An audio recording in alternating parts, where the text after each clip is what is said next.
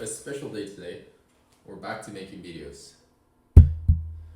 So, yeah, so it's been a while. I think it's been, let's check. Let's check how long it's been since the last video. But I want to say at least 10 months since the last video. Viewer channel. Videos, last one 11 months ago. Alright? So 11 months ago, we were building this guy over here. This robot dog. And you know, the whole idea was to basically build a robot dog from scratch, train a machine learning controller to teach it how to walk, and sorry, I haven't never done that before. Kind of like just learn live and walk you through the entire process, so you can see from start to finish. Legit, just from start, just modeling the cat, figure out the dynamics of the robot, all the way to figuring out how to control, how to train a model to walk. So we kind of started doing that. I think we logged around 30 hours of video, and those videos were very long. But then by the end, when we started to train models, it was just an uphill battle. It was pretty complex. I think we were gonna get there, but kept running into issues, and then just the realities of life struck. So I end up, as you can see here in this presentation, prepare for Lucid Motors. I end up taking a job at Lucid Motors. Kind of like it was fun to build a robot for a week, 2 weeks. It was actually having a lot of fun. Maybe the ideal lifestyle for me, but at some point, you kind of like need money, pay the bills. Having health insurance is nice, and I thought that just be a 9 to 5, I can still build on the side, but that has not been the case. The 9 to 5, it's advertised as a 9 to 5, but in reality it's more of like a 7 to 7, 7 to 8, depending on the day. So there has not been a lot of time to build stuff or continue building a robot dog, even though I do see it every day and I think about it. But right now it's Thanksgiving weekend. I'm free for the next 2 days. So we have around maybe 16 hours of like working hours. And so I was wondering, maybe we can build something again. And this time we'll probably do a smaller project, right? So last time I thought robot dogs super cool, very exciting, but huge scope, very complicated, lots of moving parts. And back then I didn't have a timeline. I didn't think like, I need to do this in a certain amount of time. Now I'm thinking like, let me see what I can do on a weekend, maybe.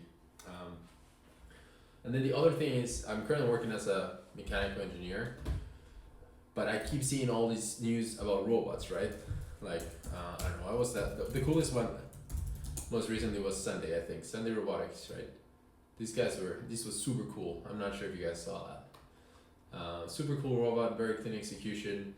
Founding team, absolutely brilliant technically, right? So I keep seeing this kind of stuff. I keep seeing what robotics is, where it's going, the capabilities of stuff, and then I see what we're doing at work.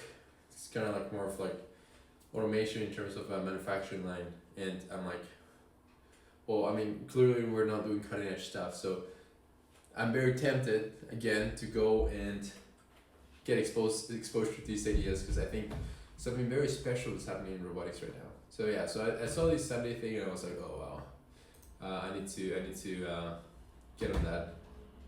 Now with that in mind, we are not doing Sunday. I need to figure out build a robot at home follow. I guess we're gonna continue populating our Google Docs here. We're gonna call this part two. Sorry, I guess chapter two. We're back. It's chapter 2. Hey, chapter 1. Okay. Man, Mac OS Tahoe, right? Bit messy. Alright, part 1. So we're on chapter 2 now, right? So chapter 1 was quadruped. And chapter 2 is gonna be, and that's, I don't know what to call it yet, but describe what I want to do. Let's see. So what I want to do now is, well, first of all, let me make the document here. Time to get back into robotics. The world is shifting. There's an insane amount of latency between my keyboard and what's on screen. I don't know what's going on here. Okay, standard robotics. This was cool, right? So pay attention to these companies. Sunday was cool. I think Le Robot had a few cool things too, or was it Le Kiwi? I saw some really cheap mobile platforms. That was pretty cool. I don't think it's this one. Anyways, but Sunday is the main one. So this is what got me back to work. Now, what I want to build today, like I said, simple scope. Let me start a slide here. Is essentially a self-balancing robot, which it's nothing super new, right? Self-balancing robot, it's kind of like one of the most basic robotics projects you can do. But I think that's important. You want to nail down the basics, your theory, right? So basically you're gonna have a wheel, or well, obviously two wheels, and a chassis or a mass, right? And then I'll just put a mass here for the sake of, this would be your battery, your microcontroller, stuff like that, right? And so it's up there, and you want it to self-balance. Very basic, right? And you'll do some control theory. You can do, I guess a cool thing of that is you can just start very basic PID loop, and then you can do more advanced algorithms with just basic classic control theory. And then if you want, again, we could try again to do some like fancy machine learning thing, reinforcement learning thing, but this time it will be much simpler. You don't have all these limbs, all these actuators and stuff like that. It'll just be two actuators, right? Two wheels. And so this is kind of like where I was like, oh yeah, it seems like I could probably build that fairly quickly. Of course, that's famous last words. I don't think it's gonna be that simple. It looks simple, but I'm rusty, right? It's been 11 months. And so I ordered some parts. I ordered these wheels from Amazon. So I have them here. So I think we have some breadboards. I didn't really check what we got here, but let me see. Let's find some tickets. Alright, screwdriver. Alright, so we have kind of like a power distribution board, which I figured we would need since we're gonna power, I think we need 2 motor controllers, but I haven't used these DC motors before. I also got us a buck converter, because I was thinking this is essentially the same buck converter that it's on the robot dock, so regulates your LiPo battery voltage, so you have something nice that can power your microcontrollers. These are breadboards for sure. Just to move quick. So breadboards, yes, nice. Somehow I never used breadboards in the robot dog. Just went straight to wiring and stuff. And we have here the wheels, the motors. And these also come with a board to control them. These are like the cheapest stuff you can get, right? I paid $19. That's because I was on Amazon.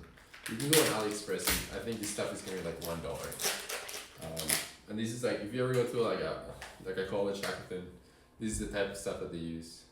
I've used them on a previous project for a acoustic levitation thing, but yeah. So in theory, motor, right? Motor. This motor has like 2 taps here. These shaft spins. This shaft goes here. There's like a D groove here. A D shaft goes here, and then oh, that sounds bad.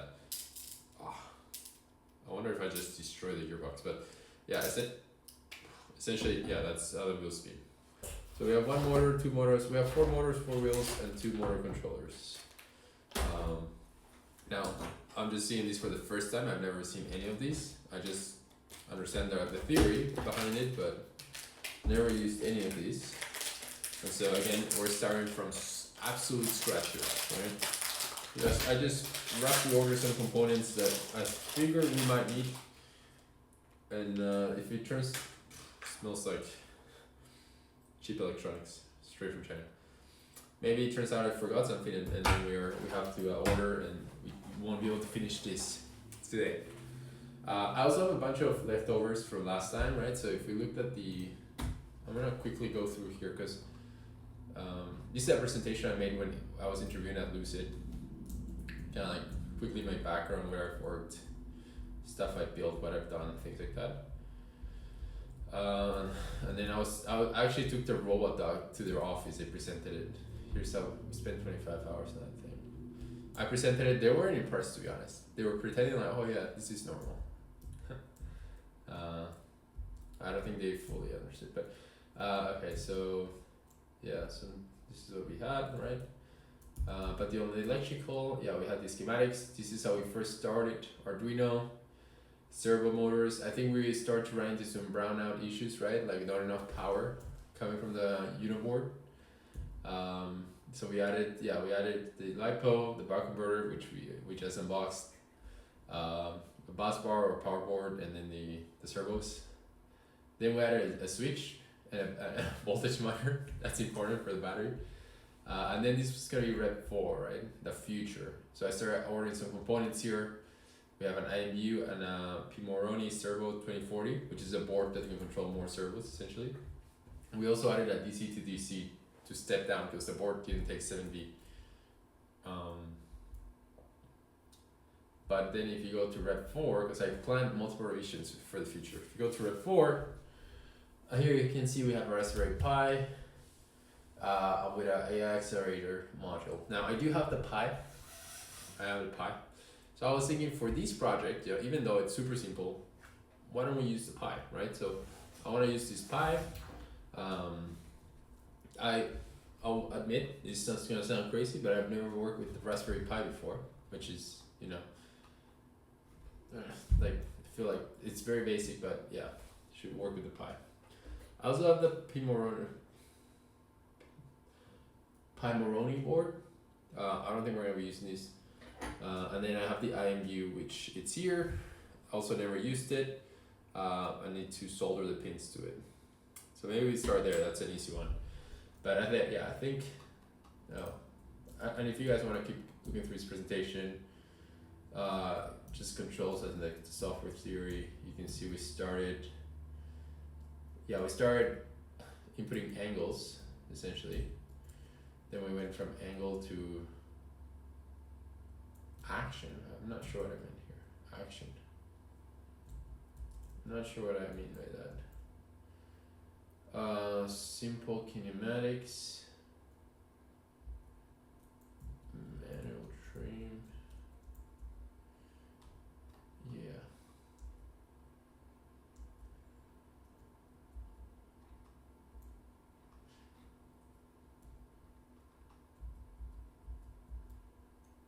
All right.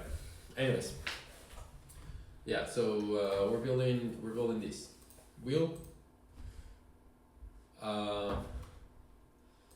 Raspberry Pi. Let's do the schematic, right? Let's figure out what we need to connect with what. We have Raspberry Pi, right? We have that. We have buck converter right here. We have we're gonna have LiPo. I don't think we're gonna start with LiPo, but we can eventually have LiPo. I think we're just gonna start. Do we need LiPo? We might need LiPo. Alright, we might need LiPo. I haven't touched my batteries in 11 months. I wonder how well they're doing. Well, battery monitor, sure. I think I have a couple floating around. We're not gonna do switch, guys. We're not gonna. I don't think I have a switch, but I can look around for a switch. Not doing DC to DC. I think let's see, these motors To avoid damage, please use an external 5 feet logic supply when using more than. Not sure what that. This might be okay here. Logic voltage 5 volts, drive voltage 5 to 35 volts. So maybe we can run everything on 5 volts. Maybe. So if we run everything on 5 volts, I imagine, let's see what the buck converter can do. DC to, okay, yeah, we can hit 5. Alright. So yeah, single step down to 5B to power everything, ideally. Right? Motor driver controller, so this is the controller. Data sheet. Yeah, this is the IC itself. Motor drive controller. Motor drive controller board.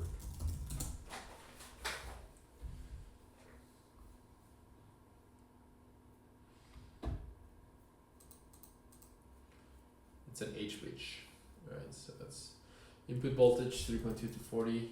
Driver, yes. Okay.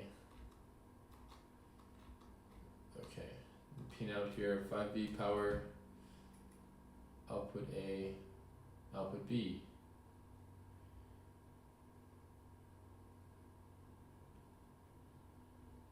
Okay.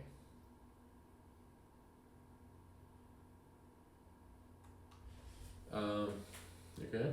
I mean, again, never used these guys, but can't be that hard. So, okay, so we have, let me just get a picture for our deck here. Documentation, all that. Right, so here.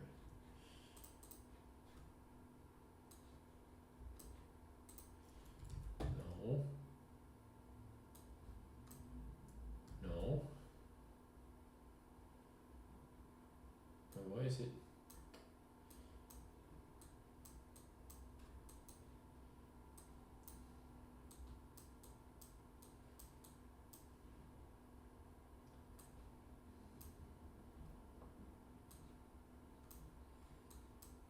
Okay, well, see, I can't even do slides properly, so it's not going well. Alright. So we have this guy, so we're gonna have 2 of these guys.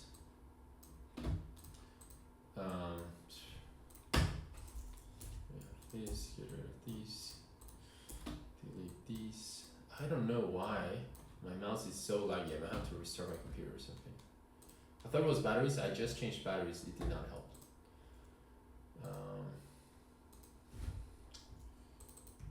Okay, motherboard. Alright, throw one of these in there. I'm just documenting things here. Doesn't really matter. Just gotta figure out what goes where, kind of thing. This is how we start.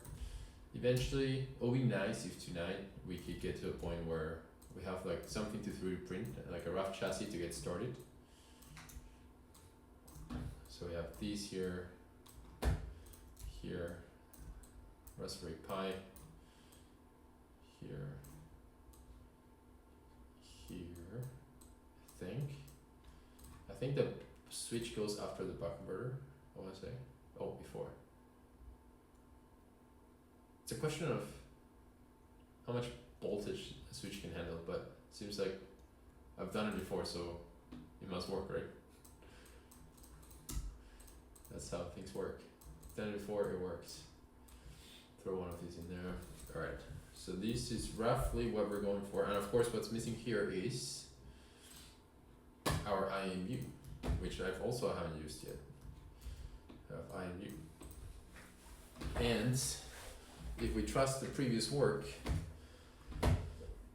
looks like before we were going to supply 5 volts to the IMU and communicate via I2C or I2C, whatever you want to call it. So 5 bolts. Okay, so so we have that. And just borrow here things to go quick. 2x. And then 5B bus. And then of course we also have, because I know wiring is gonna get super messy. That was like not a good thing last time. We'll also have our power board, which is essentially you provide input and it just splits your step down voltage into multiple pinouts, so you can wire everything to this board, just to make things easier. So we're gonna have that. I wonder, I think we only need one of these H-bridge things. Earthquake in California. I didn't feel anything. Alright, I'm gonna quickly, I'll be right back. I'm gonna restart my computer because my mouse is killing me, which is way too slow. Alright, I'll be back. 2,000 years later. Alright, we're back. Didn't really get better, but I don't care. We gotta push through. Alright, so this is what we have so far. We have 5B, sorry, we have Arduino, we have the Raspberry Pi over there. I was gonna say Arduino, we have our H-bridge here. We have our board here, alright, so we're gonna have, obviously, the buck converter powers the board. This becomes our 5B bus, right? We've said everything's gonna be 5B. Before that, I'm not gonna map grounds. Grounds are important, but not so important that I need to map them here. I don't know, it's like common ground or whatever, I don't know. The switch gets grounded to the battery, of course.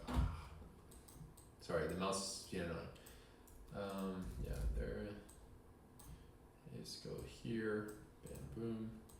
Alright, so we have that, and then we need to make sure that the Raspberry Pi can take 5B. I assume it can. I just know that something that I've learned over, and I've maybe spent like an hour tops playing around with the Raspberry Pi so far. It seems to be much more, let's say, sensitive compared to the Uno, right? The Uno you basically couldn't break, or you can, but you know it takes extra effort. The Pi is a little more sensitive to things, to bad wiring, to voltage stacks and things like that. So just gotta quickly check after I'm done with my diagram here. But okay, so we have that. And then the other thing that we need to figure out is the logic layer. So in blue, we usually do, of course, that Raspberry Pi is gonna be the brains of this robot. So Pi is gonna get data from the sensor, and it's also gonna command the motors through the motor controller board, the H-bridge. So this is basically what's happening here. Now let's verify. We can check. We can ask Grok, ChatGPT. There's multiple ways to do this, but we have a Raspberry Pi 5 input. Power it with 5B. Right. So what we want is the Raspberry Pi 5 pinout, right? Something like this. So I say 3.3 and 5, right? So, I mean, we could also I'm just gonna quickly, let's ask Grok. I've turned from Grok, by the way. I think Gemini is winning the AI war.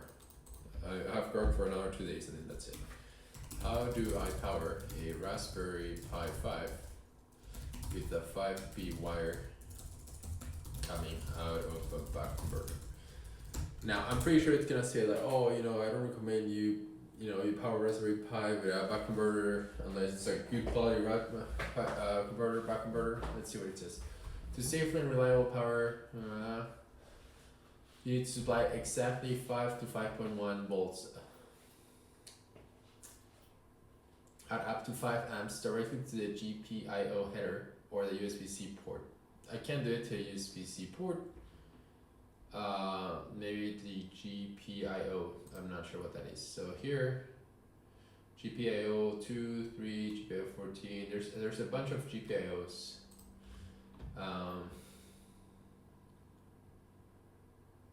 Pin use. Okay, looks like we're going straight to the header pins. We'll bypass the polyfuse. I don't know what a polyfuse is. I know what a fuse is. And bypassing a fuse sounds like risk. Alright, so okay. Any pin is fine. Use several if current is over 3 amps. I'm not sure what the current is, right? Because I don't know how much current the Raspberry Pi is gonna pull. But sounds like we can use either pin 2 or 4. And if we go back to our diagram here, and again, sorry, my mouse is killing me. 2 or 4 appear to be 5V. I wonder what are the odds that this diagram is the same that Grok is referring to. We will never know. We're gonna find out the hard way. I'm gonna assume yes, but okay. So we can power 5V. That is good news. All right, that's good. All right, next, let's check the. Where is it? Where is it? Let's check this guy, the IMU board. What does it need in terms of power, and how can we connect it to a Raspberry Pi? So, how can I power a IMU board with the same 5V?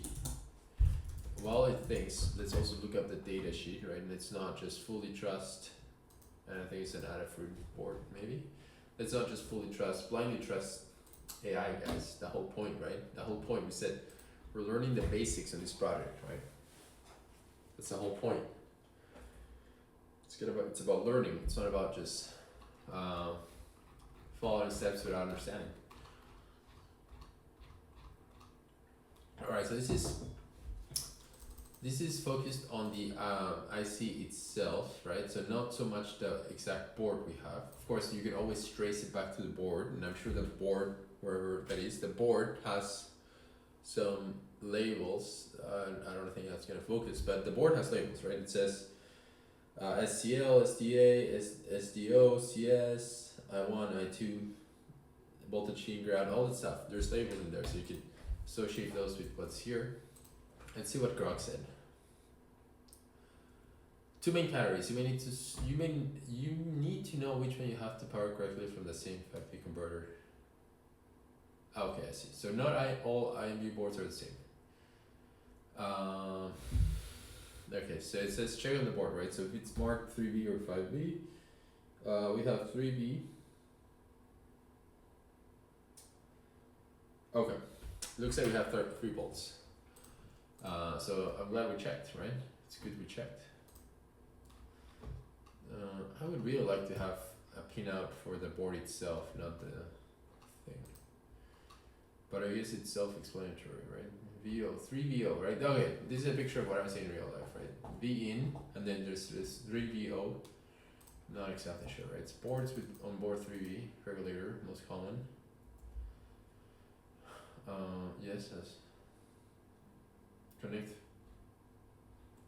It says you can connect 5V to the V in, even though it says 3.3.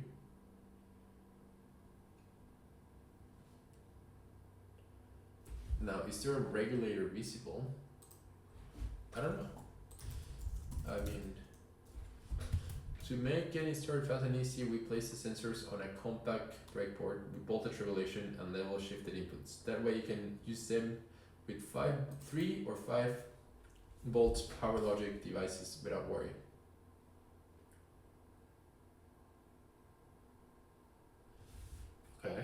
Okay, great. See, I didn't understand that from. Well, I guess it was right here. You just need to read. Okay. If your word is really okay, why?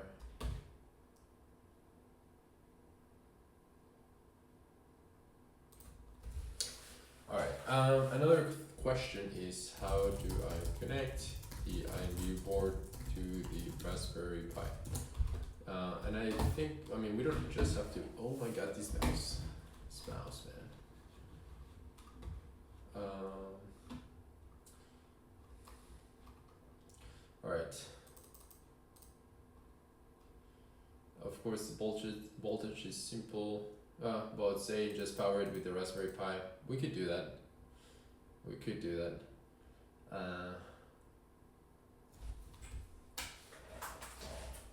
We really just need to start solving stuff.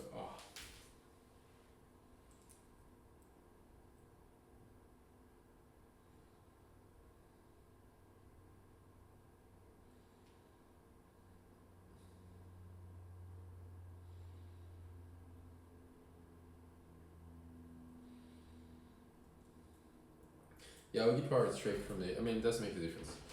What we care about is the logic stuff, so SCL, SDA here. PC clock, PC data, wire, yeah. TGPO, okay. Optional, int1. So those are the interrupts, I believe, and CS.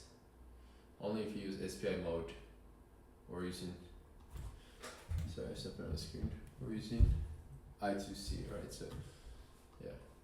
So don't need that one either. So it should be 2 cables to Raspberry Pi and 2 for power.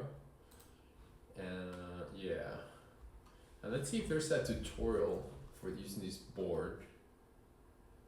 Learn here. Let's learn. Knowledge. Yeah, I mean, pretty simple. Let's see some code. Arduino driver for the XL? No, that's your own full interior library because we have so additional units connected with 2 wires plus power and ground. We even have included. Okay, alright. Okay, so that seems kind of simple. I'm just gonna say here, well, okay, I2C essentially, so here, I3C, and that should work. Next, this board, the H-Reach, how do you wire to this thing? I think we had a pin out here, okay, here. Yeah, so you have power, that'll be, okay, we'll have 5 feet power ground, that's gonna come from the buck converter, from the power board. Then we have A enable, B enable, not entirely sure, logic input. Not entirely sure either. So let's see, they have an Arduino example here, nice. Looks like for 4 wires to the logic, and then there's power. These are DC motors. The power wires make sense. So we have the interrupts here, or inputs, which is, I don't know if they're interrupts, it just says IN, so input.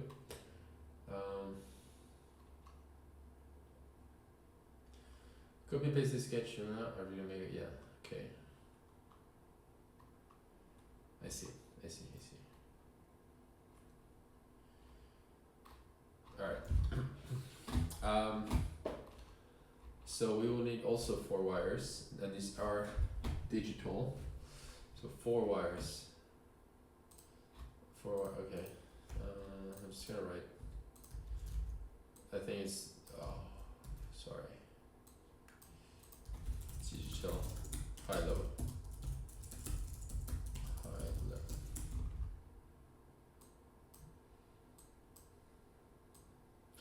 That's it, guys. So now we can do the wiring. I think that part, it's not too bad.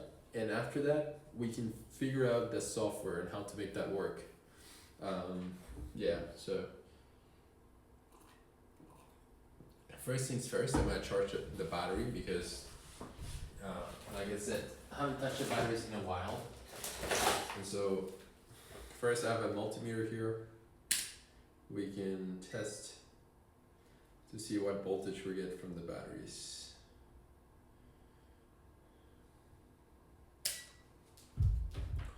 Right, so let's start there.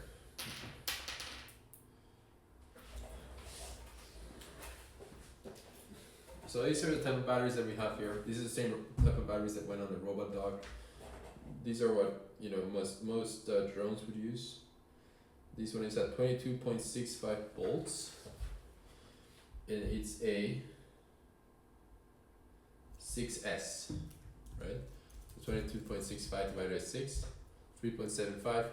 This is not fully drained, but it's not fully charged. And then lithium polymer, you would want to see 4.2 volts for fully charged. Kind of like 3.6 where we are right now. It's kind of like nominal before it starts to dip down to 2.8.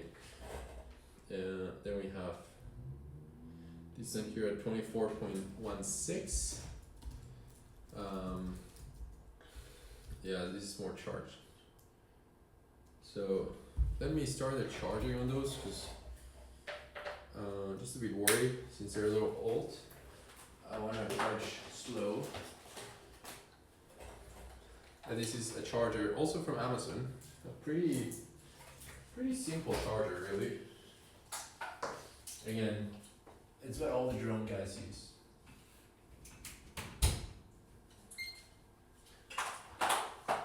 150 watt smart charger.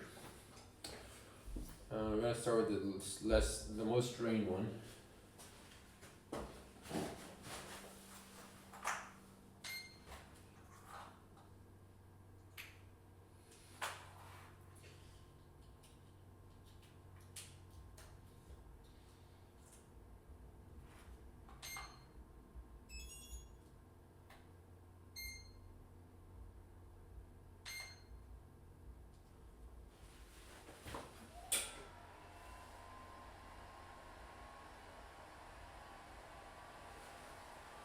Alright.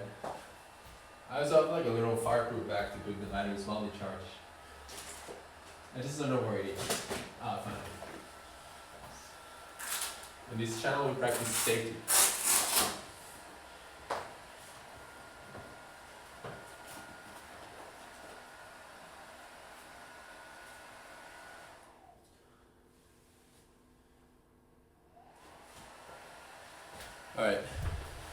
Alright, so while we do that, I think the next step will be to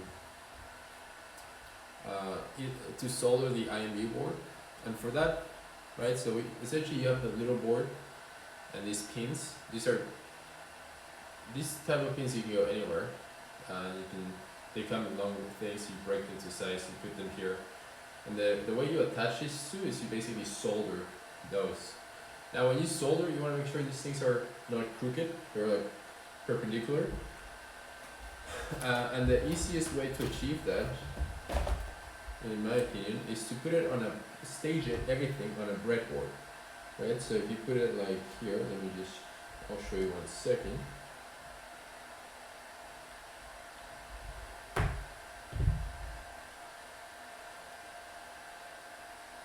Actually, no, that's terrible. that did not work. I was gonna say the breadboard spacing is the same as or should be the same as the board, but it's clearly not. So there goes my trick for making everything straight.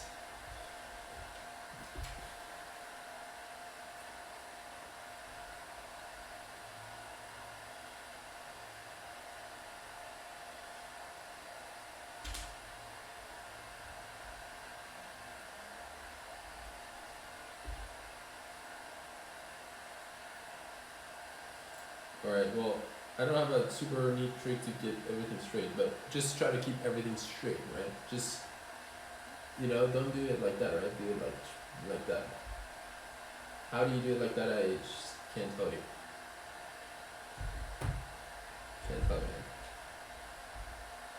But yeah, some boards that you want something that holds it in place. In this case, it's gonna be my finger. But I'm sure there's a better way of doing that. And we're just gonna do the little soldering on the inside. I guess I'm gonna open the window a little bit.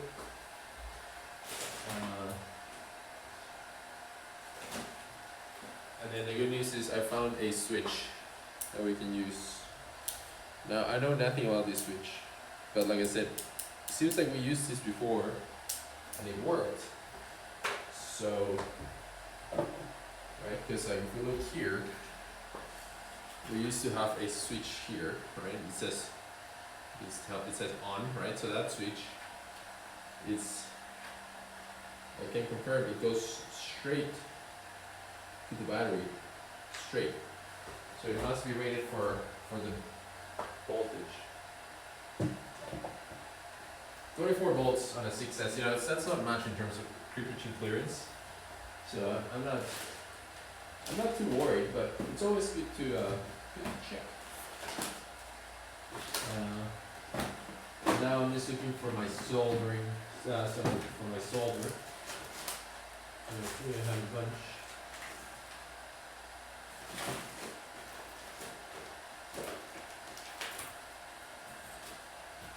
Right, so soldering iron, cheapest possible soldering iron.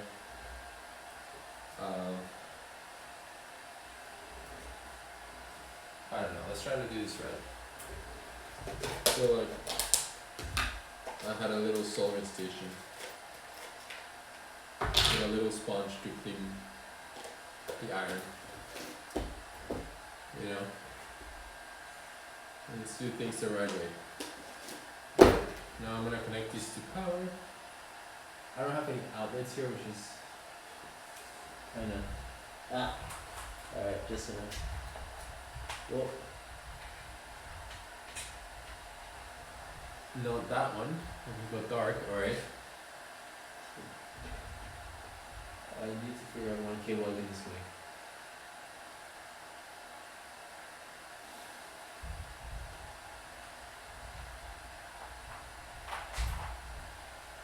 Oh. I just accidentally disconnected my screen. I wonder if I lost you guys. Alright, well you're back on.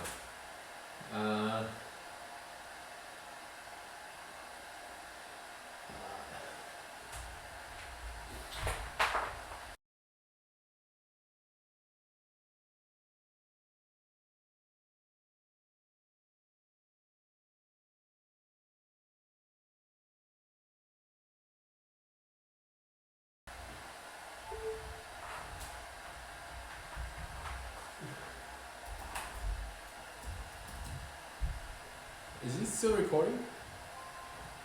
Alright, I accidentally disconnected my computer.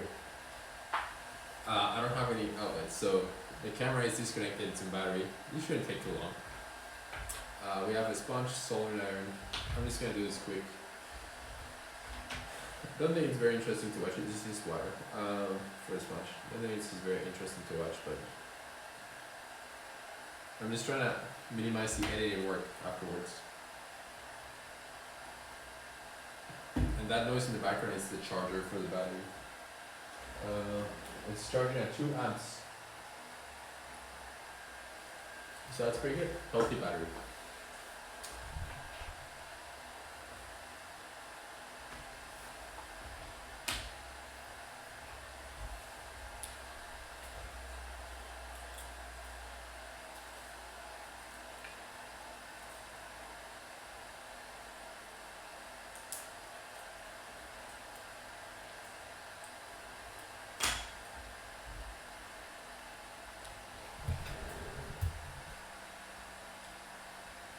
Make things as straight as possible.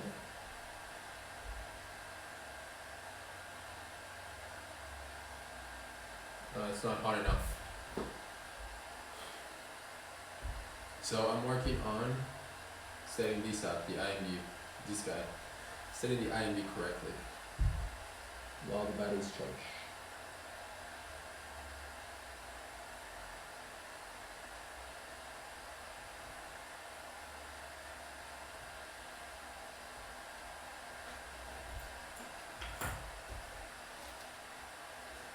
Let's see if I have some primer. That didn't go as good as I'd like.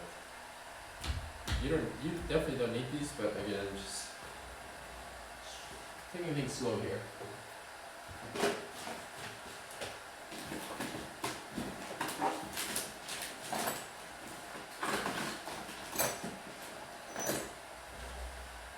Some flux. Just so things goes nice on the board.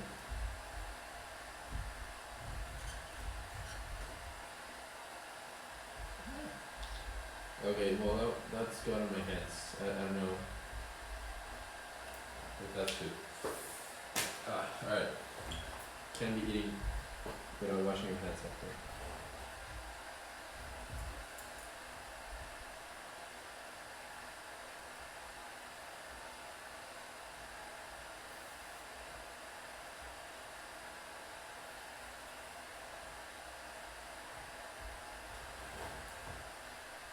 Oh, wow, I'm worse at these than I remember.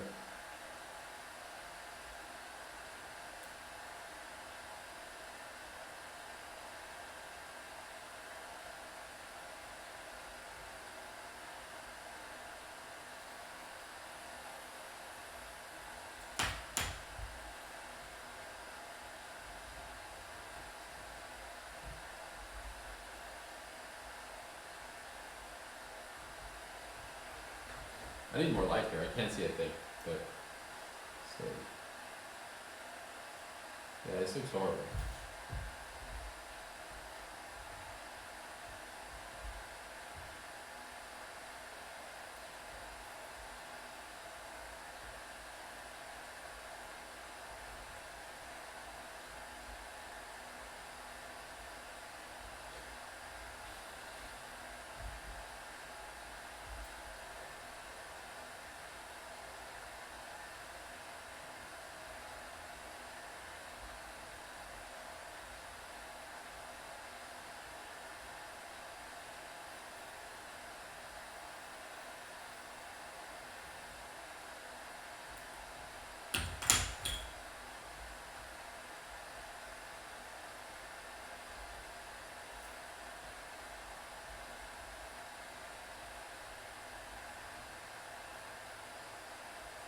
I don't know, guys. It's pretty horrible. Solar job.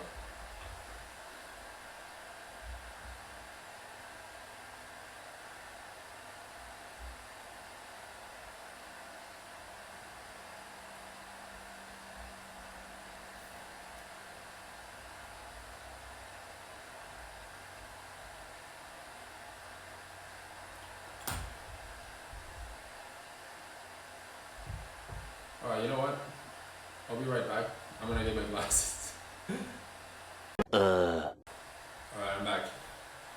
Boomer mode activated. Now I can actually see a thing. I don't know why this isn't really working. Well, right now the summer night is gonna be cold because I just came back. But let's see. Yeah, let's give it a few seconds. Alright, so I was thinking after this is done, we could wire up. I think we're gonna have to make a little harness for the battery to go through the buck converter. So I need to see if I have some, it's probably XT30 connectors, and we can also get like solder those. So we're gonna be soldering here for a while. So we'll do a little harness with the switch, which is, I don't know where the switch went. We have a switch here somewhere. That harness will take care of oh my god, what's wrong with the mouse? Harness will take care of the battery to buck converter. Going out of buck converter to this guy here, honestly I was gonna do jumper wires, but you probably don't want to do that, right? Because that's basically gonna fuse. And this guy allows for something beefier. So maybe another sort of harness. Oh yeah. The outs has this very nice. I wonder if we have some crimps that we can do. Some like brown ice there. But alright, let's see. This feels hot now. It feels hot, but it's not hot.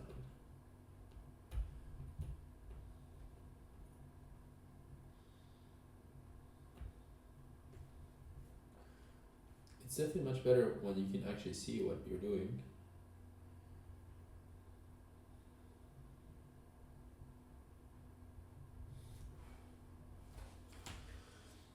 holding my breath here, guys.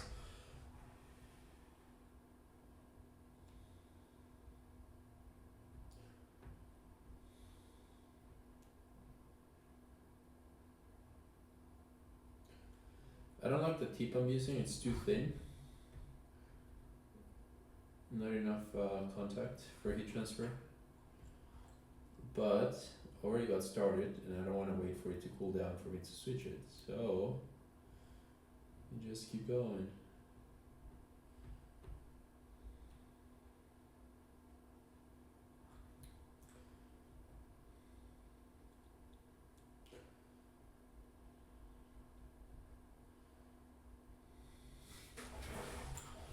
I do need more light here. Have a flashlight.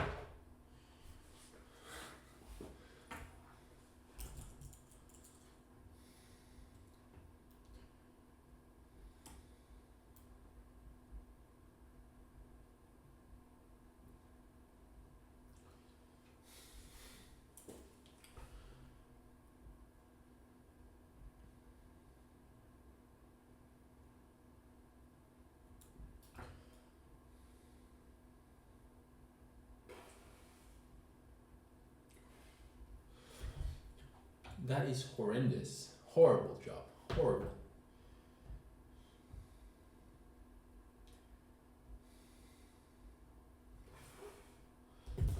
Like intern quality. As in like an intern at work would do better than this.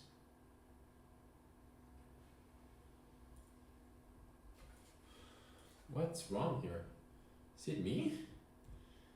No, right? It must be my tools. Can't be me, what's the problem?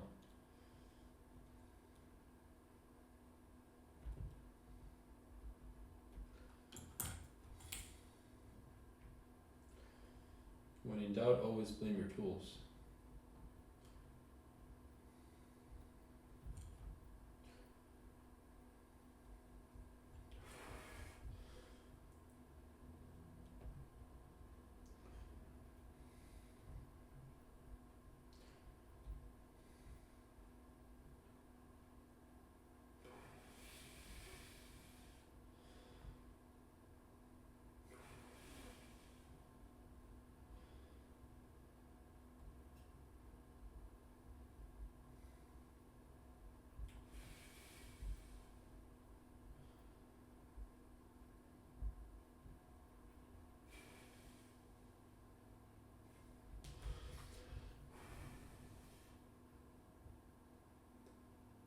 Okay, well, that's horrible, guys. Horrible. I'm gonna have to do a continuity check to make sure nothing is shorting or grounding.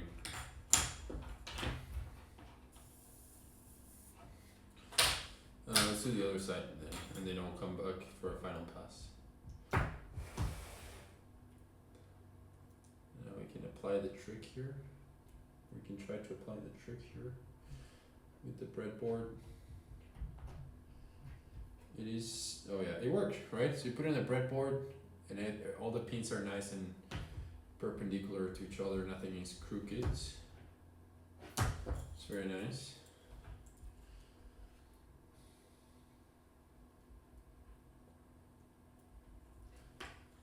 Oh, wait a second here. Are we missing one pin? No, we're not.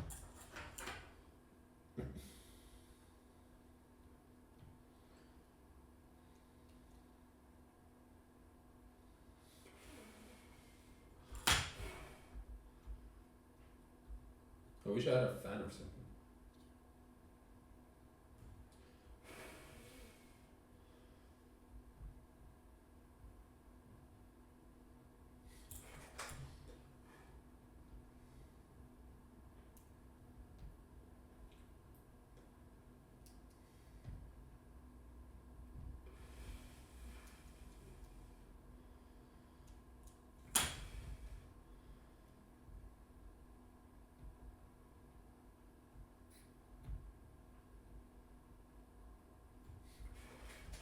Alright, I'm gonna open the window.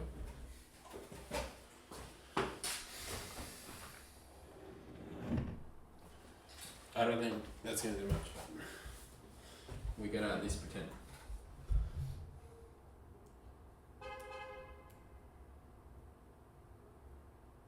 So now we have the sounds of the street.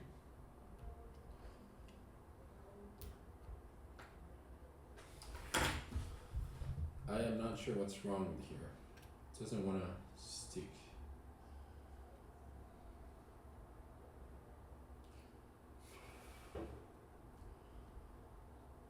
I mean, maybe I'm too hot. Like,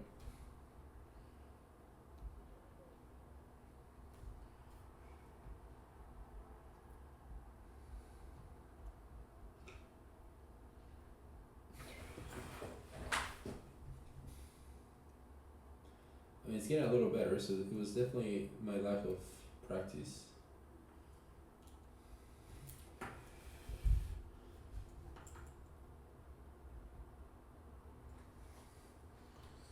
We lost some light. I don't know from where.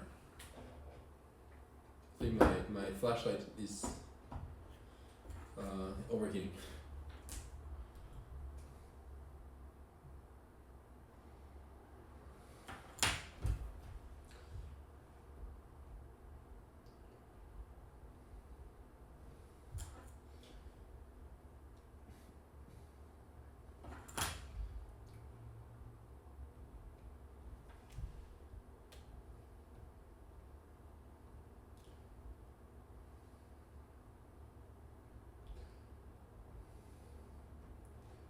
Alright, these are horrendous.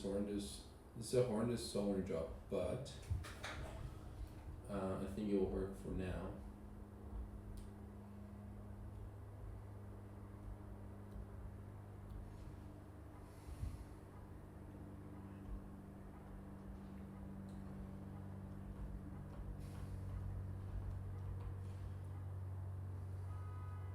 Okay.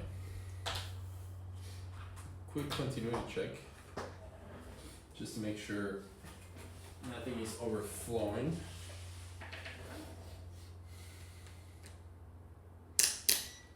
So for that you do a resistance check.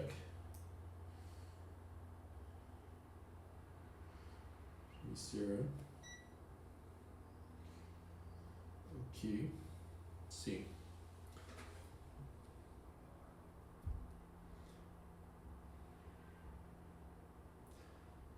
These ones are shorting, not shorting, not shorting, not shorting, not shorting, no, good, good, other side. Good. Good. Good. And good. Second side much better. First side I screwed up huge. Yeah, so it really is a matter of practice. And that's what I don't have practice.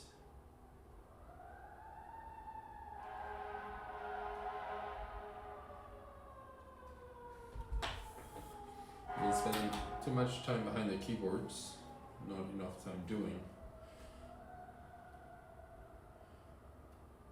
Alright, that should be fine now. And like I said, horrendous job, but it should work. So turn off everything. Iron's really hot for a while, of course. Multimeter on its designated spot on the floor.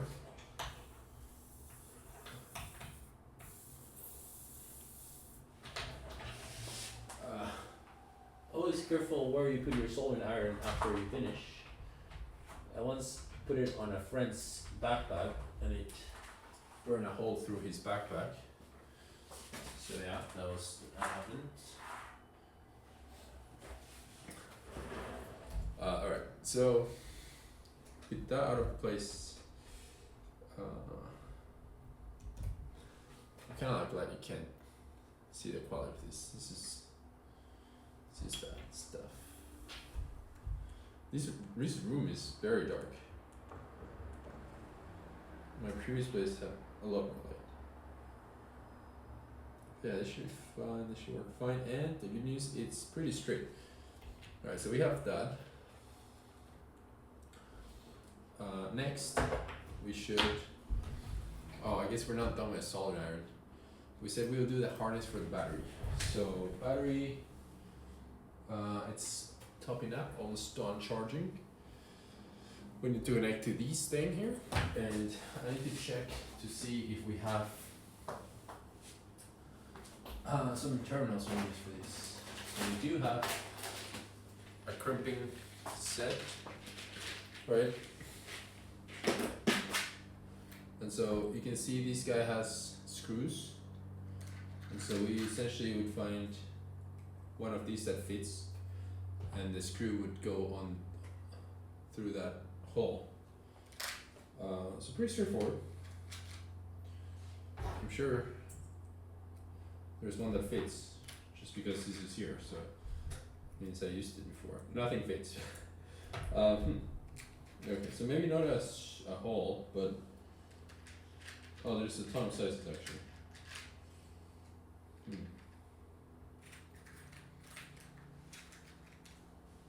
We also have these like little forks, right? So instead of fitting the circle, you fit the fork, and that one fits. So we have that. So we're gonna have battery onto these, and these onto that. So just looking at how we did it with the robot dog before, right? So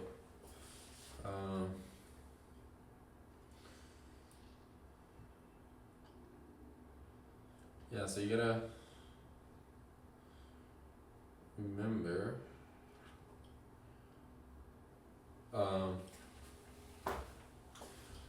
to add the switch in there. So I guess we also add the switch in there.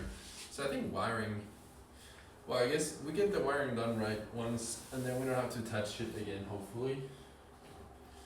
But yeah, it does take a little bit. Now I'm looking for the connector that goes on the battery. So the battery connectors are these guys. These pretty standard ones. This is an XT60. They come in sizes, so XT90 is bigger, XT30 is smaller. Pretty standard for drone batteries to have those. And so you can just buy those things off Amazon and stuff. So I would expect I have a bunch somewhere. And if not, that would be unfortunate.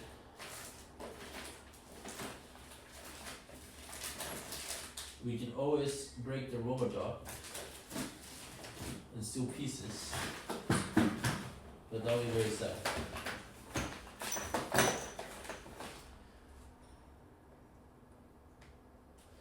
Another thing I found was this. I imagine this came from that charger or something. This is an XT60 male, battery is female, so you could connect those, and then we have power coming out of soldering pins, which is, I don't know why, that sounds dangerous, but I could also cut those and rework that. I don't like destroying nice things, so I'm gonna try to avoid doing that. But I'm just saying we have options.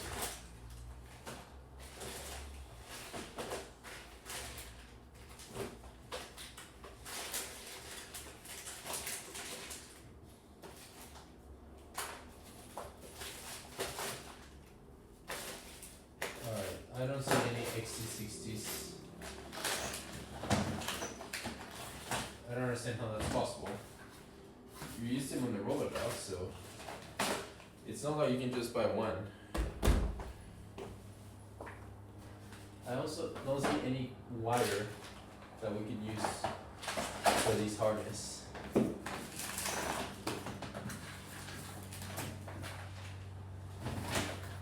Which also seems weird to me.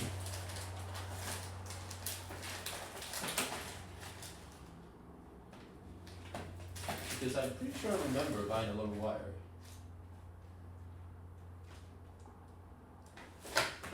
Yeah.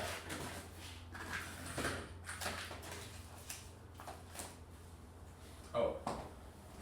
Okay, I found the wire. Spools. So we have that.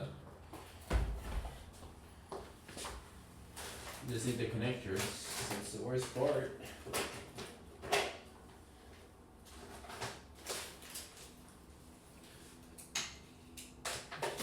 crimper, so we need a crimper to use those ring terminals.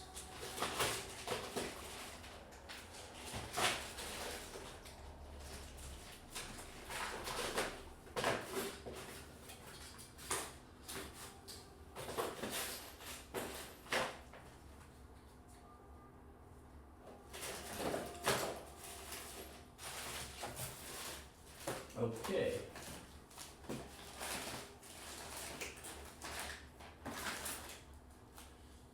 Alright, I can't find an X260, which means we're gonna destroy the other wires that we have. It's either that or break into the robot dock. Which I don't think I will do.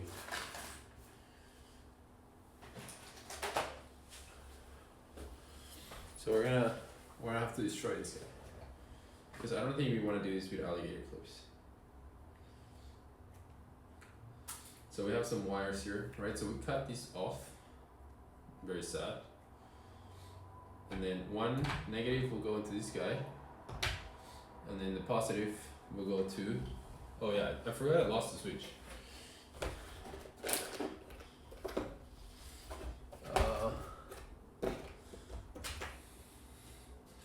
Yeah, having things organized is important, of course. Good news is we have lots of switches, but alright, positive goes to this switch, this little guy here, and I am pretty sure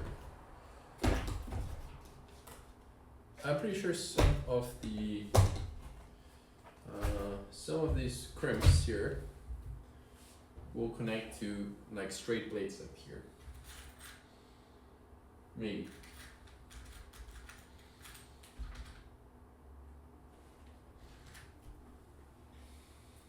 Yeah, kinda works. I mean, it's not like I wouldn't be like, oh yeah,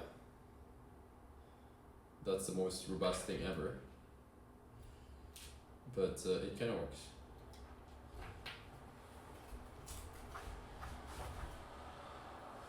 Now,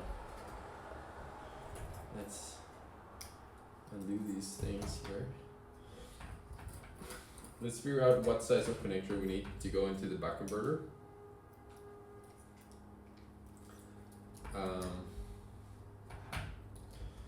Because I think we need very small connectors, or like terminals, right? Very small, and if they are too small, they need also small wires. But the wires that we have from the harness for reworking might be too large. Haven't heard the train so long.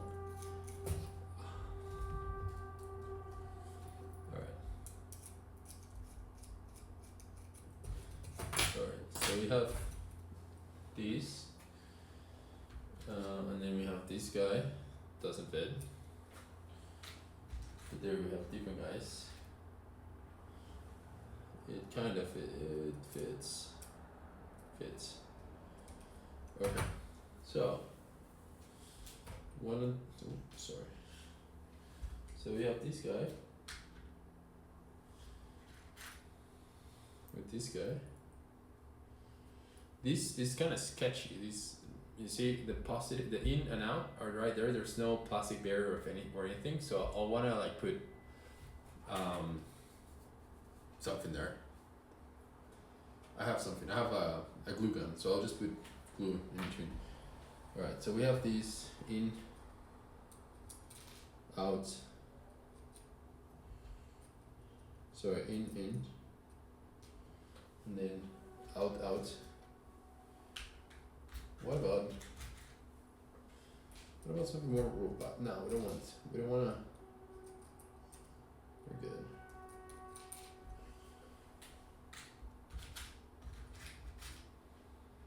Yeah, just make sure, I mean, I'm taking connectors that will be easy to disassemble after, right? I don't wanna have to need to undo a bunch of screws to move things around later.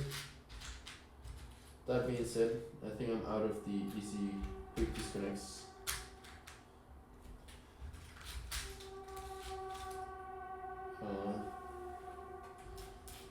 So, oh yeah, that's bigger. Uh-oh. You know, that's one of the issues with these kits, right? You buy a kit that has like a bunch of different connectors, and then you only use one of them, and you run out, and it's the one that it's most useful to you. And then you have all the other stuff that you never use, but then you have to buy another kit. That happens a lot. Alright, these. And then going into this guy, I mean that's, I don't know, that could be, that's like a square thing, so for that we could use kind of like a pin like this and shove it in there. Shove it is not a technical term, of course, but if we undo this a little bit, everything comes really tight from the factory. Okay, that's the biggest, this is as big as it goes, so that will never fit. Don't really have something to fit in there.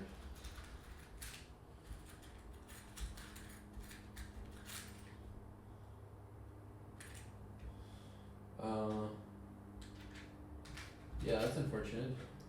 Nothing really fits in there. Alright, so if none of my connectors fit in there, the other option, well, I could deform one of them to make it fit. But the other option would be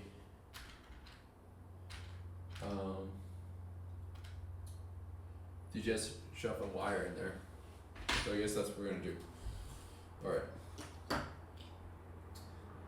Alright, so we start by breaking this guy, very sad. So this goes to the battery. I'm not gonna do it. Well, it does fit, just to confirm. It goes in the battery here. So now, I mean, how long do we want this to be? I guess, I don't know what's this shape of the robot we're making. That's the weird part, right? Chassis is not designed, but we'll start, we'll start somewhere here. Alright. We're committed now. I need a better organization system. Basically I have a bin where I throw all the parts in there. I need something better than that.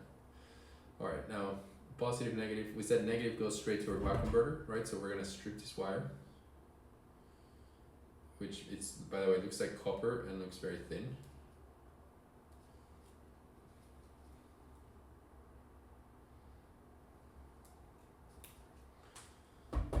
Maybe we need a little more. If we're going by the wire stripper, it's a gauge 16. Alright, so we have the exposed wire now, braided. It's a very copperish color, so alright, now you can just take this guy and just like that. Now, again, I haven't done this in a while. Maybe I should do a practice run first. Okay, let's do a practice run first. On this weird connector. So you put it in the right color, so this is yellow, and this is a yellow one, and you put it here, and then you do that. Okay, well, didn't really do anything, so let's try that again.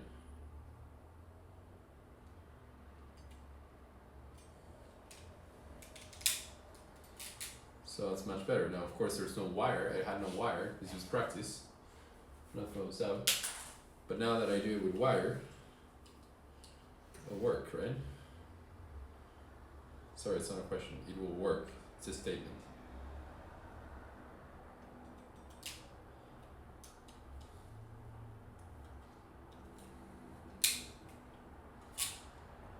Oh, did it work too well?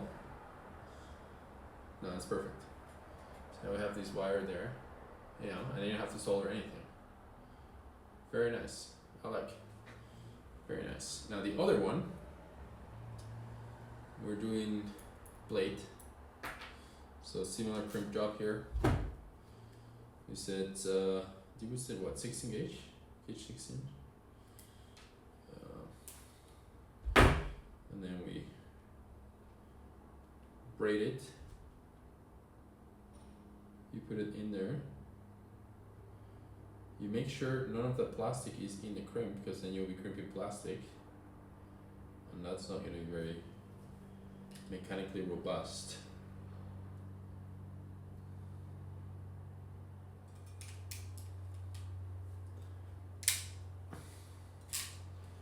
Alright, so I think that looks good. So our first harness is complete.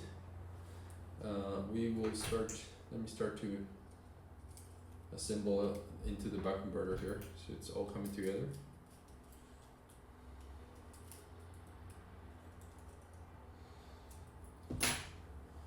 Alright, right, so our little board is coming together.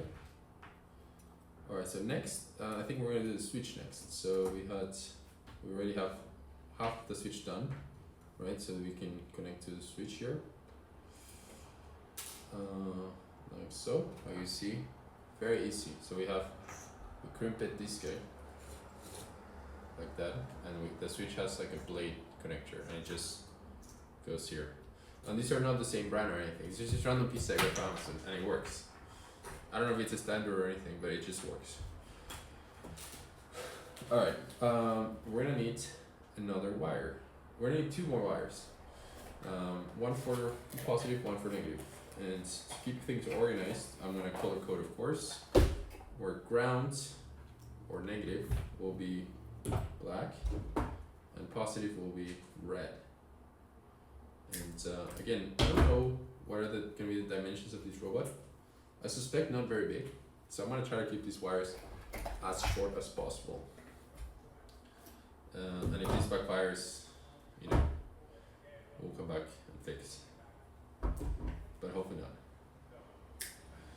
As you might remember, or if you go back and watch the older videos, wire management was a huge deal in the robot dog, like a huge deal. Like the worst thing, too many wires. And I think that's what got us to move on to this Pimori board, right? Just the idea of like, having to be able to do all the logic from a single board, so less wires from a servos, because I think that board could do logic and power on a single board. Versus before we had wires to the Arduino for logic and wires to the power board. So each servo had a lot of wires to two different places. And that board allows us to do wires to only one place. So kind of like cut in half the number of wires coming out from servos. Not really, but sort of, in terms of wire management. Alright, so let's continue. I'm gonna assume everything's 16 gauge. This one here, you can see it's an aluminum wire, I think. Potentially, I'm not sure. Should say, but the color is it's silver. So, I mean, it doesn't mean. Alright, well, it doesn't say. I'm just noting that the color is different, in case you were wondering. Alright, put that in here. Same thing. Crimps very, very easy. You can see here I have a much easier time crimping than soldering. And that's just because, well, I like skill, right? I'm a weekend robot builder, not professional. So maybe you're watching, you're professional, and you're thinking, oh wow, this guy sucks. And if you're thinking that, please, oh wait, what did we say we're gonna do? If you're thinking, oh wow, this guy sucks, please leave a comment below on what I could be doing better. Which I'm sure there's a lot of things I could be doing better. At the end of the day, the whole point of making these videos is to learn, right? I'm not here to necessarily teach you how to do things, right? Because if you just wanted to build a robot, like the robot I'm trying to build, there's tutorials that in 20 minutes can show you exactly how to build that robot. You can follow step by step. But if you're watching here, at least you know the logic behind every decision, and you can understand that. Not that every decision is correct. You could think, but it will help you understand at least my thinking, and you can challenge it and say like, you know what, I think he's wrong. I'm gonna tell him he's wrong. Hopefully, you should tell me, and I'm gonna try to do something different. All right, so this is the first step of our harness. Battery, switch on and off. before we energize these, we will isolate these with glue. And then on the other end, we have, what do we have? Our negative and positive. I only cut one positive, I actually needed two, so let me cut one more right now. I needed two because it's one for before the switch and one for after the switch and one for after the back converter. Alright.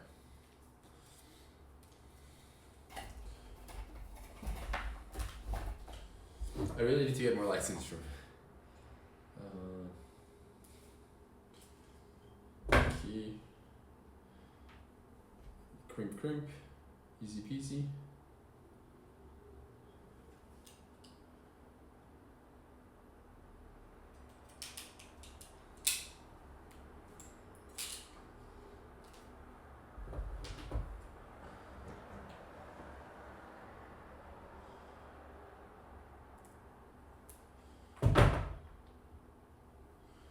Another crimp. I wish my crimps were color coded. They're not. They're all red. That could be confusing.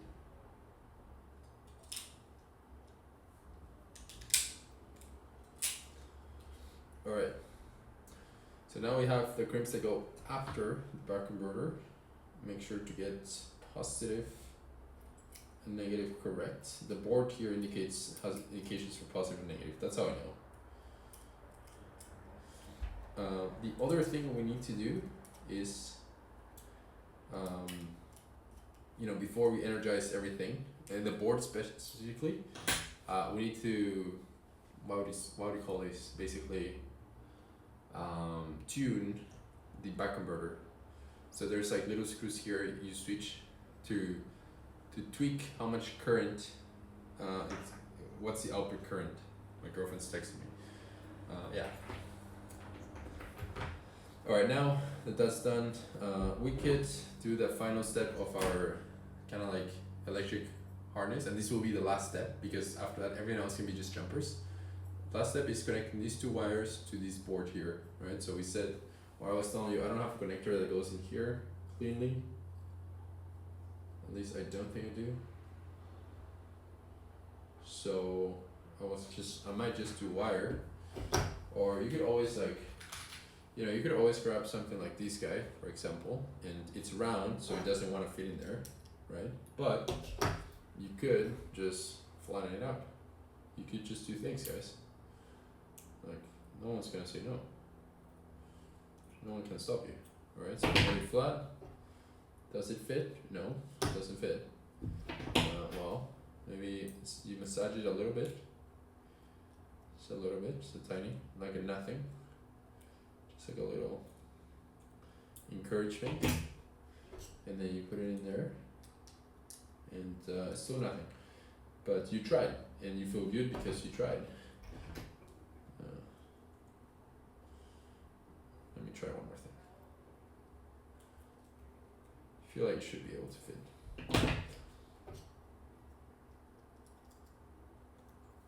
Yeah, so that kind of fits in there, made it fit, but not in a way where it's like, oh, what a fit,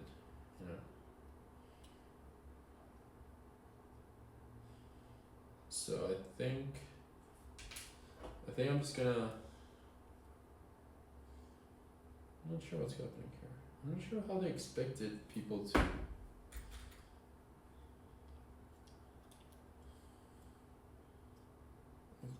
I have these other connector that I never know what to use it for. And it kind of fits, like you can put it in here, and it kind of fits like that. I wonder if that's a connection. You can check with your multimeter.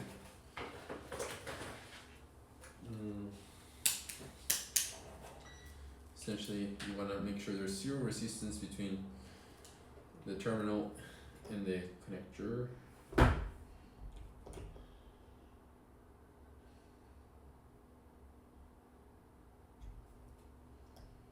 Doesn't seem to work.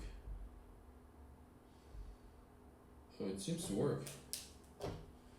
Just can't find it kind of odd.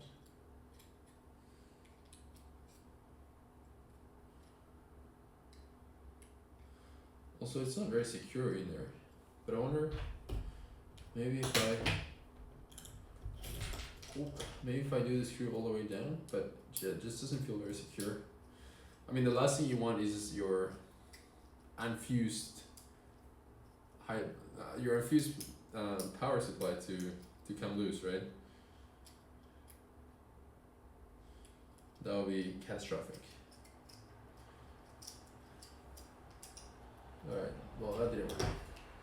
Alright, the other idea I had was to just go with the raw cable, right? Because obviously the cable does fit in there, right? So you can just do cable. But if you're gonna do that, I do suggest soldering the wires a little bit. Else, over time, you know, because they're individual tiny strands, they're just gonna basically it's gonna fall apart.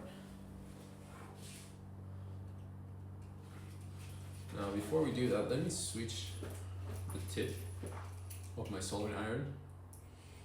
Oh, bunch of fairy dust just came off. I'm sure that's super healthy, guys. And that's one thing I'll say about software, right? You're not exposed to a bunch of weird substances, but it's also not as fun, so okay.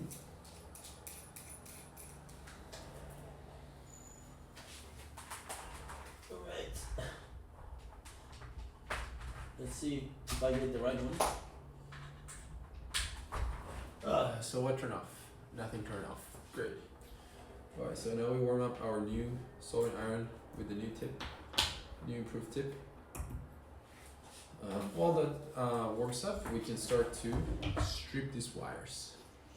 So we'll just continue to strip. Everything seems to be 16 gauge. Okay. You know, another solution to, instead of doing all of these, you could just get a power supply, like a desktop power supply. We could be going faster, but you will never do a mobile robot with that, right? Eventually you need your power source to be mobile, so you eventually need a battery. But we could have gone and started faster with a power supply. I don't have one. I was looking at one because today is Black Friday, so I was like, maybe, but no.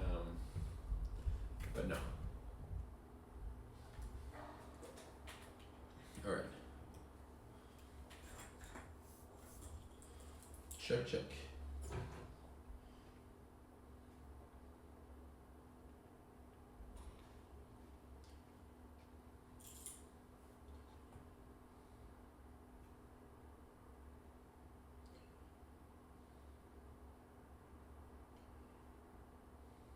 Don't worry, guys. I'm holding my breath.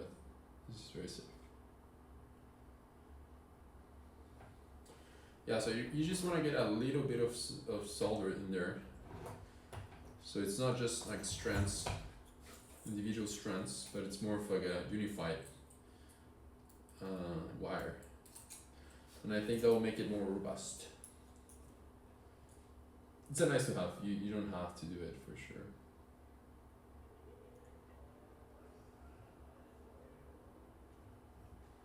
It just seems very easy. It's like it wants you to do it. It's happy that you're doing it. You want to do it, it wants to do it. Everyone wants this.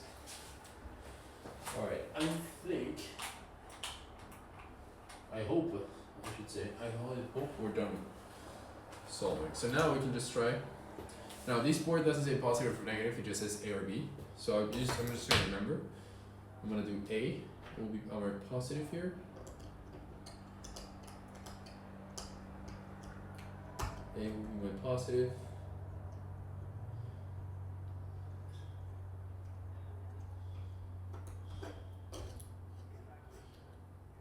Very weird.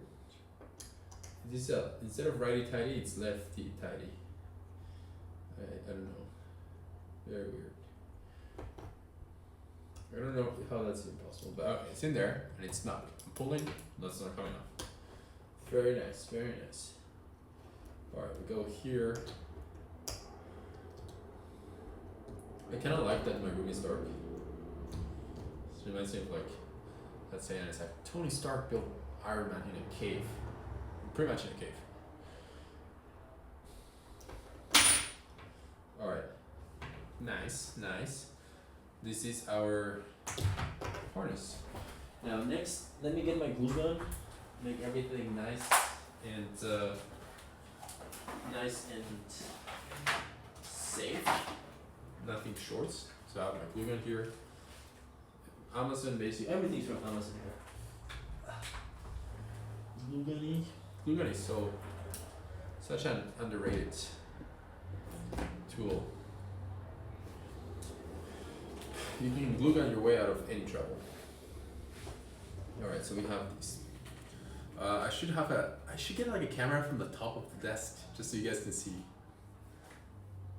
Maybe I'll do that for not this one, but the next one. If I get back to building stuff, I'll improve my setup.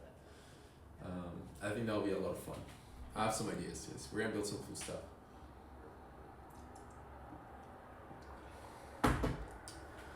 All right, this guy. I mean, this will take a little bit to.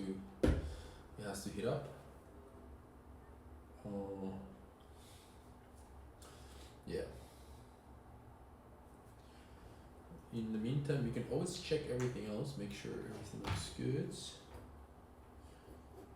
Okay, and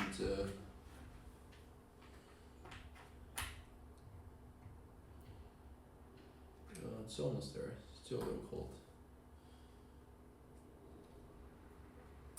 I don't know how long I've had this stuff for.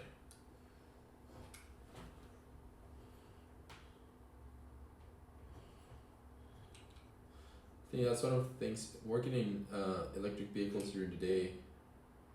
So I work on the high voltage battery. Makes me take, electric safety and making everything's isolated. Makes me take it very seriously. It's a big part of the job. So yeah, this is a pretty low voltage, 24 volts. That's nothing, but you still don't want to short. This is taking too long. Alright, so let's see, just so you know, map here. So this guy, no soldering, we have done all of these. We're here. I think after these, the next thing we're gonna do is we're gonna tune our buck converter. So it's outputting 5 volts exactly. I need to check what the Raspberry Pi boundaries are, but apparently, correct me, it's sounding like more than 5.1, you might be in trouble. And again, I've heard the board is infused. We're bypassing the poly fuse, so we need to be careful. Yeah, and then maybe just double check that the IMU is cool with 5V, because again, I'm a little. Seems like almost too good to be true, to be honest. Alright, so putting a bunch of glue here in between the 2 connectors, making sure. The glue can do 2 things. First of all, make sure these blade connectors don't come off, but also make sure these connectors never touch. If they touch, then the switch loses its purpose and the robot could be energized when the switch is off, which we don't want. It could be dangerous. Alright, so I have a bunch of glue in there. These guys are going over. So that's that. Alright. Let me back the camera.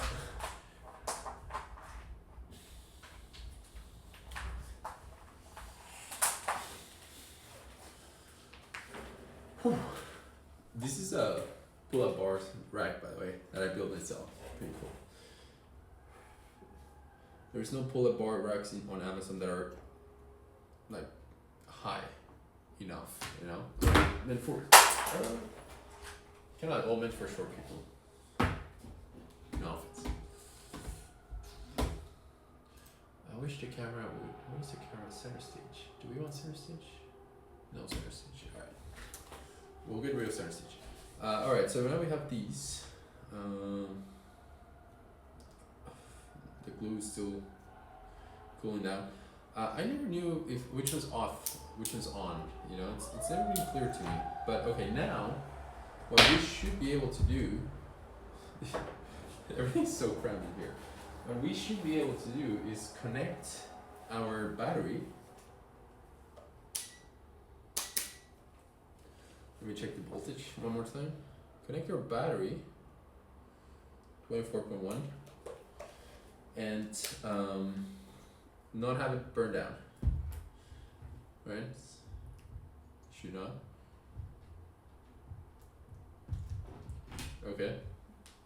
Battery is connected, you should be energized. Let's check. Voltage reads 0. Why is the voltage read 0? The switch is off. We turn the switch on. There's a light on. Again, nothing burned, no smoke. We check voltage in the input. We're 24.1. Voltage in the output. We are at 18.8. Now this is where we gotta tweak. We tweak the screws here. Oh, it doesn't really. Sorry, I think the camera is looking for a face. The mouse completely gave up. Just went on vacations. Alright, portrait, no portrait. Alright, cool. Maybe that helps. Alright, the blue boxes here on your buck converter. Right? I mean, maybe I'll put it in the screen. Where's the buck converter? Okay, yeah, those blue boxes there. The one that says 104 and 104. Yeah, those guys, you turn them and it'll change the change the voltage drop. Now, to do this easy, I'm gonna connect my probe here to my power distribution board, so I can see the live reading and I don't have to constantly probe. Alright, so one of my genius ideas, except it's not working for some reason.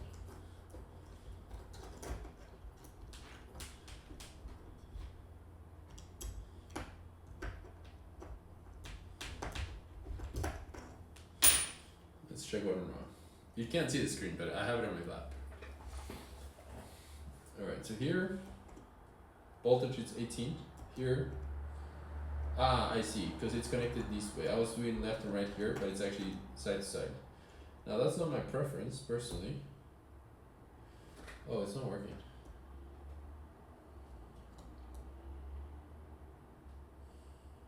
Yeah, I don't think this board works.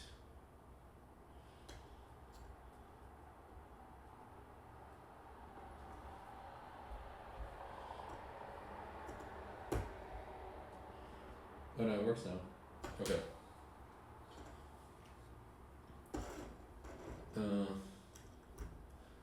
I find I'm a little sketched out. I mean, 18 volts is not that much, but I don't like the layout of this board.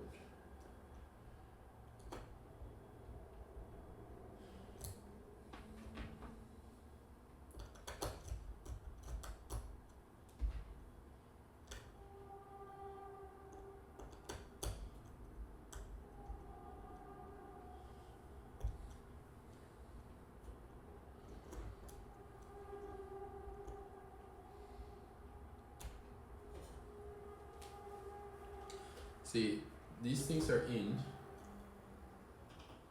and my voltage still reads 0, which honestly makes me not trust this board at all. But then if I go here at the top,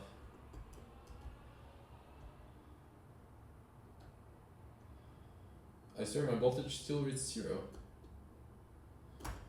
So we must have a bad connection somewhere. I'm gonna turn this off for now. Well, I'll take a closer look. You'll see that even after you turn it off, the light will still be on. That's normal. Let's just verify that our voltage input is 0. But we have some capacitors in here, so it's normal for there to be some voltage left. Yeah, I'm not sure what's going on here. Something funny is going on here. I don't know if I can trust this cheap board. This guy, I think this guy's the issue. 30 amps. Yeah, yeah, of course. Should be pretty straightforward. Kinda like, it's very hard to mess this up, so. That's in French, so I don't know.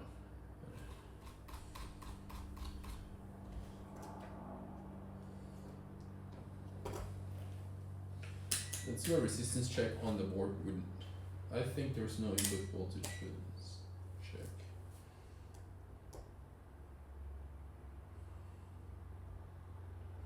See, the board is still energized. Something to keep in mind.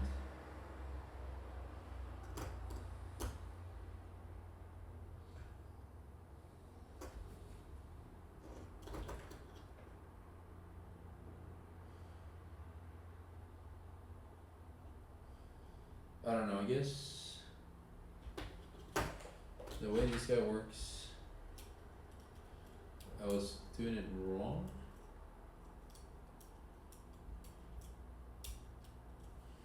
I'm gonna try one more time before declaring these boards sketchy.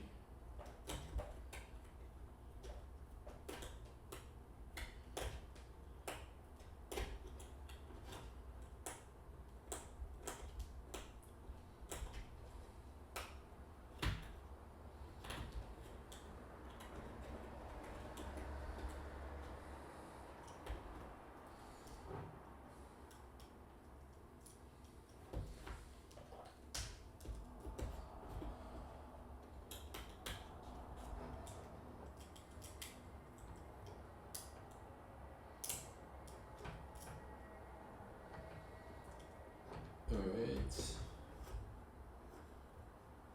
I think I know exactly what's the issue. I wanna disconnect from here. It's just, we're still energized, so it's kinda sketch. I don't have a safe way of energizing, but I think I essentially installed the connectors wrong. Like the wires, basically I put them, the terminal, it's hard to explain, but basically it was a square, right, and the square closes to crimp. I put the wire not in the square, I put it underneath the square.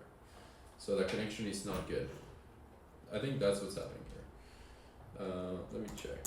And that explains, remember how I was like, oh, that's weird, this is a lefty-tighty situation? That makes no sense, right?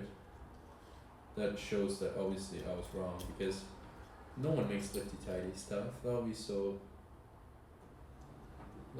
unusual. Yeah, so now you put it in the square, now it's righty-tighty, now it makes a ton of sense. See, so I was blaming the board, but really all this time it was me, right? It was my fault. It's very classic. And yeah, you see the light goes lower because my flashlight is overheating.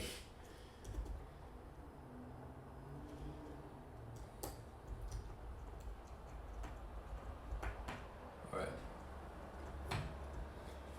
Absolute rookie mistake. Now I have everything connected here. And when we energize here, you should see this number here. So you can see it. Go to 18 or something will catch a fire, but probably go to 18. 18, right? Now, yeah, 18. Can you still see 18? Barely. Can you see it? Okay. So now we tweak this little thing here. And you see it drops. Looking for 5.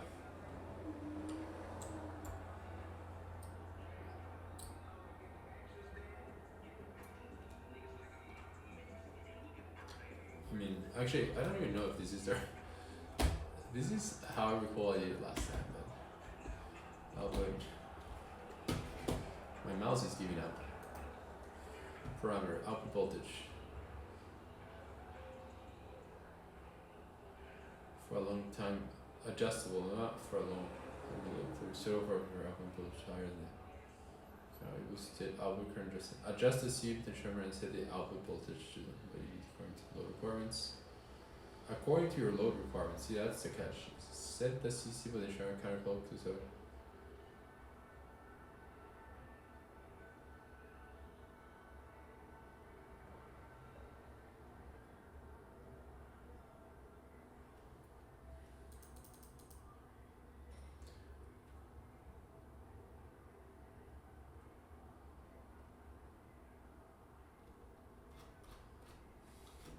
It just says turn the potentiometer. I guess you gotta assume everyone knows what the potentiometer is.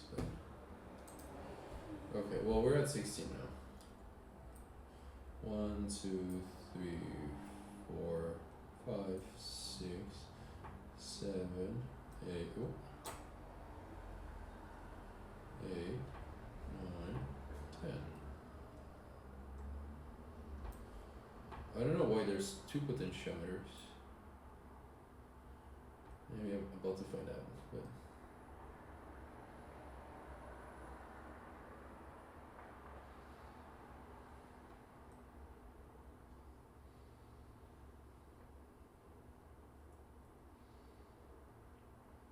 now in theory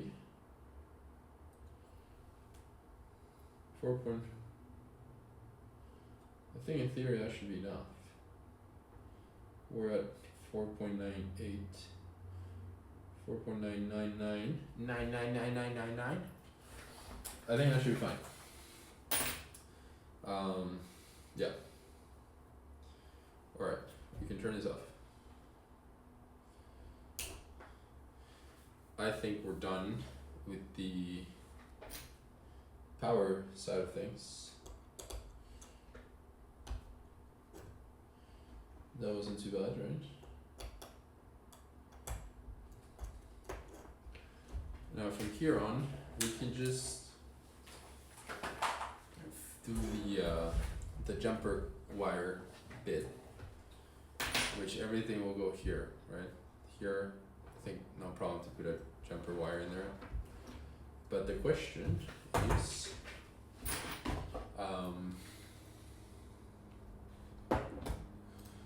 okay, so going back to our diagram, right? We previously said that.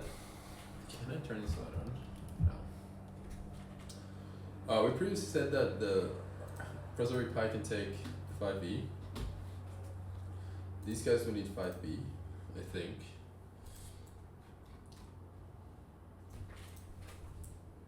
You can't really see here, but actually 5B, yeah. Alright, 5B, yeah. Now will 5B be enough for the motors to move fast enough to balance a robot? We will find out, I don't know. So we need 5B for that guy. And then the question is this guy, right? This board, can this board take 5B?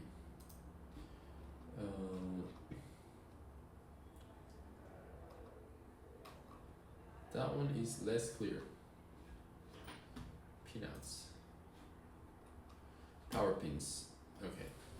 V in. This is the power pin. Since your sensor chip uses 3V DC, we have included a voltage regulator on the board that will take 3 to 5. To power the board, give it the same power as the logic level from a controller. Okay.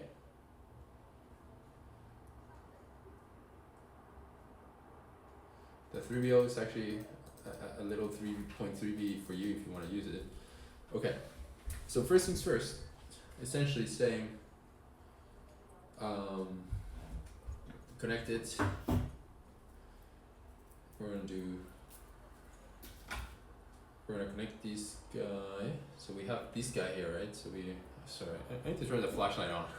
It's too dark in here. Let's see, let's see, alright. Alright, so we have this guy here, right? We started by solving this guy, right? And this guy, we're saying V in, I'm gonna have the power as yellow. I have yellow and green here. My power is gonna go to V in, my yellow, and then my ground is gonna go to green. background green. Now, they are saying that it's okay for it to take 5B, right?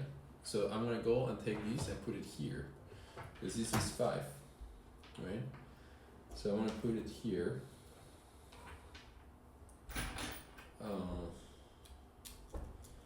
Make sure to do it right, not make that mistake again. Right. Alright, so that should be enough power for this board now, right? So the power for that board is done. Alright, so we have that done. Logic, it's a different thing, right? Actually, I should grab this link, throw it in here. Alright, now this guy, that guy also says 5B. I mean, they didn't say it, but the picture from one of the tutorials implies it. So I'm gonna use a black wire and a white wire. White is gonna be my 5B. Oh, actually, this is gonna have to be a male to male. So, yeah.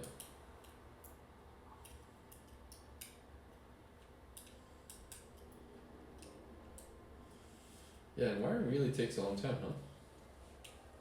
But if you do it once, and the better you do it, the easier your life will be after. Yeah, you don't want to run into wiring issues. You don't want to cut corners here. Like, by the time you're going get into software, the only thing you want to be troubleshooting is the software. Ideally, hardware is figured out, especially in such a simple project, really. So, okay. Alright, so that's our 5B. Oh, this flashlight is really dying. I'm gonna have to go find more lights. I don't think I have more lights. Anyways, connect it to our power distribution board. Right, so now as you can see here, the entire thing is really coming together.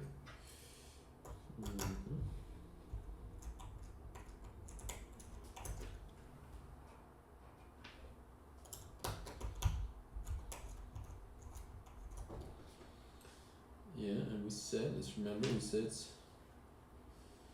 we said A is positive. A is positive.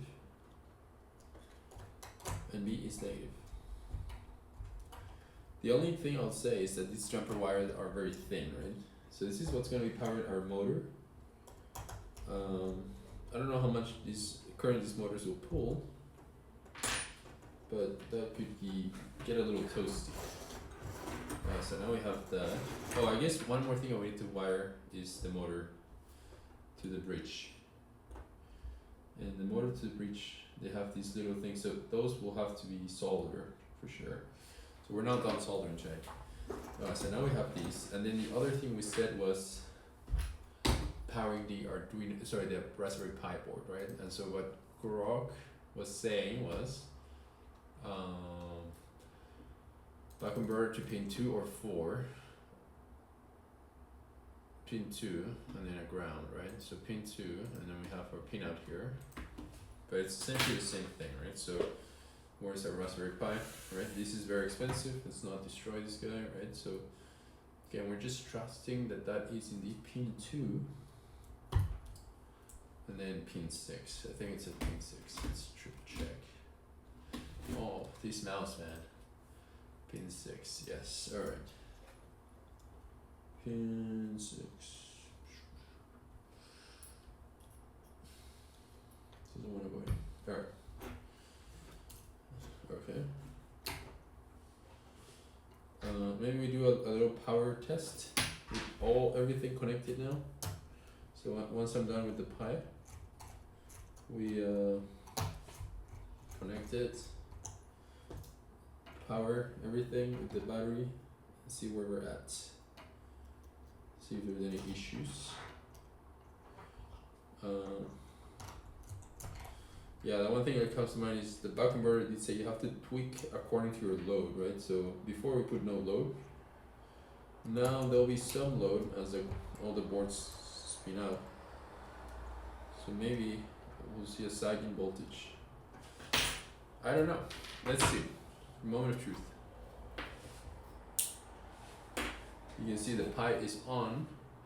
This is on. And I'm gonna measure the voltage as soon as I find my multimeter. Oh, here. I would like to have a bigger desk, for sure. Alright, let's measure.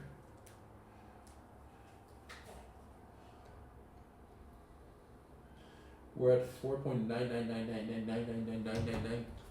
So no change. We're good. Also no load. The real load will be the motors, of course. Alright, so we made it this far. One thing to notice will be that I think will be interesting will be to see how fast the voltage drains after we turn off the switch, right? So before it took a while, but now that there's some amount of load, we effectively go to zero quick. We're at we're at zero now. So that was way faster. So it makes me feel much safer. Alright, so we have these, we have that. Next, I think we should solder the motors just to be done with all the electronic stuff. And so I can put away the soldering stuff, right? So, motor 1, motor 2.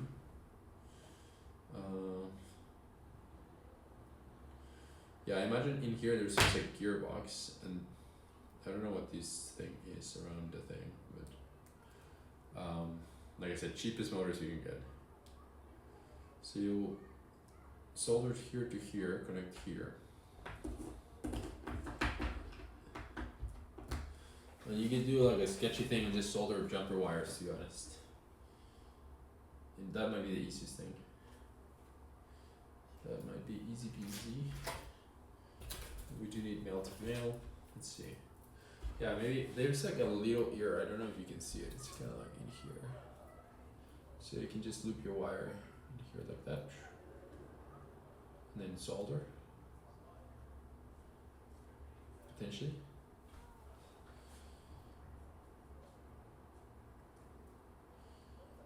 Right? I mean, it might not look super clean. But I think it'll work. Alright, so I'm just gonna do that.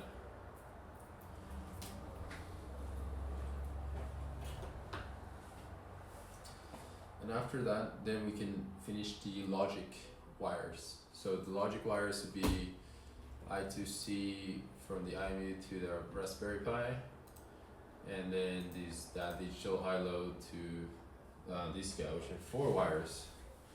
I don't know, does Raspberry Pi do high-low? Maybe. I'm not sure what GPIO means. GPIO. General Purpose Input Output.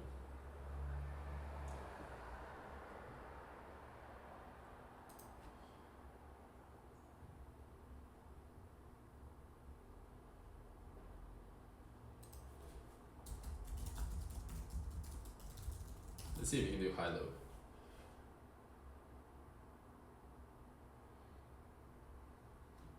Oh yeah, should be fine. Okay, let me connect the solder iron again.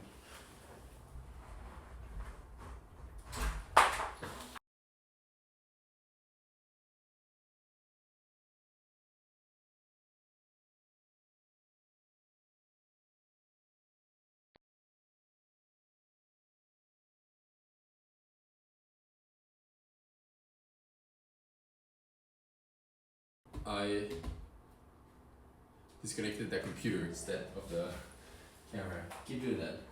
I need a better desk with more power outlets and lights. Maybe someone actually watches this video and start investing. Alright, so we're heating this up. We're gonna solder these guys. No big deal. Nothing serious. Color here doesn't matter much. Yeah, here. Wait, doesn't fit.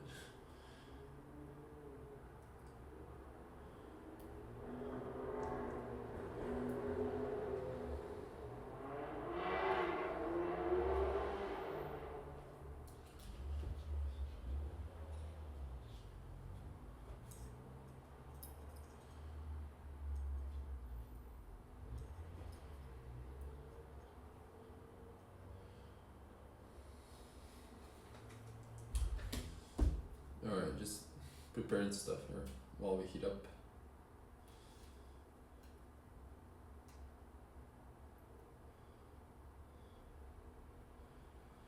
If your job is to basically do these every day, please hit me up. I would love for this to be my life.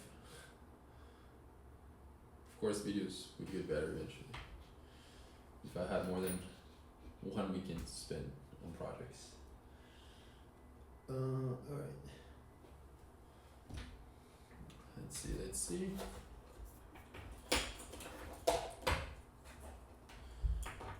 Oh.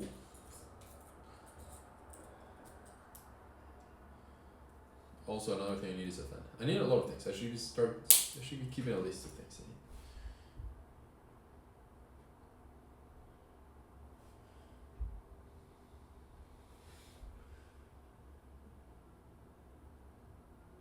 need. Now, you know how I was saying that. What was it? I was saying that it's risky to use jumper wires for the motor controller, as they might melt.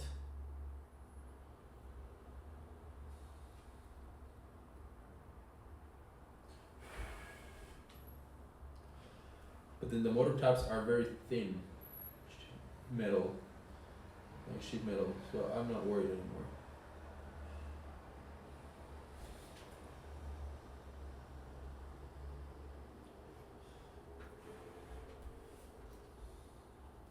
Wow, that's solder way nicer than the board.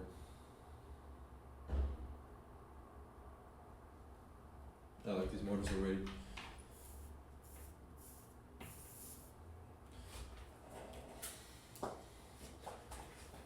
Alright, put everything carefully on the floor. It's already 7. I think we've been going for at least an hour. Alright, we have these guys here. And then we connect them to the motor controller. The direction, the terminal, doesn't really matter which one goes where. There's no positive, negative here. It does say something though. It says out 1 and out 2, but it doesn't matter which one is out 1, out 2. Just connect them. And of course make sure they don't touch, right? But that goes with anything electrical.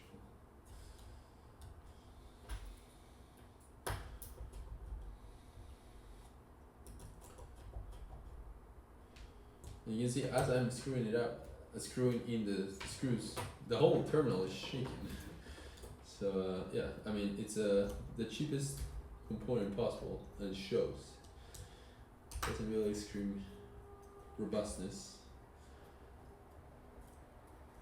and that is fine for the purpose of this project. It's kind of like a proof of concept. Okay, so we have our motors, bridge, it's an entire robot here basically. Now what we want to do next is sorry, I'm just getting hungry a little bit. What we're going to do next is the logic. So if you think of logic, we go back to our diagram here. Right, so I think Grok was very helpful with this, right? So Grok was saying, what was Grok saying? Let's see. Buck converter, no, that's power. Yeah, this is Raspberry Pi header. Connect iMove in. Yeah, we don't have to care about the in or ground. It's just SDA and SCL. Right? So SDA, SCL, and that's for, where is it? Oh, that's for our IMU. SCL and SCL. And those are female to male. I think I have some. Yeah, I got female to male. Right. No, female to female. Female to female. Yeah, female to female. SEL, SEA.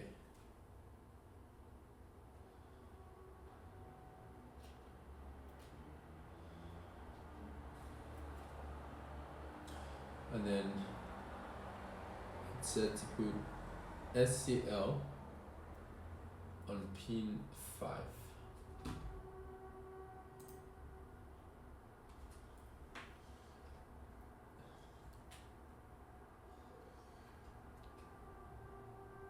And then if I had to guess, the other one was pin 3.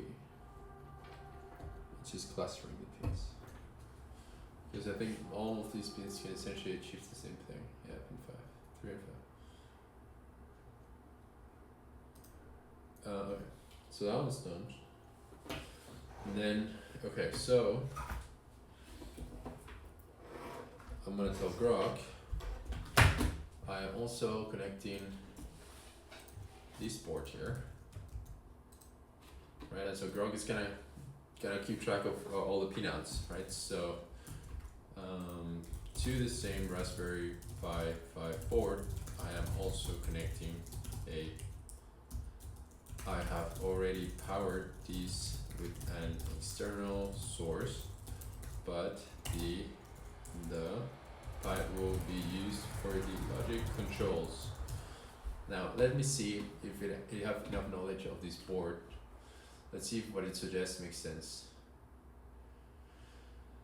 Ground, yes, 9 voltage, leave empty or jumper to nothing. Alright. I don't know what it's called, but it's talking about ENB.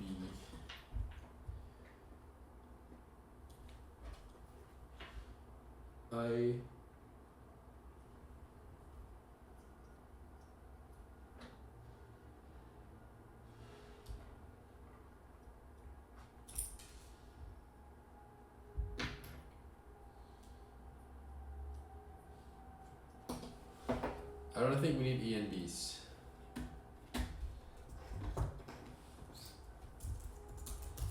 Do we really need ENB? The board came with some connectors on top of these pins.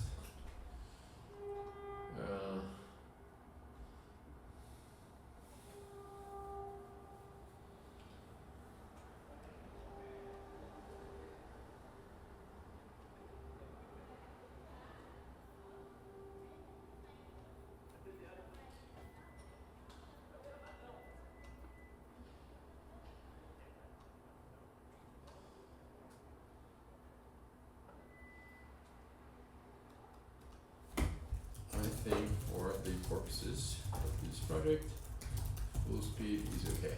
Essentially, if you enable ENB pins, right? So you can see here, or you can barely see here, but this guy here, these black caps here and here, they're blocked right now. They're shorted out of factory. That's pretty standard. If you don't connect them to the Pi, the controller will either have full speed or no speed, right? And I think that's fine because we're just trying to balance, or at least we can start there. Alright, let's do a bunch of female connections here for logic key. Again, I've never balanced a robot like this before, which is embarrassing to say because it's a robotics basics. And that's why I'm doing this, to learn the basics. But if it turns out we need more precise robot control, then we can come back and add these.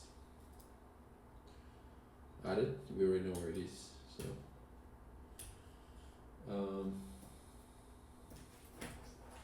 But I don't know, this type of stuff in my mind is always like, oh, just fix it with software, Motor control? No, just write better software. Your PIDs can't balance a robot without motor control speed? Oh, write better PIDs. Tune better your parameters.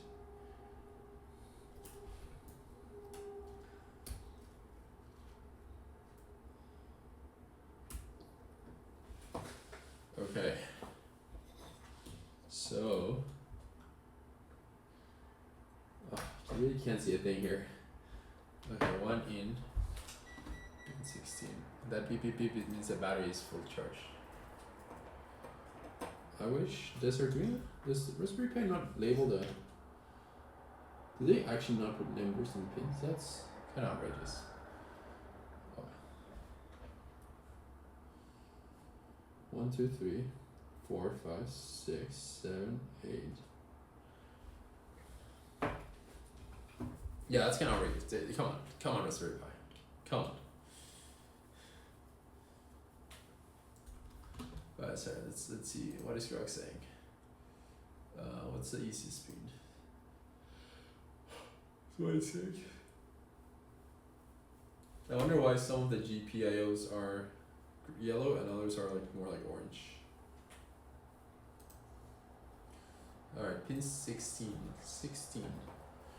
So 16 have 1, 2, 3, 4, 5, 6, 7, 8. I know. 1, 2, 3, 4, 5, 6, 7, 8.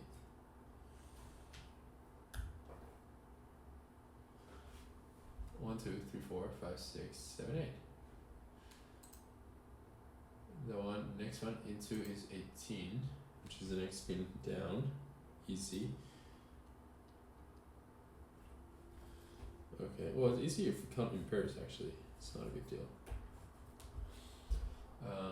I already hate this wiring, by the way. 35. 35. Are you sure? 35 and 37. Oof.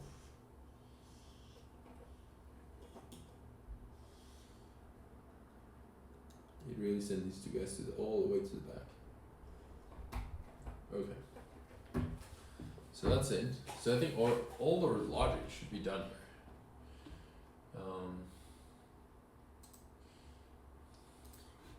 I'm gonna ask you to, okay, let's summarize all of the Raspberry Pi connections by pin and what they are connected to.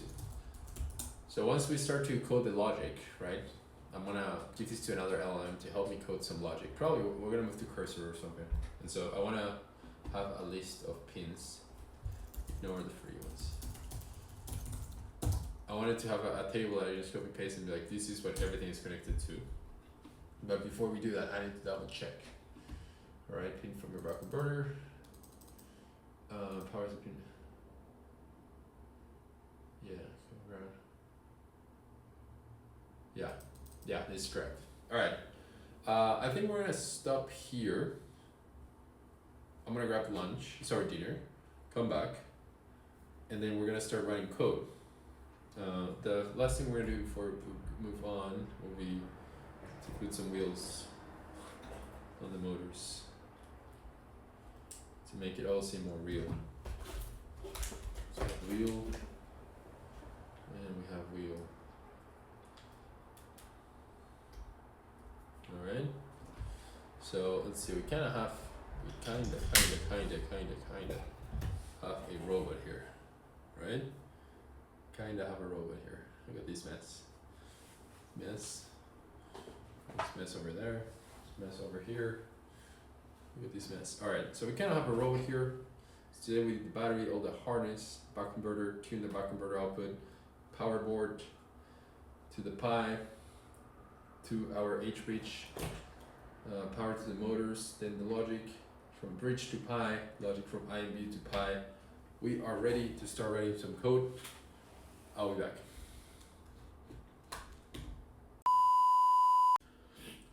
Okay, we're back. We are back. So, first things first, let me connect that voltage monitor to the battery. Because, so this guy, got these from a drone website, very common in drones. What these things do is they connect to your battery. I think I've already shown this before, but they connect to the battery. V-Sense harness, what the battery charger uses to balance your battery. And I don't know why it's not working. They show you the total voltage and then the voltage of each cell, so you can see no cell is getting over discharge. And if any of the cells drop, I think below 2.8, it starts beeping. So I'm just gonna have that there. And then next, I'm gonna turn everything on, right? So I'm gonna turn on, using our switch. You can see boards light up, right? The Raspberry Pi is on.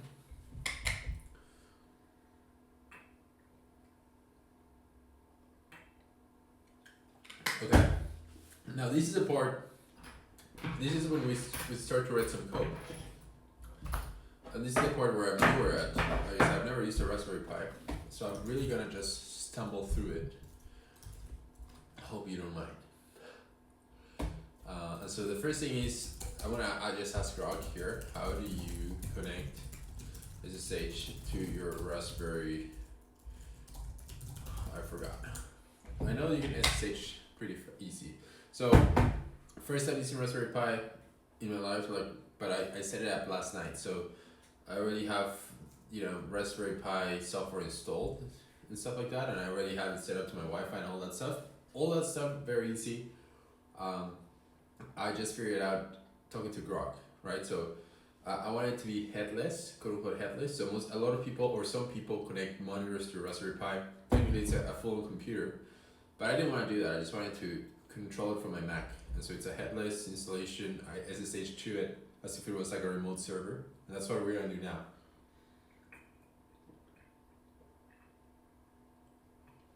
Now, yeah, so everything that's here is correct, right? So you open the terminal and you can SSH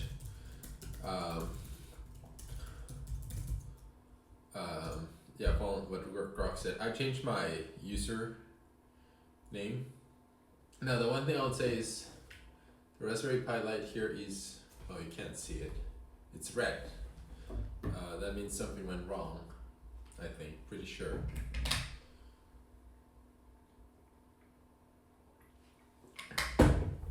What went wrong, I'm not sure. But in my experience, in my very, very limited experience, when your Raspberry Pi, goes red, we have to restart. Just let me check what's the voltage input. 4.997, no longer 9999999. Yeah, I'm not sure.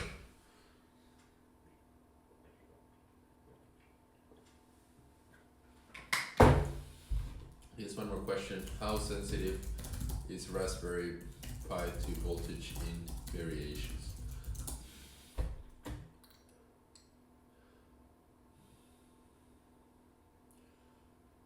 Never drop below 4. Okay, I don't think we dropped below that. Alright. Now the one thing I don't know is how to restart a Pi. I guess I can restart. There's a little button you click and it restarts. It's red again. I don't know how to properly restart a Pi, I guess.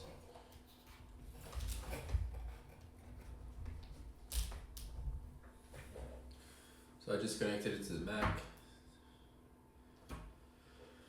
Oh, yeah, okay, this needs to work. So I should be able to SSH Raspberry Pi local. I always misspell Raspberry. I misspell Raspberry.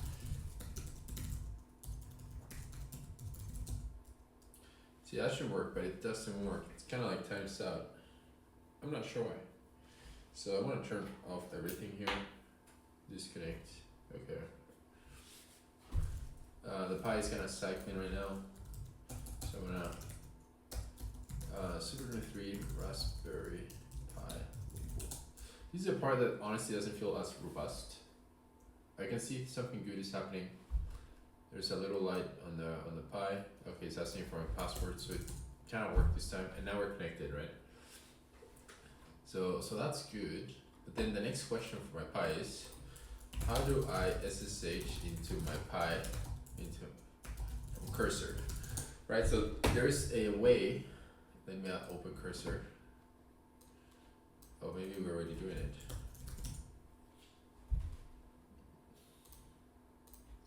Yeah, so you go Command Shift P, and it's like remote SSH connect to host, and then your host is, in my case, Super23. That's my username. Raspberry Pi local, and it's connecting, and you put your password, and you should be connected. And then it's connected. I think.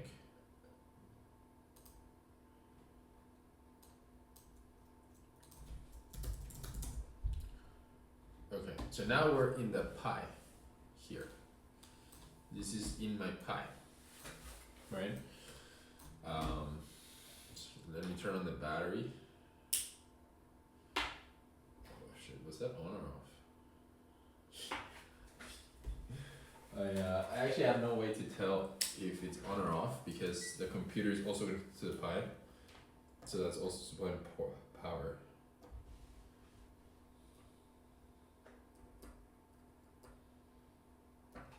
Alright, it's on. Using the multimeter. But okay.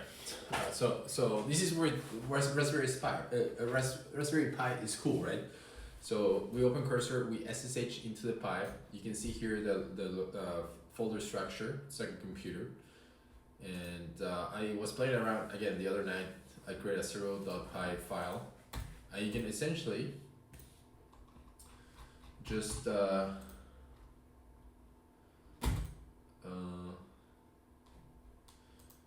sorry, I need a terminal.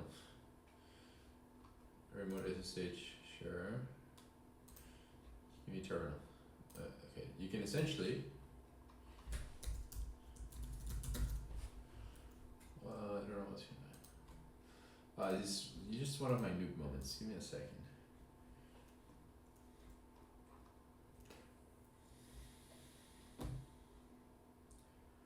I don't. I mean, this is a terminal, but I can write, so.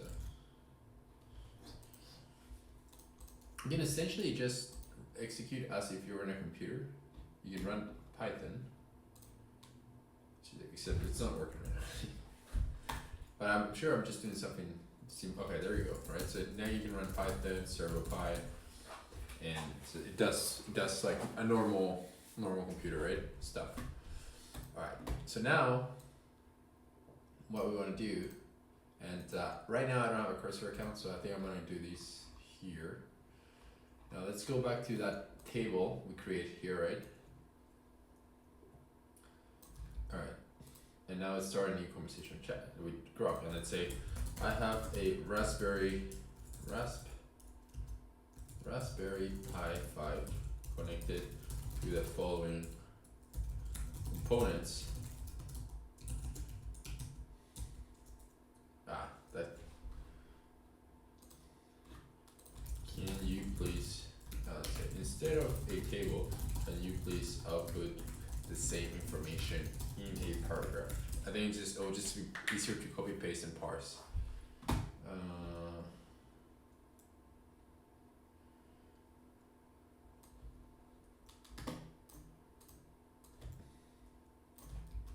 Okay, guys, my mouse is absolutely killing me. I don't know if it's a Surface and mouses, or it's the mouse itself. Just buy a new mouse. I want to run a command using Python to move the motors. Can you help me with that? Thank you. It'll be very simple. Let's see. Okay, these all stuff, update stuff. I mean, I don't think we need to do that, but just for the sake of just to prove how cool this is, right? And again, it's blowing my mind because it's the first time I do it, but again, it's like a computer, I'm connected remotely, I can run commands. I think it's super cool. Yeah. But I feel like everyone knows Raspberry Pi pretty well, so no one's gonna be impressed. But I'm impressed. I think it's cool. Can't believe it took me this long to discover this. Let me put this over here. Sorry that my mouse is so bad. Alright. Python script. Version 2 manual show it. Wait, what?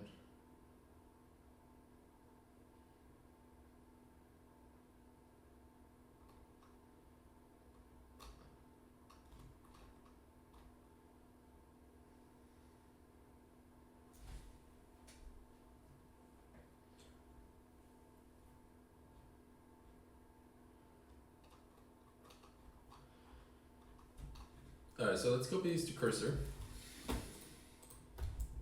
And let's I'm trying to understand what's going on here.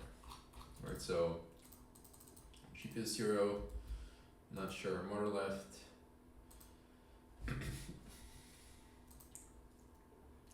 Alright, so we're importing motor from GPIO 0. I'm not familiar with that library. Of course, GPIO is the same as the pins, right? Not sure what the GPIO 0 library is. So we could try to look it up here. So we're just not running AI slop here. GPIO 0. SQL interface to GPIO devices for Raspberry Pi. So frictionless, okay. And then motor, there's a motor function here, I think. Basic recipes. Motors. Okay.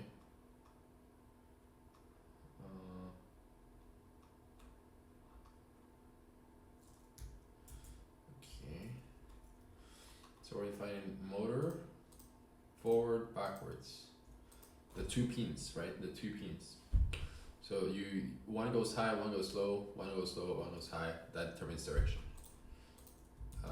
Now we're doing forward. As for 2 seconds, you print forward, motor left, forward. Okay, so both forwards, backwards, both backwards, left.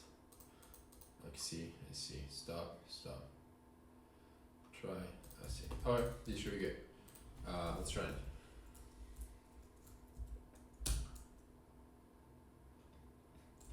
$35 a valid pin name.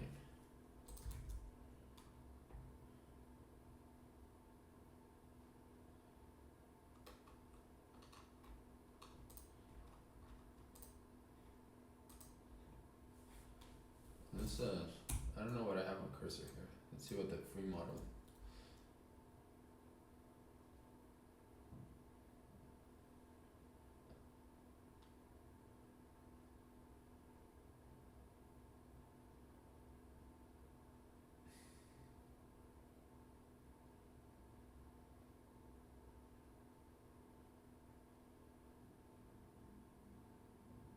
This makes no sense.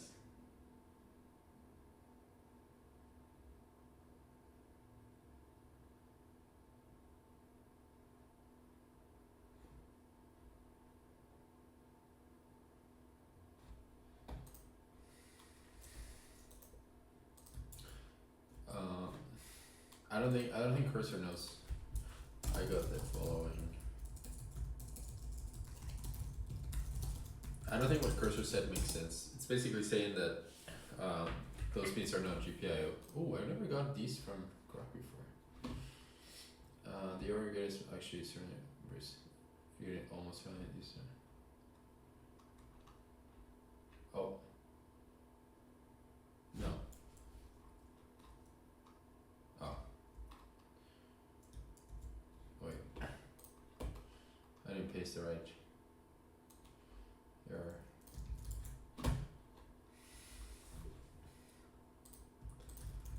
This is where LLMs are just gonna save my ass.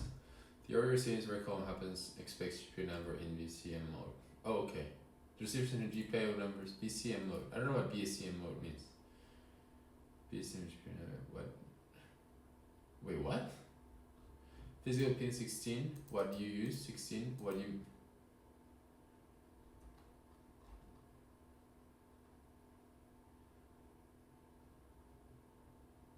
I use exactly these GPIO numbers. Please explain to me the difference between GPIO and. Oh, I think going back to this GPIO. Yeah, so we want the pin numbers, right? Is that it? So we have 19 here. Previously that was 35, right? So 35, it's 19. I see. Interesting. Let's see if that works.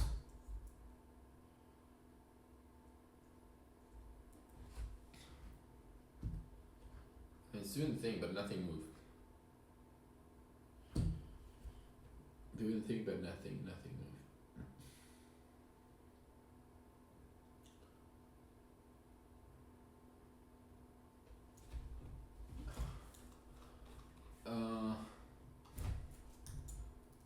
Are we sure? Are we sure about these pins? Let's see.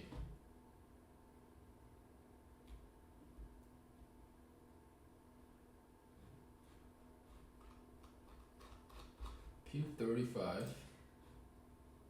is GPAO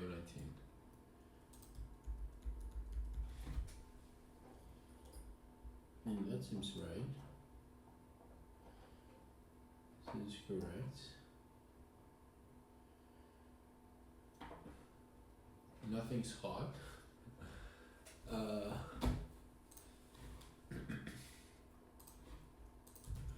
The code ran with no errors, but motors didn't move. Question mark?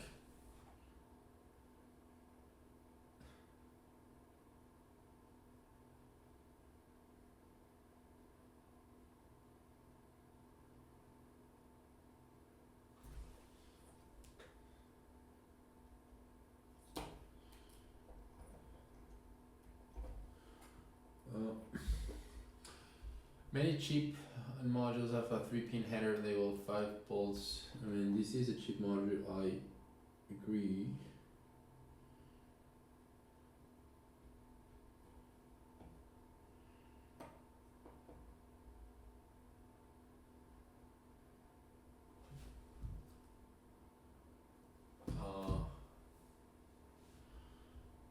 Now connected to ground.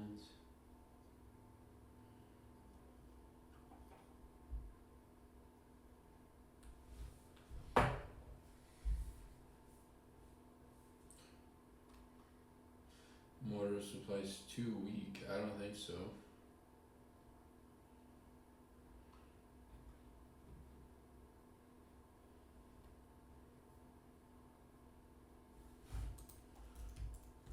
Okay, let's try these.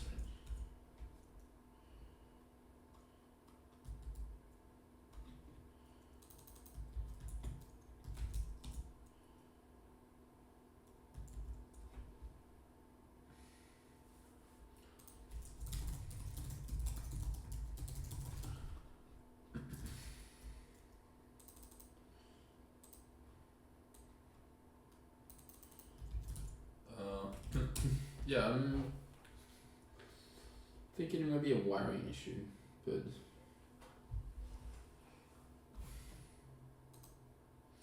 that seems highly unlikely, right? You can't get all the freaking pins wrong. Let me just check with the code. So we have 19 and 26, that's correct. At least, yeah.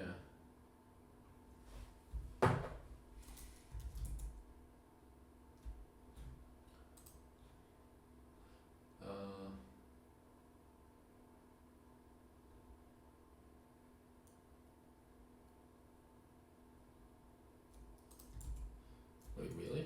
Is it just I'm missing? No.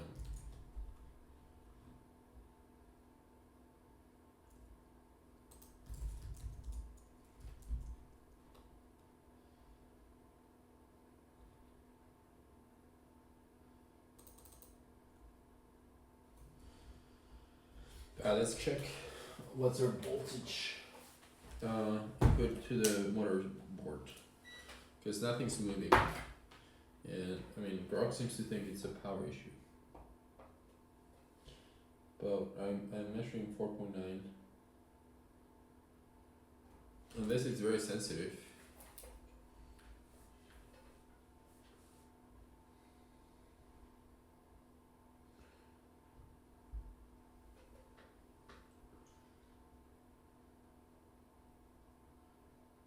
I mean, it's definitely powered.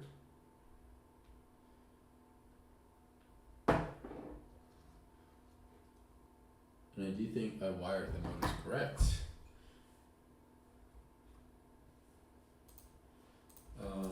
Nothing moves. No sounds. Nothing gets hot. And I verified voltage into the L298 in to the 4.9B.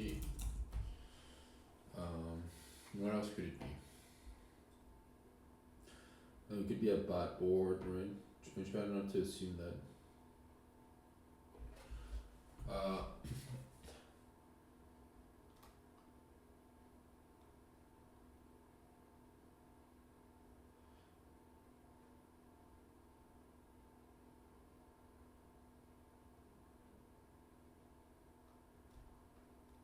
Okay, is there a small jumper near the power terminal label 5?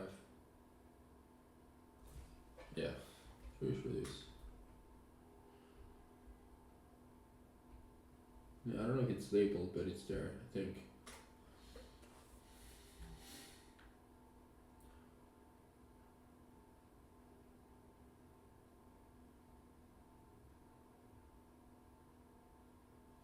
Alright, so it's saying power pin off, take jumper wire, unconnect Raspberry Pi physical to the thin one, not the big. If your board has to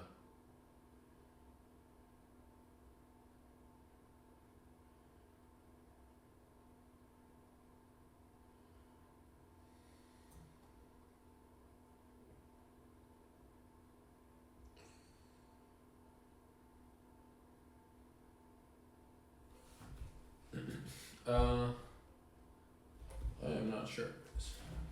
It seems to think it's about the board.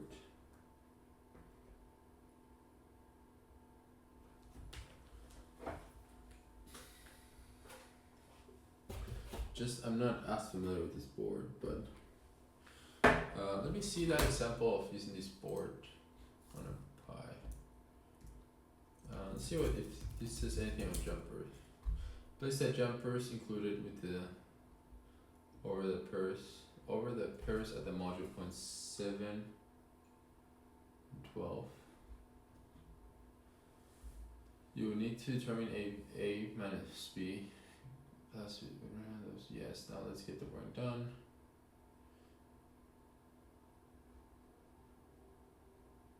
Then connect the power supply as required to points 4 and 5. Well, I connected to 6, so. Next, connect modules. Finally, connect Arduino to point 4 and 5.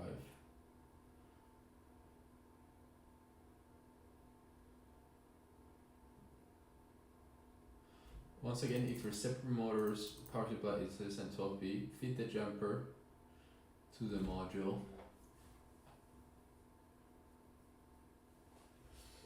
Feed the jumper to the module at the feed the jumper. I think that's already happening, but I'm not sure. Let me check with a new one here. I know it's kind of known because you can't see, but essentially, I think the standard configuration should already account for our setup here.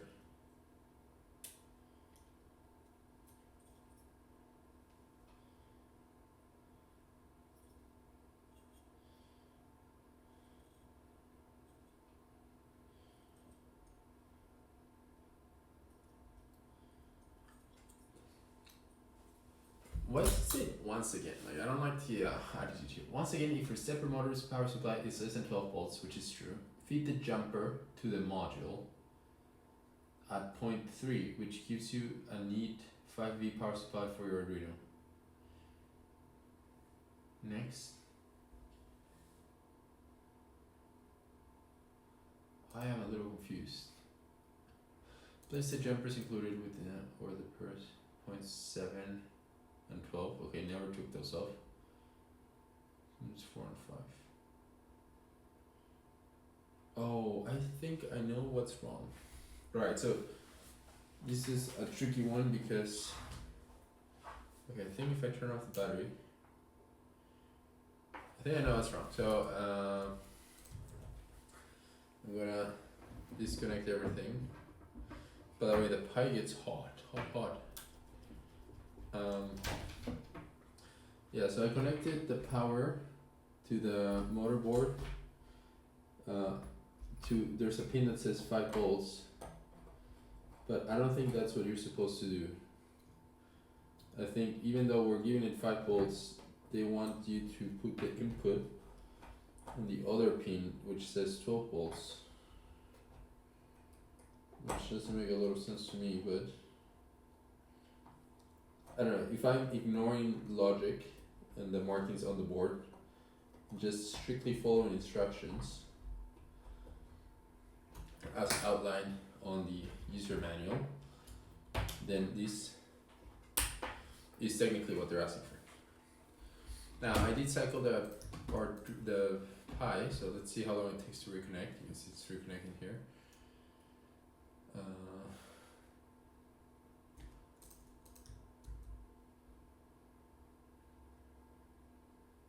That's the only annoying part, but okay, it looks like it worked. Alright.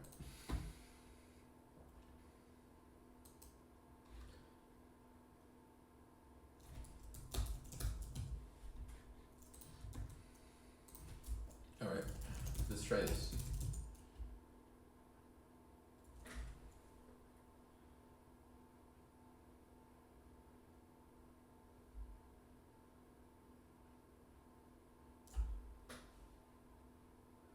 Well, I guess one thing I noticed now is that when I move the pin to the 12B plus, now the motherboard doesn't even light up.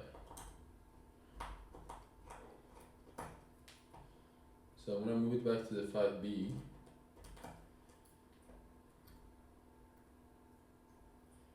immediately lights up, and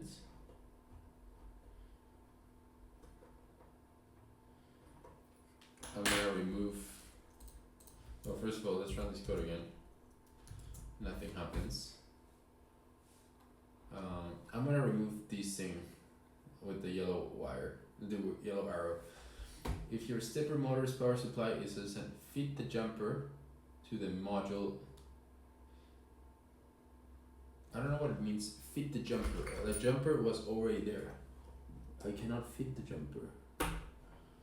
I want to remove the jumper and see what happens now.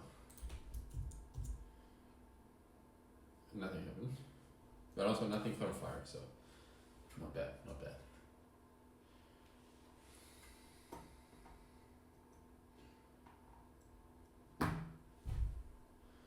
Now I could say, oh, this board is bad, and try a new board,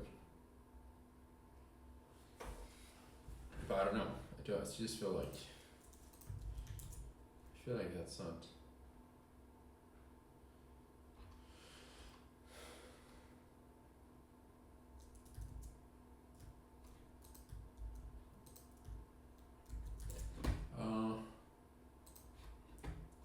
Still nothing works, but how do I know that the code is good, right? Because I don't know exactly what this function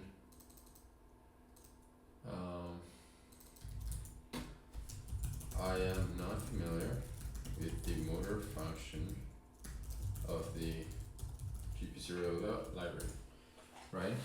That's where we gotta go. We'll make the forward pro control for regular ledge.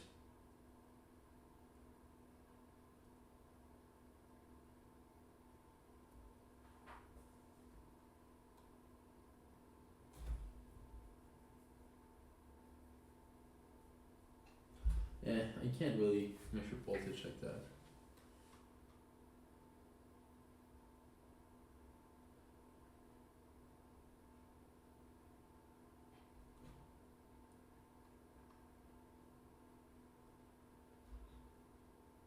Alright, let's try that.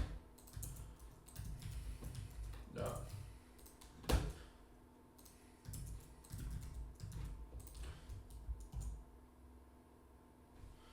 Alright, Alright, so we're testing pins. Oh, it's moving quick.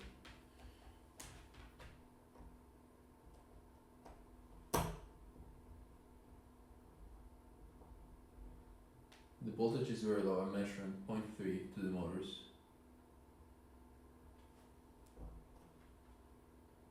That would explain why nothing moves.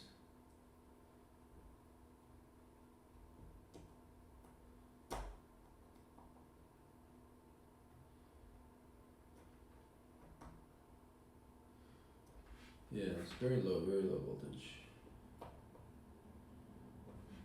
I'm not sure what's wrong. I mean, okay.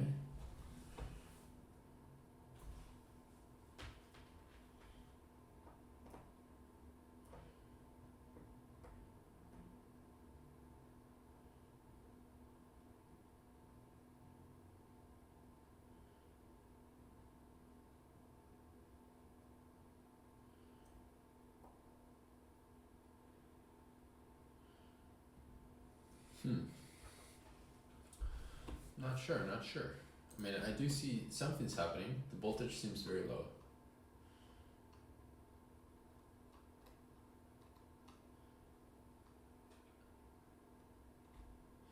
I definitely see the voltage moving, but it's in very low magnitudes, up to 1V tops and lower. Do you want to tell me what you measure? Excellent, now we have a real culprit. Oh, wait.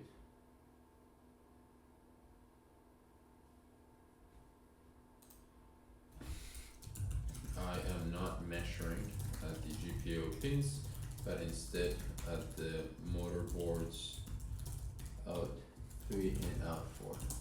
Should I be more specific? Perfect, now we have smoking gun. You're measuring at the motor outputs. You only see instead of full.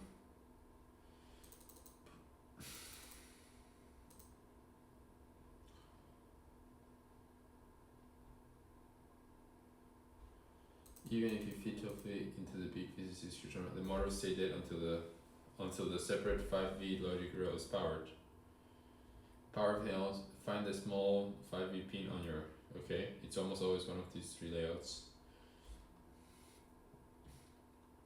Put the little plastic jumper back if it exists, or wire Raspberry Pi physical. Wire Raspberry Pi physical pin. Okay, so it is that little physical pin.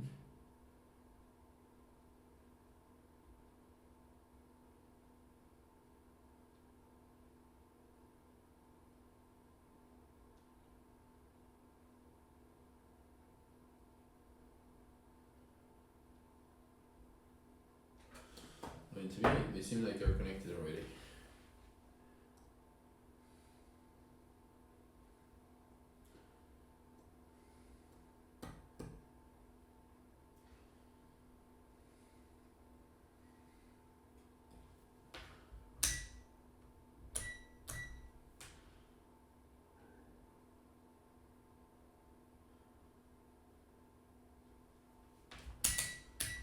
I am confused.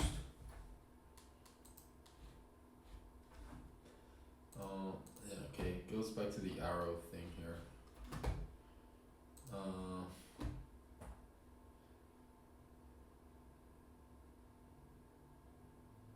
Make sure it's not cut or open. It's not. I don't think it is. I mean, it looks good to me, but okay, let me swap with these other boards. It looks fine to me.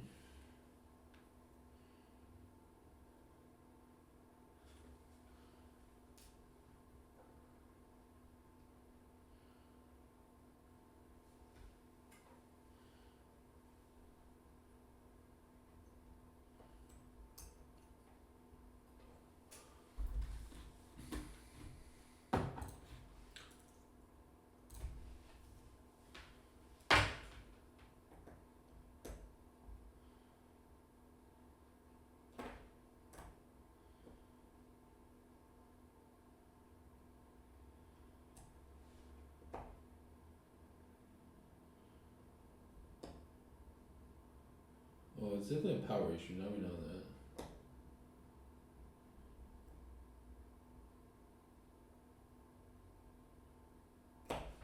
Yeah.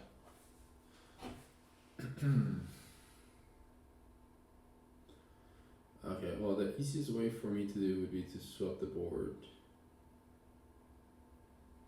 It's just kind of like a shame. Like, I just kind of refuse to believe the board is wrong. When the 5V voltage V line finally gets power, you instantly see 99% of people who write everything is wired right, but motors that move are missing exactly this one line. Do it now and tell me the results. The jumper is in place and it's not broken. How can I verify that the 5-bit logic is there? Great, now you just measure, okay.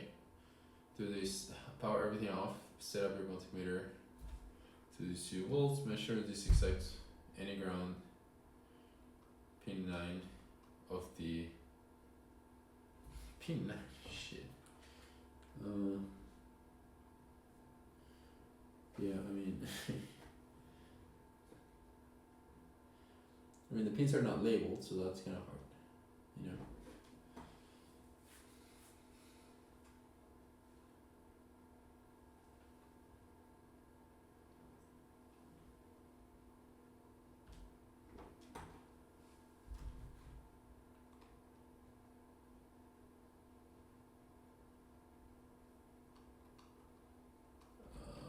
Alright, let's see this thing again.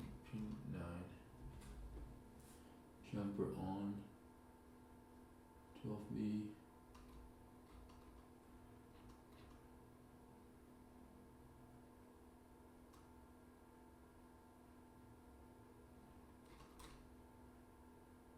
I don't understand, because this example here says jumper on, and it's a 12B source, and then this example here, it's a 5B source coming from there, Arduino Uno, and says 5B enable jumper. So in both cases, I feel like no, jumper should be off then, right? Right. I mean, these instructions are honestly a little unclear.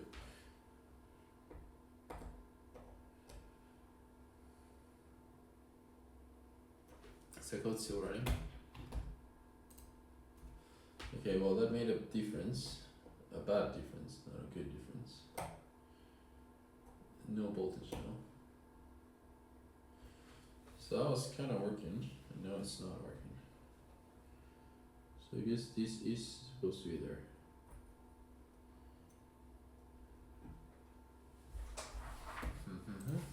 Yeah. Then there's not much else that could go wrong.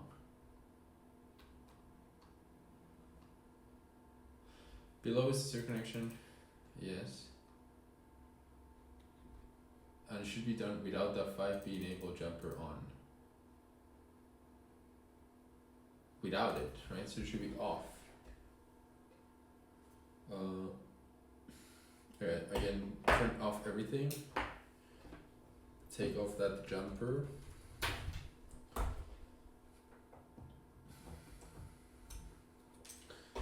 And see what happens.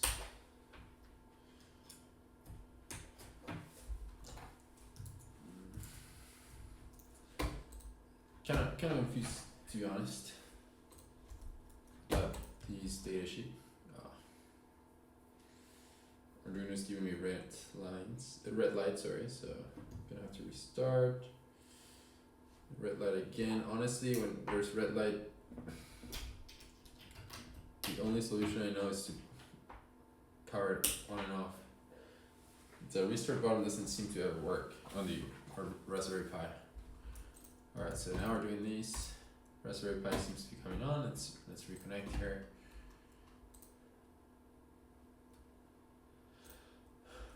Setting up. Yeah, this is a little confusing, but it's okay. Alright.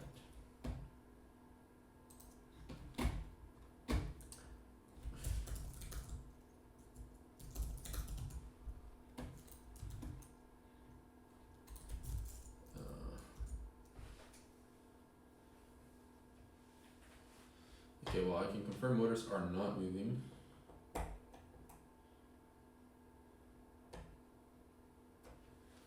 Okay, so I took the jumper for the 5B off and the motors are still not moving. Excellent, that was the final proof we needed. You need to remove.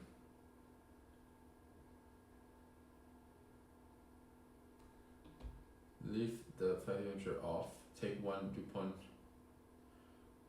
Close the pipe to the pin 5B.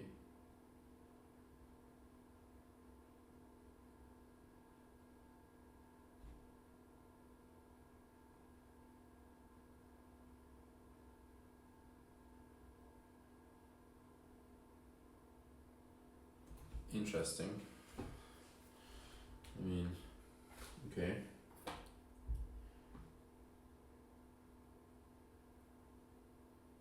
Yeah, I mean, this board is so poorly labeled that it's asking me to force feed it 5B. Also, this diagram here doesn't match the diagram on the freaking board, man. Which one do you think guys think it's correct?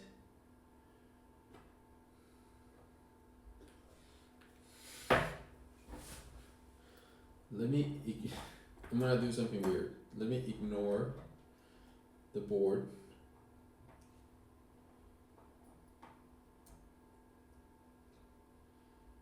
Oh no. I was gonna say ignore the board, go with the data sheet, but now that didn't work either. Data sheet must be outdated or something. Yeah, it's kinda sucks. 5V enable. Okay.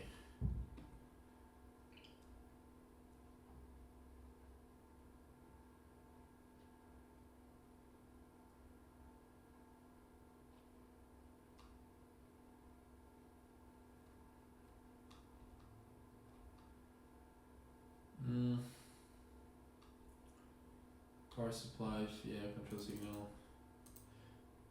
Enable signal input low voltage. Enable signal input low voltage. Yeah.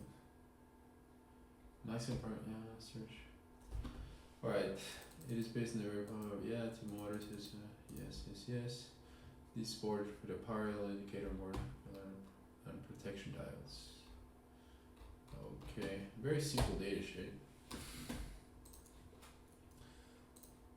We can always also change the board, but I really don't think the board is the issue.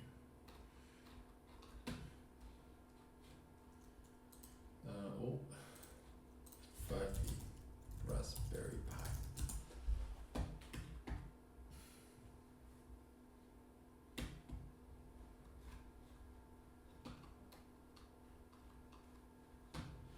I mean, some of these are not the questions that I'm. What is the use of the 5B pin on the motor driver? It's an output. Does it require? Can anyone give me input for does it require 5B input? Yes.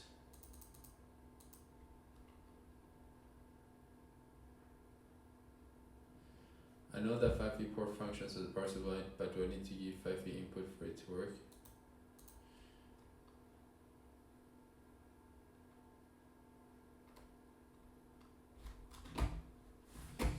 Oh my god, my mouse. The mouse is garbage. Alright.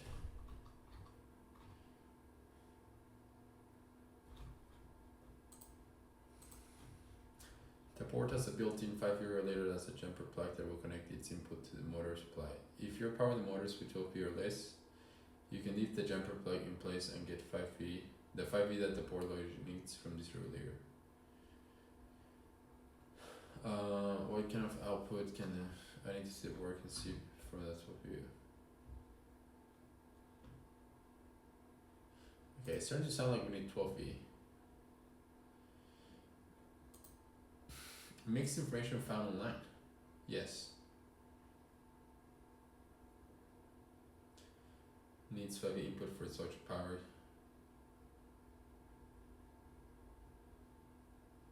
It depends on how you use the board. If you supply between 7 and 5 to the motor supply terminal on how the power plant is installed, then this will feed the onboard 5V relay whose output will feed the. You can use the 5V as an output to also feed your, as long as you don't draw too much current and overheat the relay. If you supply much more than 12B, it is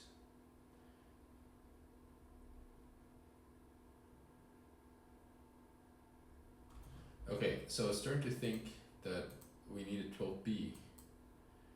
We always needed 12B.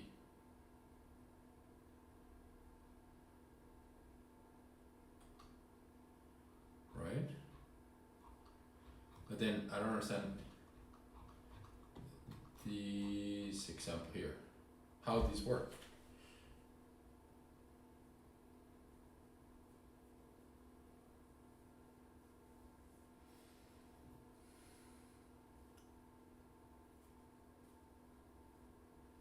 I am not sure.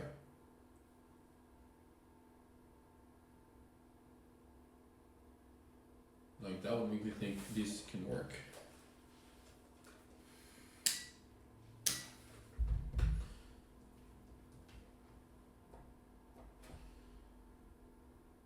But it's obviously not working.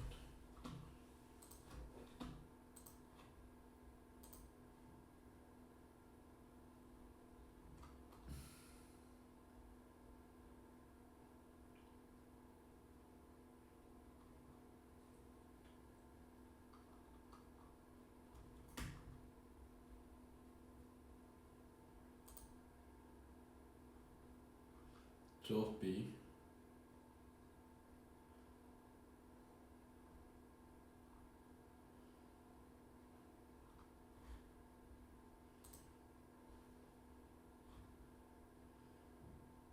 Alright, so this is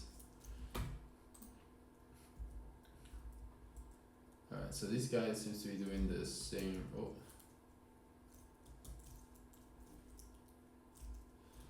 He went 9B.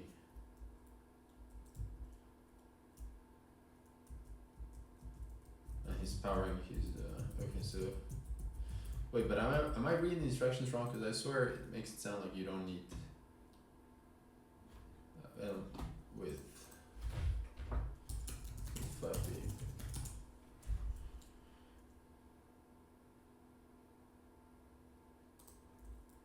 It seems to me like from the datasheet that you could run these.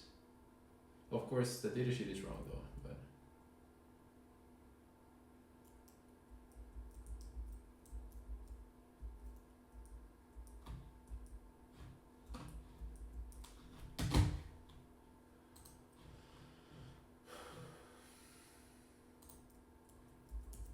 just going through a couple more examples. Members only, right? I mean, let's see. This one also has an external like 9 to 12V DC input.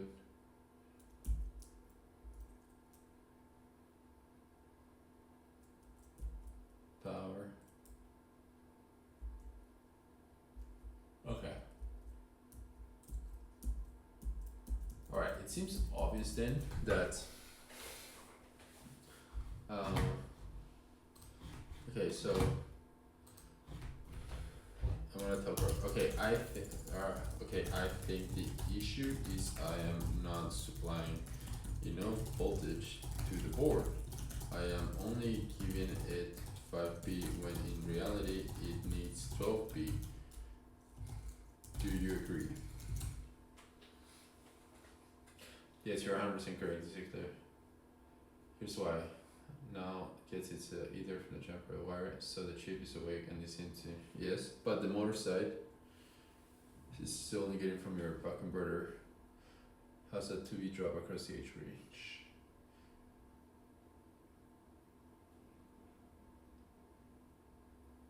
Change your motor power supply from 5V to at least 9, ideally 12.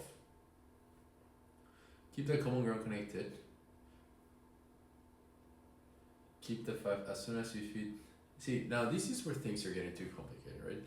I can have two separate voltage things. Okay, so right now I have a 6S LiPo into a buck converter, bringing it down to 5B.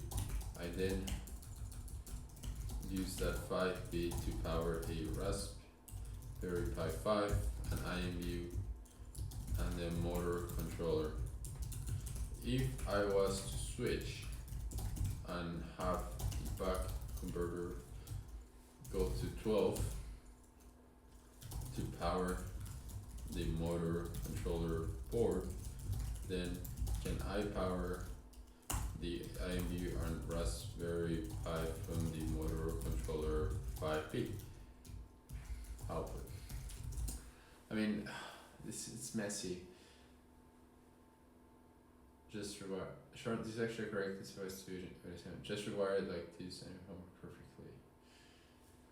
Buck converter set to 12. Big VCC screw terminal motor power. Optional small DC to DC down if you want. Big VCC screw terminal motor power. Buck output ground. Raspberry Pi.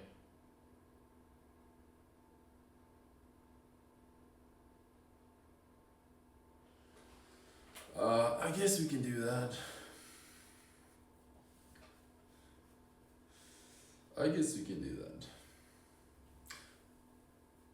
I'm just a little worried about powering my Raspberry Pi from the motor controller, just because it's such a cheap board. Meanwhile, the Raspberry Pi is an expensive board.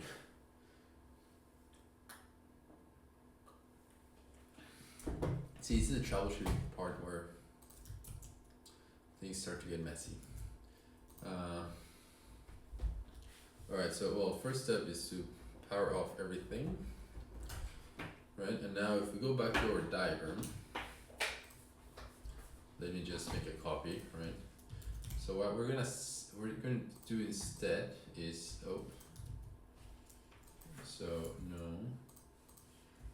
right? So we're gonna go here.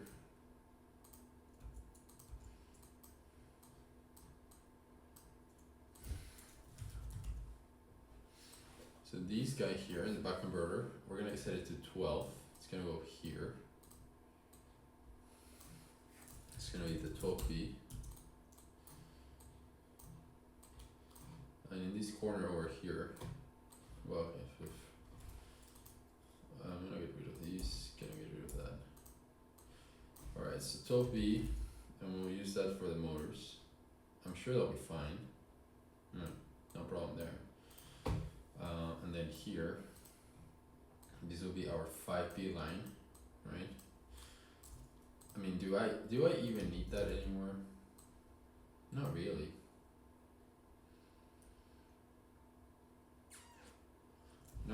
I don't even need this board anymore.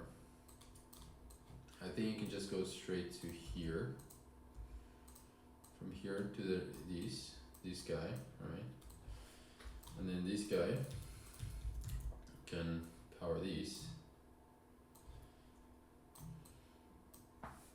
And these can be both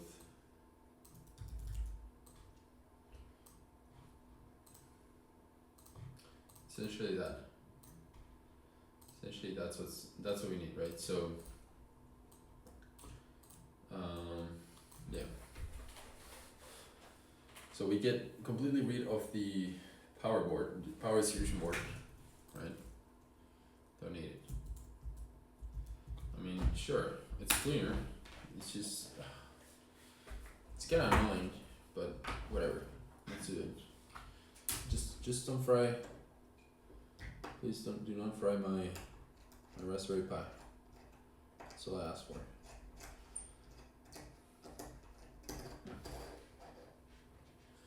Alright, so moving things around.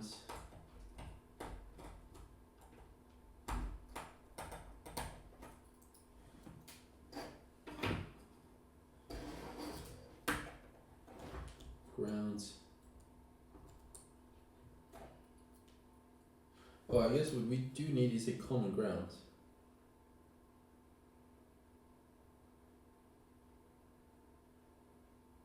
Right? We need a common ground.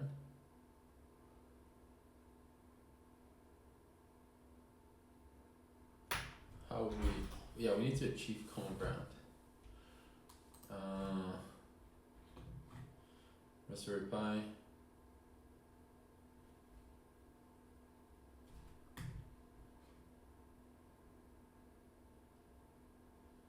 Yeah, because this is the bulk output.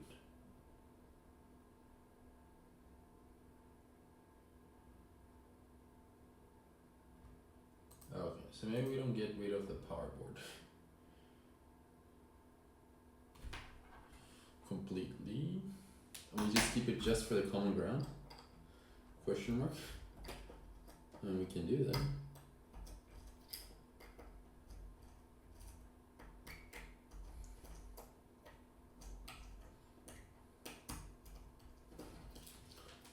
We can do it. I mean, okay, I'm going to try that first.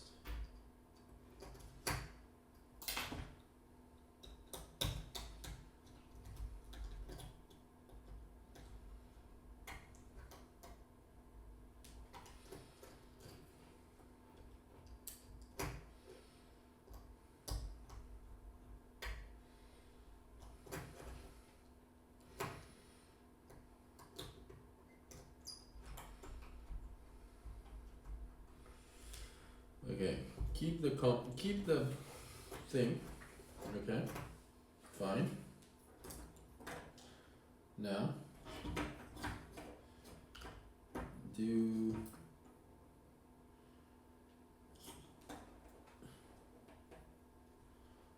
the pi 5b. Okay, first of all, put the jumper thing back in here. Before I connect my Raspberry Pi to the cheap board, I'm gonna test that it actually works, of course. I'm not gonna destroy my expensive nice board like that.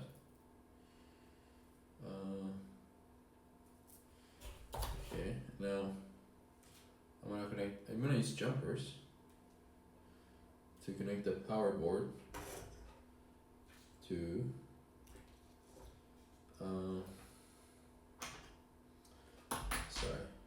jumpers to connect the power board to the motor controller at 12B. And again, feels weird using jumpers for these. This is how you get right. But yeah, I mean, if these jumpers get too hot or something, we can make it more robust after. I just want to get things working first. Alright, so first things first, we just move, since we moved things around, we need to do the whole thing again where we tune the buck converter to output the correct voltage. So I want to put my probes in here, and I'm going to measure voltage live. I'm going to turn on my battery. We are at 5 volts, and we're going to go higher to 12.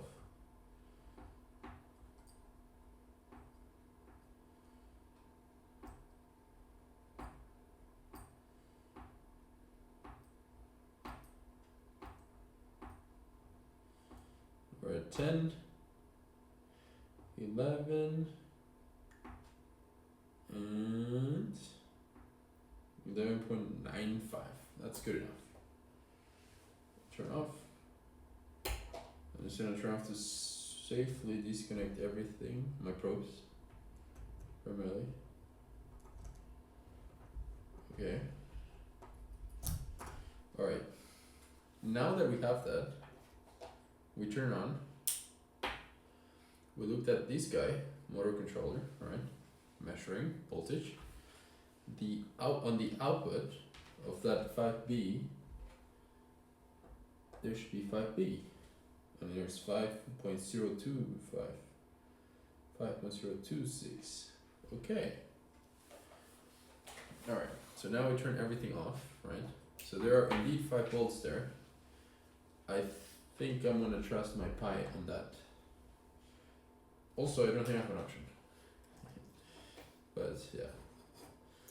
So we're gonna use the power board for common grounds, because I honestly don't have a cleaner way of doing that right now. Common ground here. Get your 5Bs here. And of course, I did not forget about, oh, sorry. I did not forget about our IMU. Our IMU was previously getting power from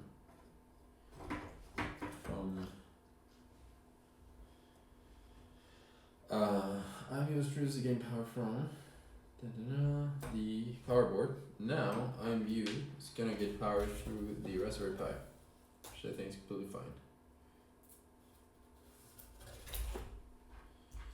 Alright, so Raspberry Pi. IMU, I'm not even gonna check. Just gonna trust my memory here. I'm pretty sure it can take 5B. So I just connected to a 5B pin in the Raspberry Pi.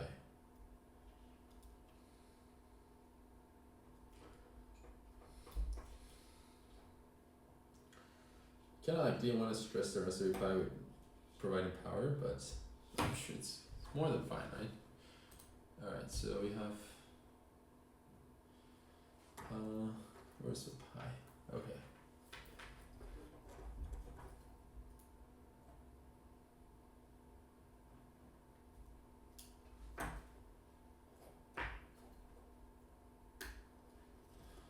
That, and give me a ground. Most of the grounds are taken, huh? 1, 2, 3, 4. Ground. Okay, this is getting a little ugly, guys. A little ugly. Okay. Okay, so now if we turn on the battery, everything should light up. Pi should light up. These ports should light up. IMU should light up. Nothing should smoke. Let's go. Lights, lights, lights. Everything lights up. Okay, cool. Alright, now let's bring back the nice stable connection for the Pi. So it stops resetting. And let's try our code again. So that was kind of fast. My bad for, I guess, misreading the. I don't know if I misread. I don't know. The data sheet. I think the data sheet would be more clear. Alright, connecting back to the Arduino. This time around,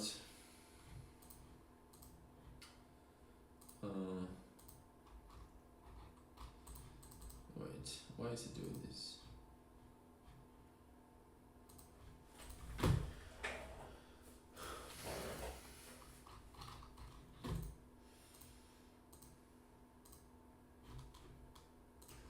So I don't know why.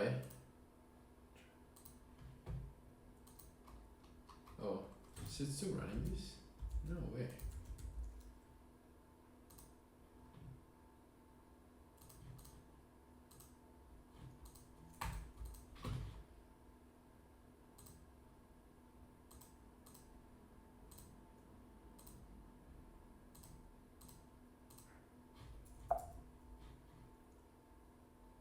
Can't tell if I'm connected or not.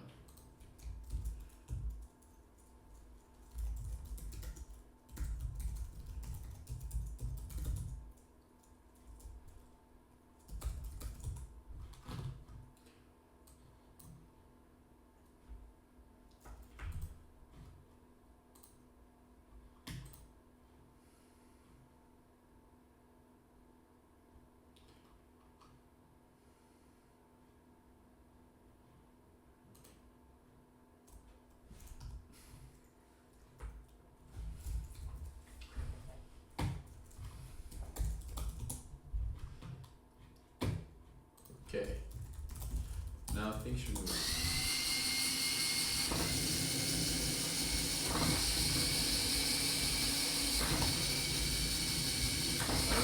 stop.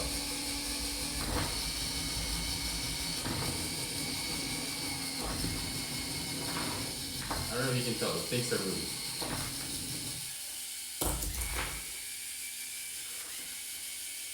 Alright, we'll fix that. Please stop now.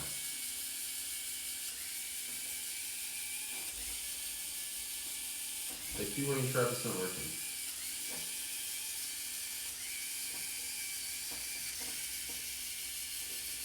I'm gonna turn on the battery.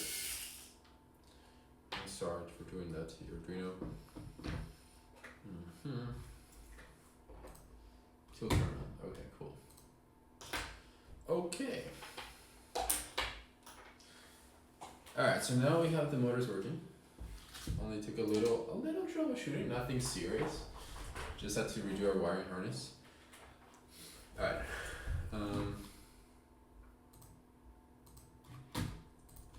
Okay, I fixed that and now it works. Alright. Cool. High fives. Alright. Anyways, let's go back to this. Okay. I have a Raspberry 5. Okay, next I want to read the IMU. I want to just make sure the IMU readings are correct. 5 connected to the following.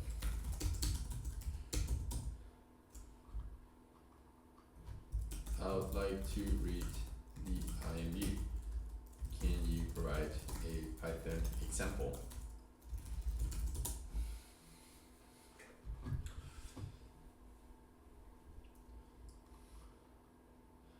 The element says you should PC address. Okay. Using payment test example that reads the IMU acceleration over using your exact wiring. Well, no, okay. Oh.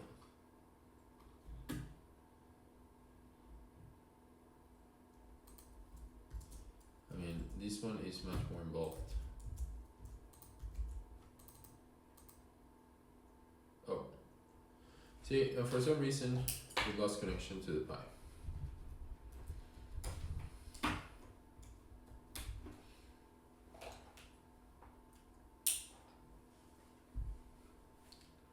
I don't know why.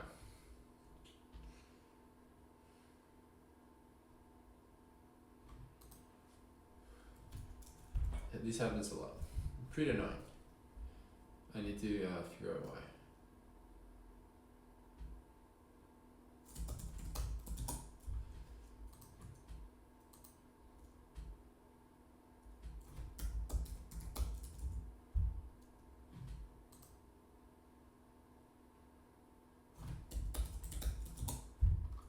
It's like a third time try. Alright.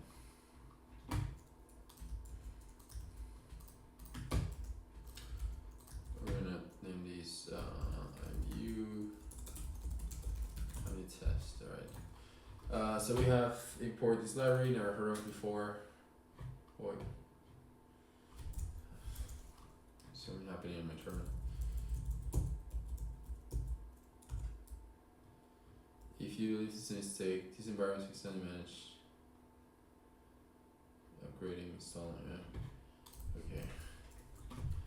I don't think, whatever.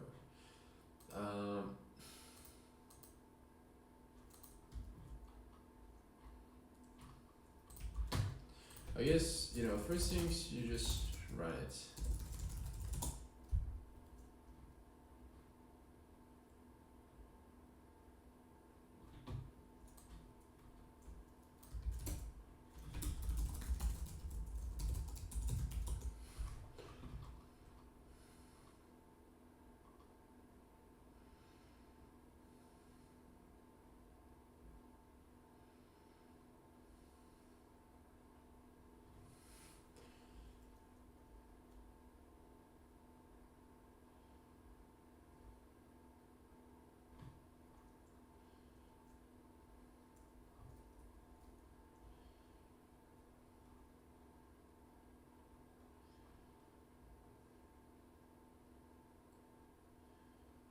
Here's the ultra simple version works instantly on the pack.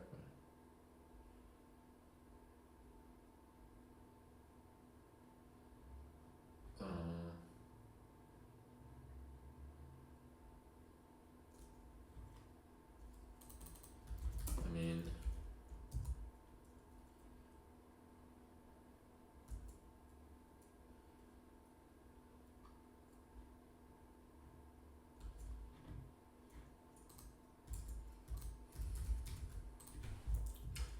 let's see if this on its own runs. No monitoring board.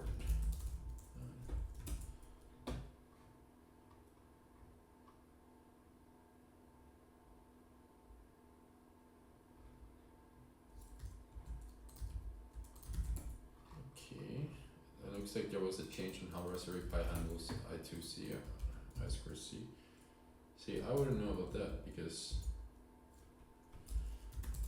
this is the first time. Rebooting never works, by the way. Never works. Never works successfully. For me, at least. Yeah, I don't know about the I2C changes, right? It's the first time using the Raspberry Pi, so let's see. I said that rebooting never works. Let's see if it wants to prove me wrong on video. I don't think so.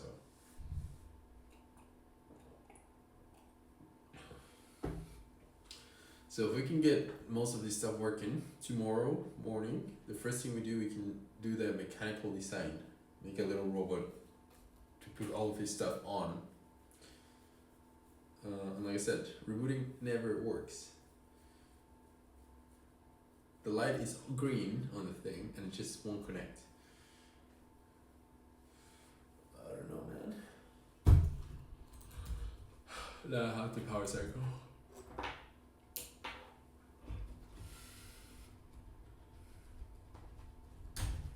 We're rapidly approaching my sleep time, by the way.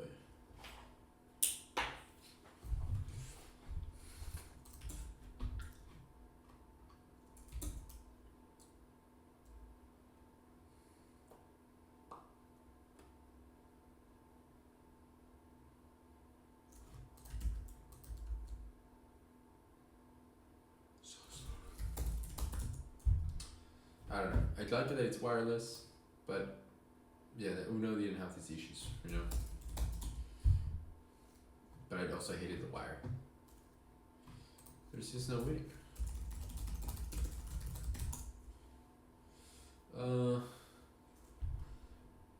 Okay, it doesn't know what.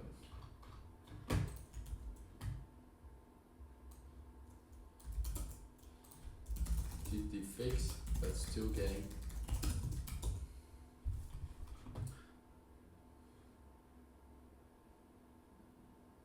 Such yet other.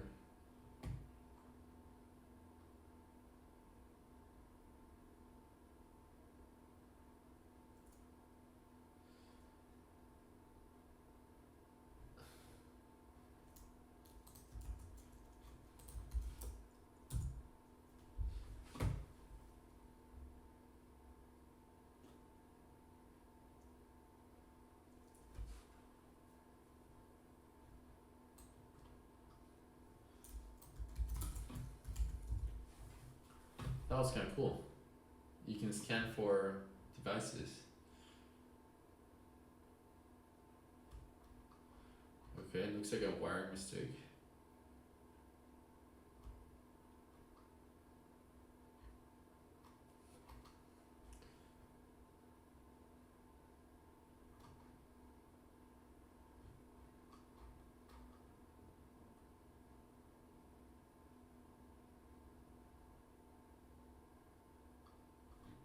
Is that correct?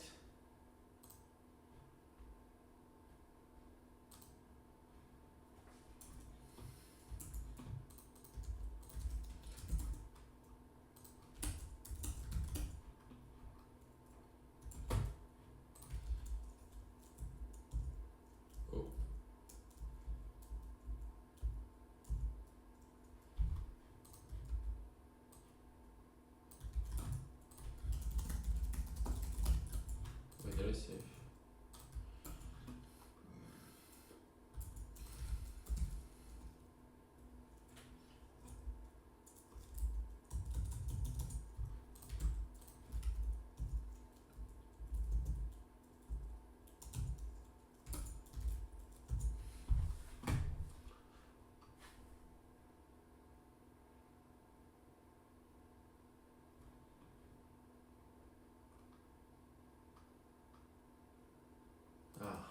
dependency issues for the new board basically.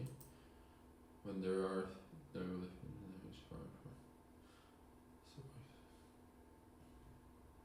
should switch to the pure Python. Sure.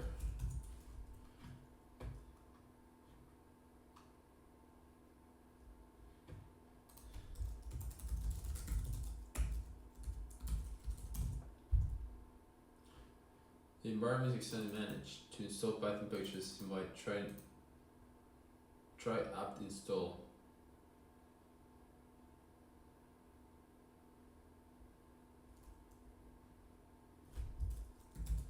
Apt install Python 3 I2C tab.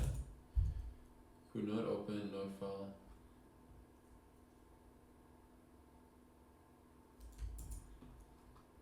Shit.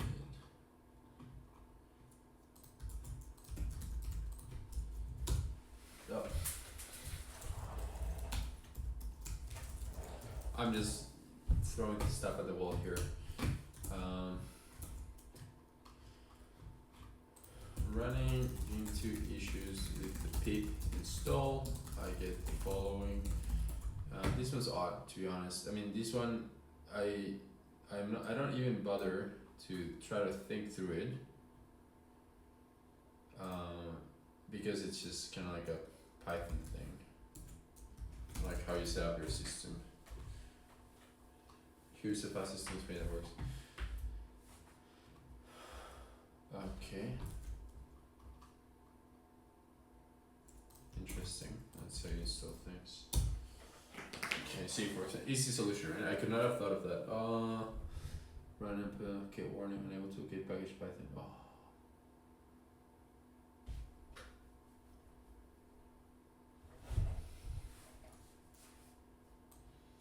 Unable to locate the package.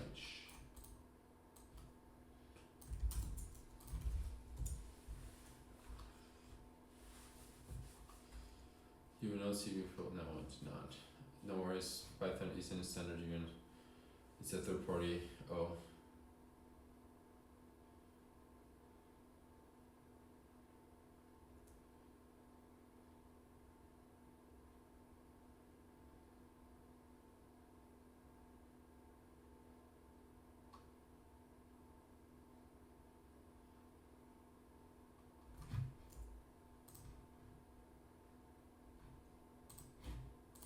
What if I just power the sensor?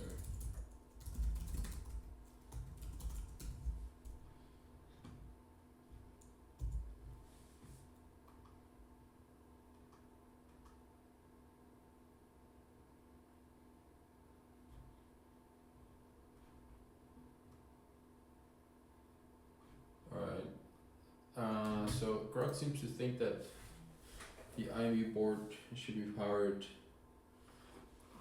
with 3B instead of 5, and that this will make a difference. I don't see how, but you know, again, supreme noob here. So, alright, so I switched the power, and now the board doesn't show any signs of life.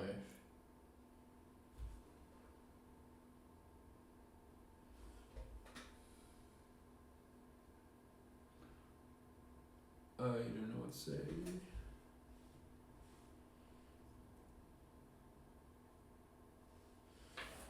Let me verify that we're in 3.3.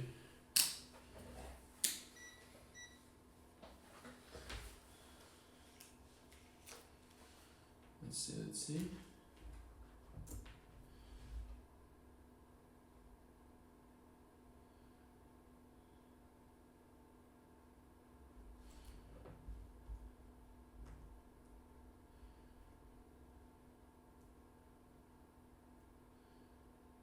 Nope.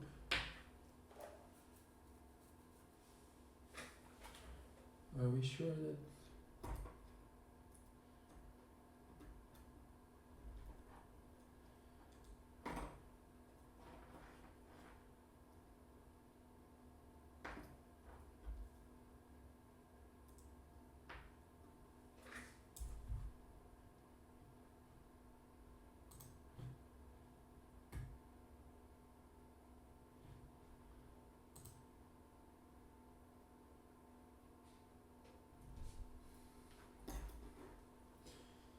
1, 2.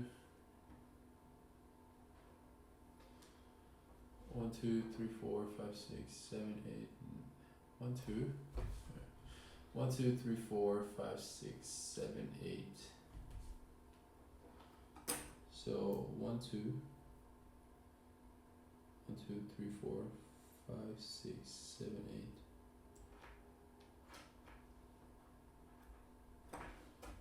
Dude, I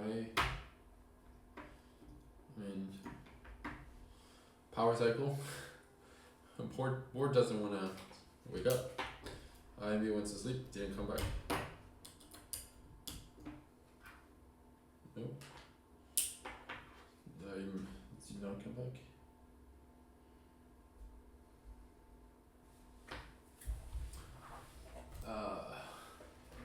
Bean, since so we have a good option board that would take.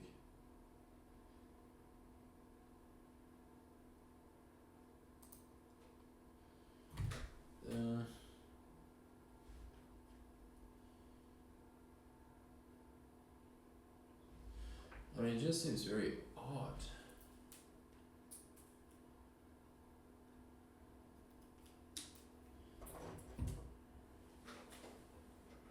Things keep falling. Something's making noises as well.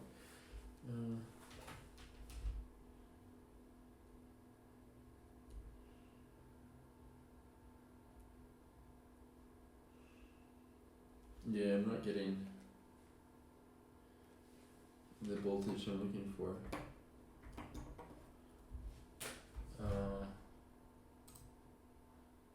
Then if I go back to the 5 here,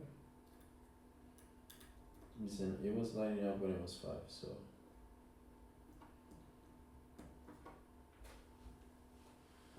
Doesn't want to light up now.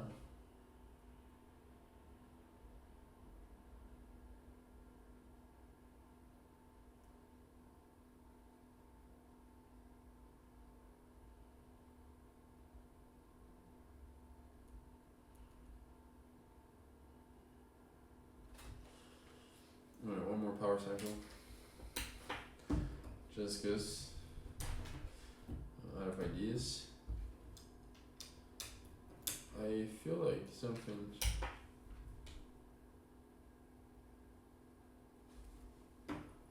went wrong here. This board went from happy board to no happy board.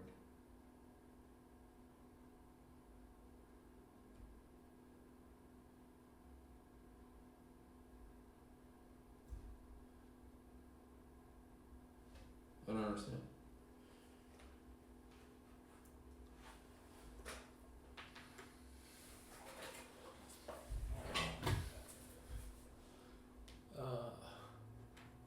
Okay, let's see. We have the grounds. Did I mess up the grounds?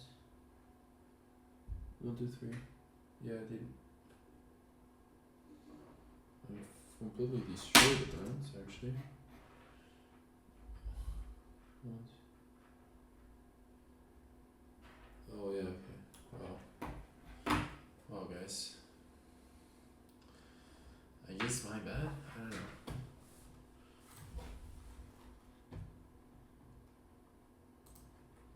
I mean, Grok seems to think that your input voltage matters on these. Yeah, I don't know if I understand why. I don't think I understand why. Why would the input voltage affect in the logic? No. Can I ask for my password again?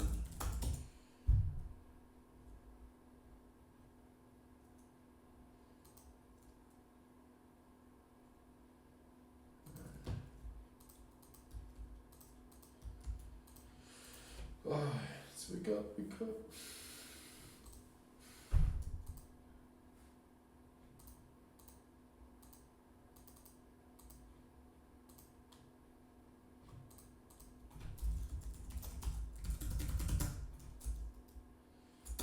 Pretty slow, if you ask me.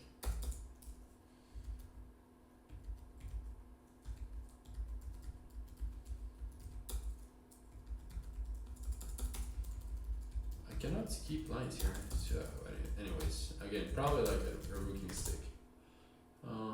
Okay, it works now. Great, sick. Alright, so what do we have? A for acceleration, G for gyroscope,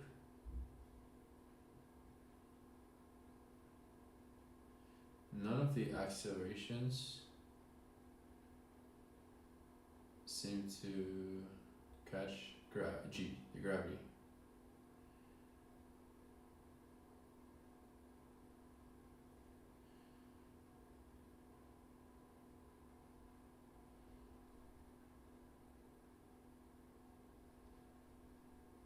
Okay.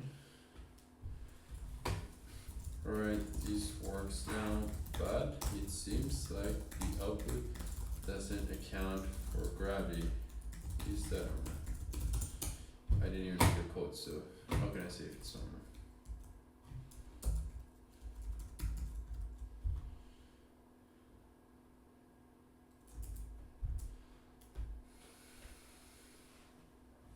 Yes, what you're saying is 100% correct. The experiment always measures all forces acting on it. And gravity is to be used when the sensor is not very much. That's not what I said, but okay, so.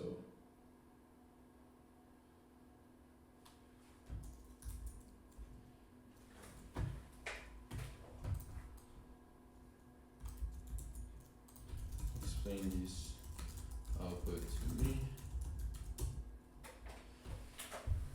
Here's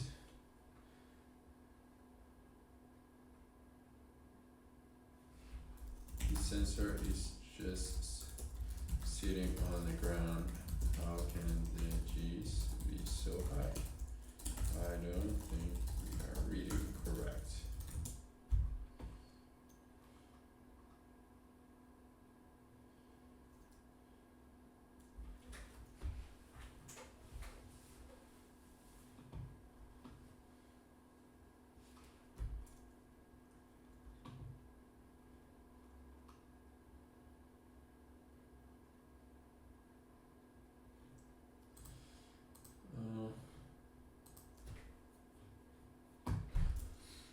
I don't know if I trust Grok on this one.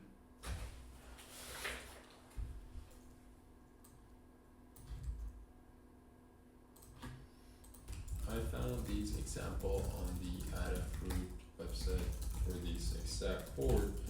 Is this the same logic that we are following?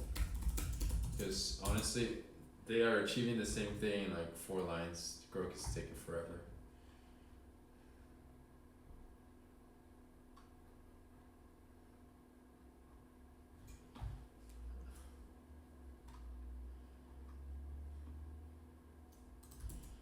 Let's try this. Okay. In a cursor terminal, how do I interrupt the current program running? Give me the keyboard shortcut. Control C on a Mac. I'm on a Mac, homie. Control C open right. So I feel like that's not true. So, you know what? I should stop filling things because I'm often wrong. Thank you, Grok. You'll be missed. Dude, why is this so freaking long again? But okay.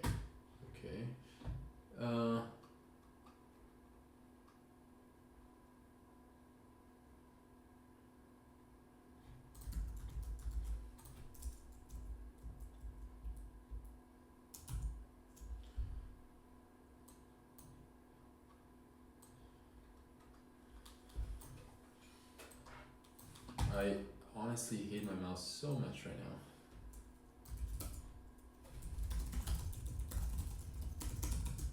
I don't even attempt to troubleshoot these installation things.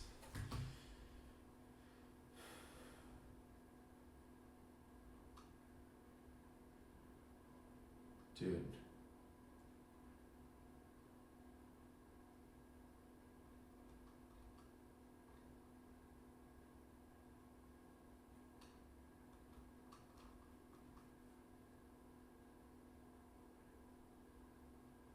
Are you pretty sure I want to do these.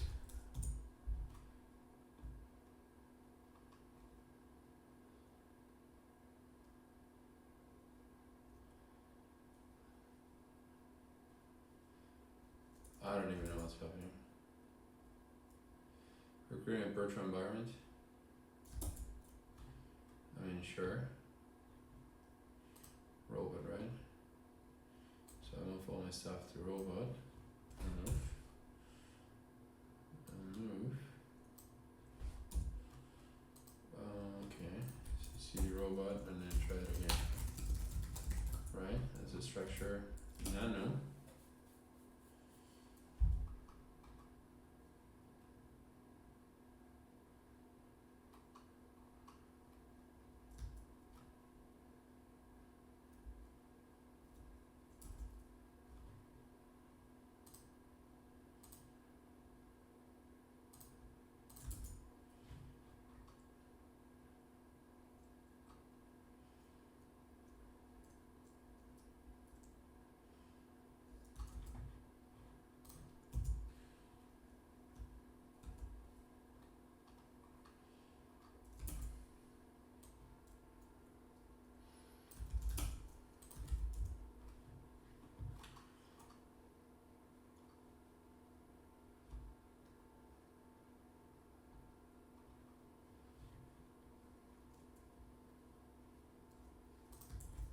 Dude,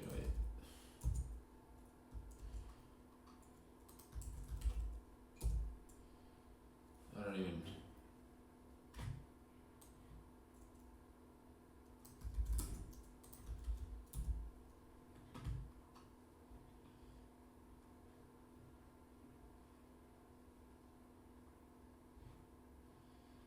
Oh no, man. It's just like I install more dependencies.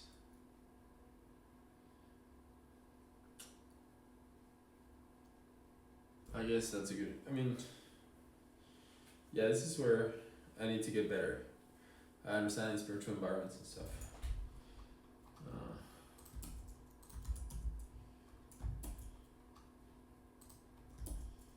Oh.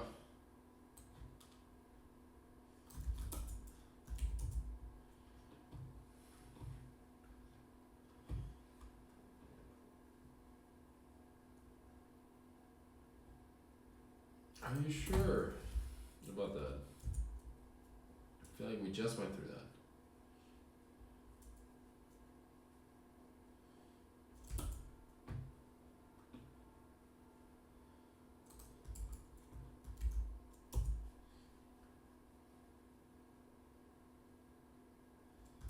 Okay.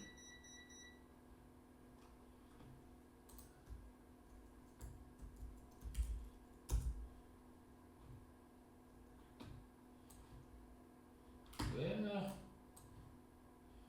My mouse.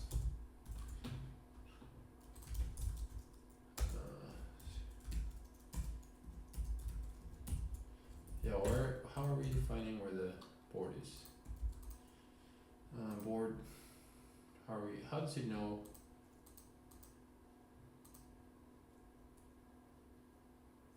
Oh, it automatically uses GPIO3.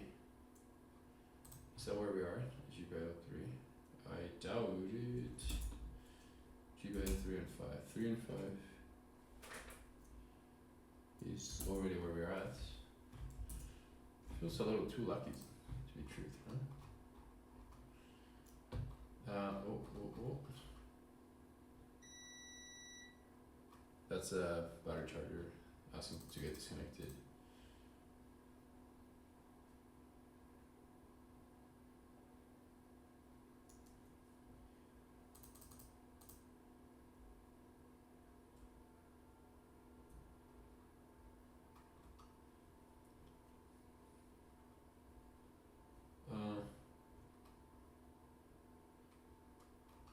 What changed?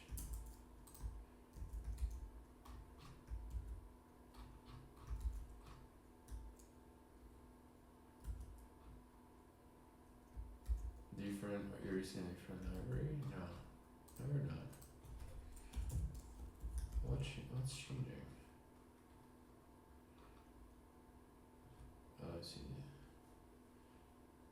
looks the same.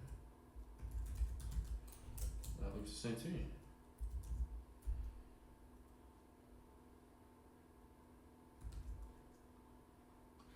Dude, I don't know about these. I don't know about all that stuff. Alright, let's let the humans take over for a little bit.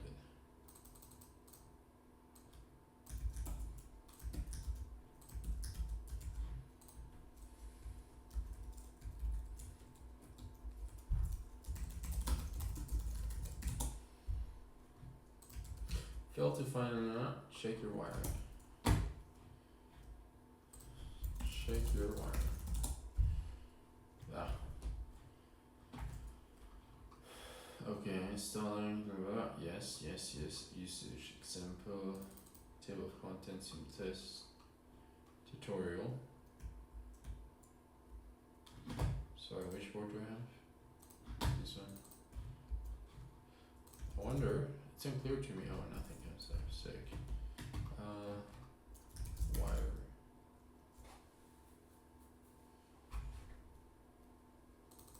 Board.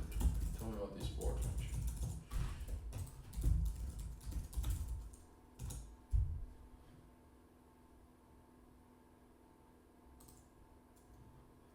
Board.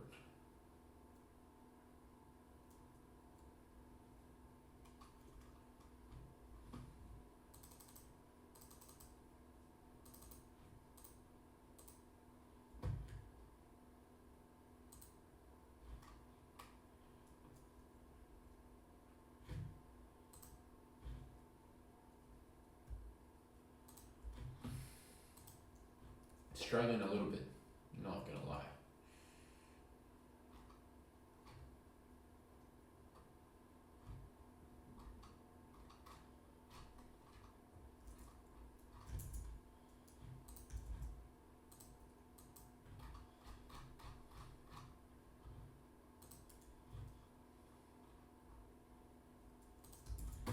Okay, I'm just gonna see what Grok says.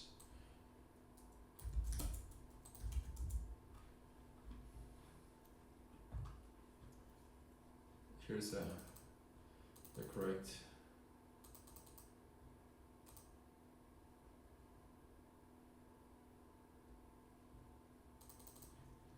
Okay, I mean, that's a believable explanation.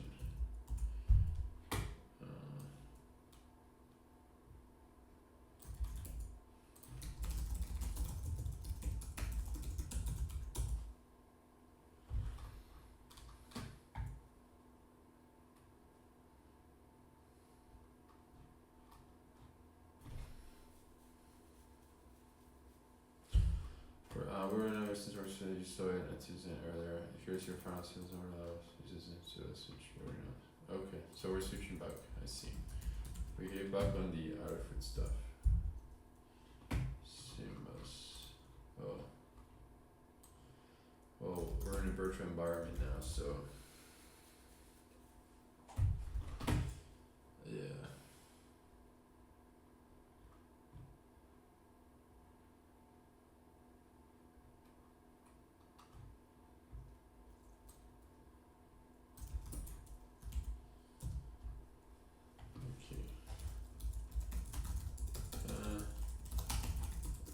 So I want to go sleep, guys.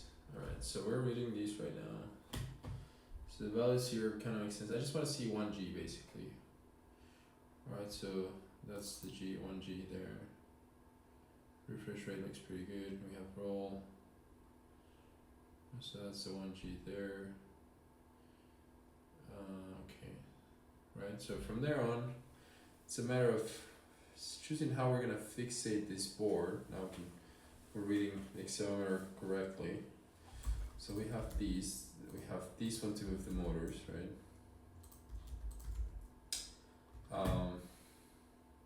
Yeah.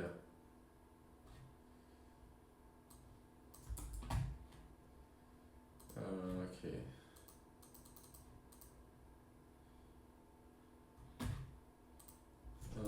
Clear the pins. Disregard. Things are powered.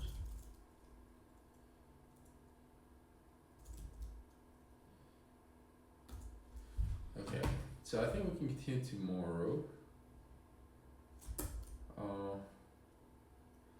We have the bits and pieces.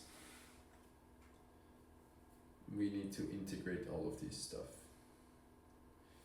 together, and I'm very tired. So tomorrow, it's gonna go to the gym, and then work on these. Now, we do have an issue, but we have quite a few parts in here. Like, it's huge.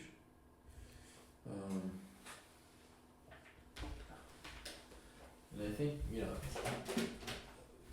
smaller mass would be nice, easier to balance probably. But we have so many, look at all these parts that we need to fit in there somehow. That board, this thing, for common grounds. And then there's the battery stuff, right? That battery there, all this stuff here. So it's gonna be a chunky robot, which I was hoping not to do a chunky robot again.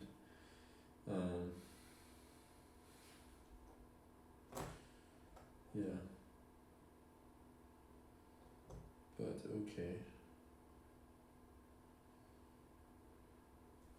I'm just thinking.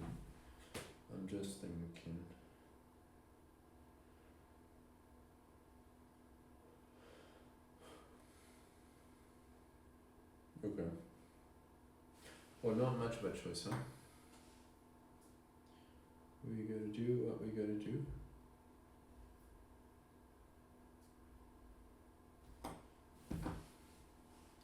It'll just be very simple. 2 wheels on the sides, boards, stack, stack, stack.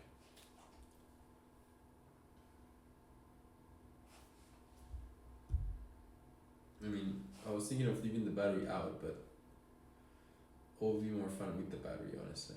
Just battery as low as possible, bring the center of gravity as low as possible, right? Think about the physics. Maybe tomorrow we do a quick physics session, but yeah. I guess let's sketch it out quick. And so this is gonna be like the front view from the computer. So that's one wheel there. Wheel here. I could try to fit the battery in between. The battery is huge though, so if we fit in between, the wheelbase will expand. Don't know if that's okay. After that, we can do the Raspberry Pi board, the motor controller board. It's kind of tall actually.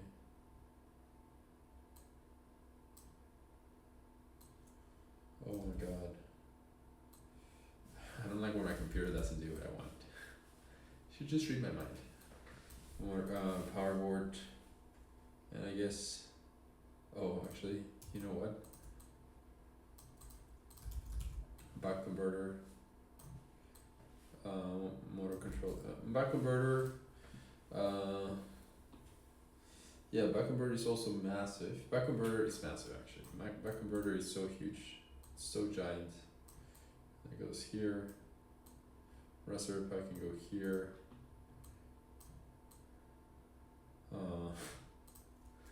Motor controller, sure, maybe. Those wires might need to expand. Power board, which I really want to get rid of because it's kind of absurd. We only have it for the common ground. There's gotta be another way to have a common ground, right? It seems silly to go all out of our way for this ground.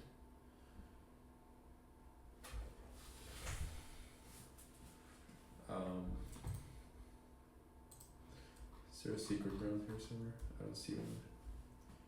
Power ground. Okay, well no.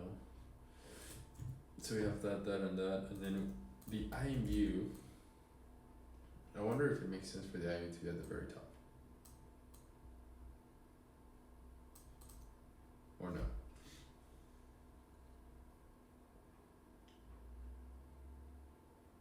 I'm not sure. Like if you think about it,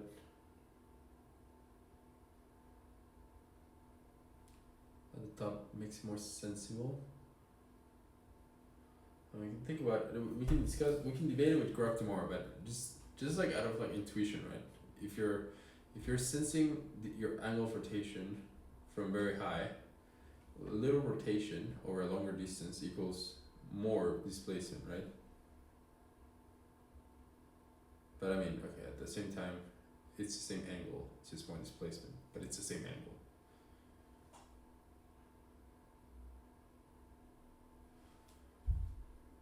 So maybe it doesn't matter. Yeah, it probably doesn't matter. We can put these wherever it fits. That's the other thing though. The thing is kind of crowded. Okay, and then the other thing, this is the front view. On the sides, I mean, if the robot's gonna get wrecked, right? We kind of like, we don't want it to get wrecked. We don't want the boards to get wrecked.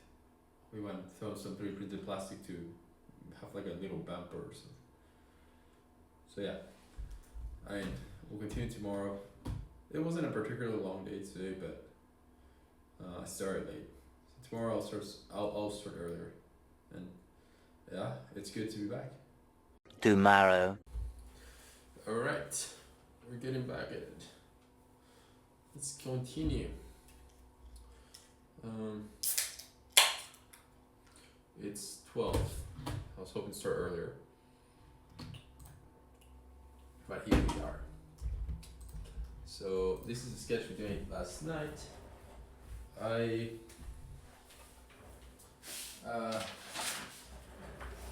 had some notes here. I'm gonna translate onto my PowerPoint. Now we can do some PowerPoint CAD. Let's see how far we can get here before lunchtime. So yeah, I thought it's a good idea to understand the, let's call it the physics of the problem we're solving. Not really a problem, but perhaps the physics of the robot we're building, right? So we have a wheel, and this is, imagine seeing it from the side, right? This was the front, now we're seeing it from the side. You have a wheel, then you're gonna have a mass, and that mass is connected to the wheel, right? The mass, it's not a mass we're adding, it's just the mass of the components of the robot, and it's connected to the wheel and it's above the wheel, I think, just by looking at this picture, because a lot of the components will be above the axis of the wheels. So the center of gravity will be above the axis of the wheels.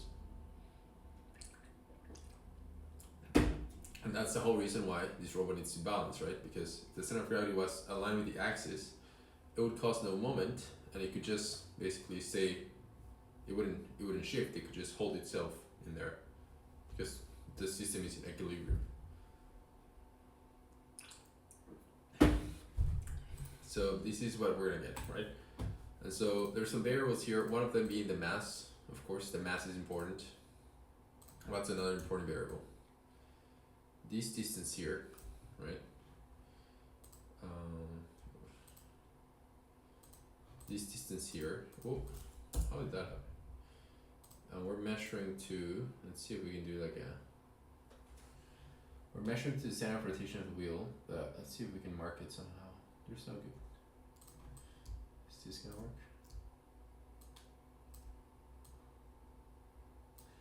I'm more of a PowerPoint guy, and I hate saying that, but that's what we use at work. Alright, so that's, imagine that's the center of rotation of the wheel or something along those lines. And this is a distance to the center of the mass, but just roughly that, right? So that's that, there's that distance. The other thing that matters is the radius of the wheel. The radius of the wheel, right? So we can call that R for radius, and then we can call these maybe D for distance.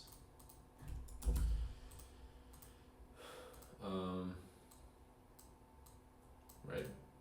And now if everything is perfectly aligned, there's no problem here. Oh. If everything is perfectly aligned, there's no problem, right? The mass is perfectly aligned on the wheel, but there's no moment anywhere. This system is balanced. We're not going anywhere. Let me add the ground here.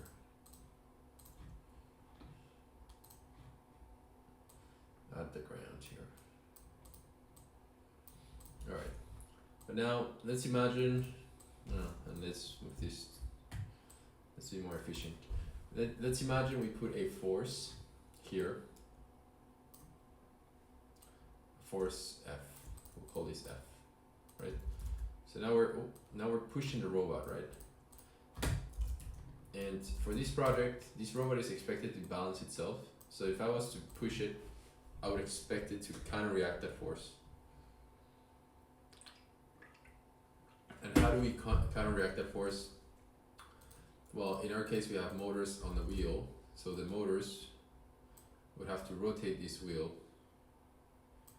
right? So if you think about it, I'm gonna put it, this is gonna be, I'm gonna call this FM, or I'm gonna use torque T.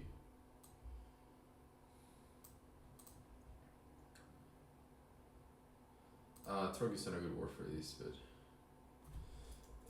just F motor, FM, alright. So if you think about it, we put a force here. This generates a moment around the center of rotation, right? F times D gives you your moment. That's rotating clockwise. And now we gotta hold that back. So the motor's gonna generate FM times R the other way, right? And so if you have this as an equation, we're essentially saying, and my mouse is still acting up, but I've ordered a desk mask because I think it's my desk. So we're saying FD equals FM times R to achieve equilibrium. So that's something that must hold. Now, something that we can also equate torque, motor torque equals FM times R, right? Pretty sure.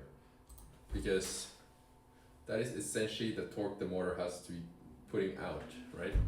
Now, if you were dealing with a decent motor, not the cheapest thing you could find online, you might have a torque spec. Torque. I mean, not here, but let's see what else we have. You have RPM. We have currents. You could try to equate current, well, these are all no load values also. You need to look like for stall current, drive current, drive voltage. Alright, anyways, I don't think they're gonna tell us.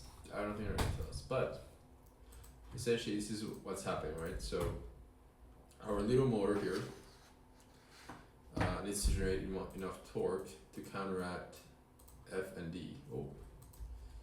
Right? So that external force or the distance.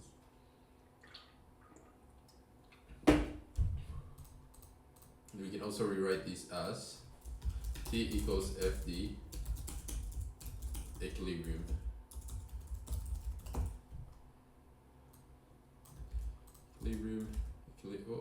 Equilibrium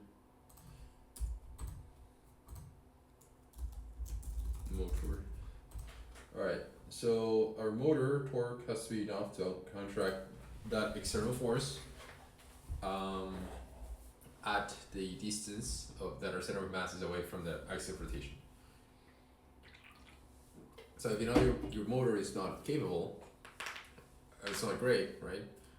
You'd want to minimize D or force. Now, external force, external to the system, perhaps not up to you, but basically we want to make D as small as possible, right? So when we lay out this package again, we want to make the robot as short as possible, essentially. So that's one thing. The other type of excitation, like I said, these, when everything's aligned, everything's great, right? So we have to introduce an external force to throw things off. But what if instead our robot was rotating like so? Well, that works surprisingly well, actually. Okay, so now we have F, sorry, now we don't have F, right? But we do have is gravity. I mean, gravity was always acting on our mass, but now the gravity vector is not aligned with kind of like our robot structure, or it's not aligned with the axis of rotation. So now it will generate moment. So now we have to consider it. So we have gravity there, and I mean, other than that, it's pretty much the same. Although we do have a new thing, which is an angle, right? So, right. So I don't know. Let's call that theta.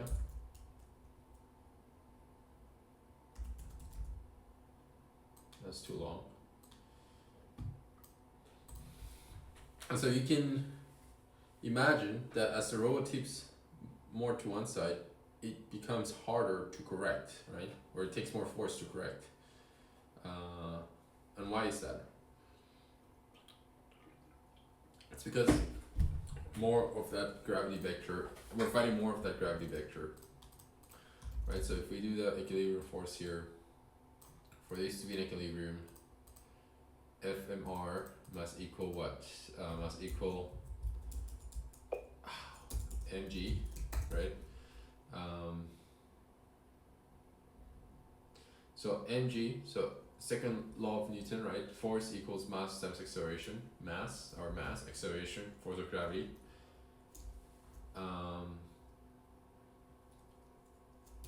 Times d, right? Because we're talking about moments. But we're not talking about the full mg, right? Because it's not the full gravity vector. We're talking about the component that is fighting it to it's generating a moment. So it's gonna be sine of theta.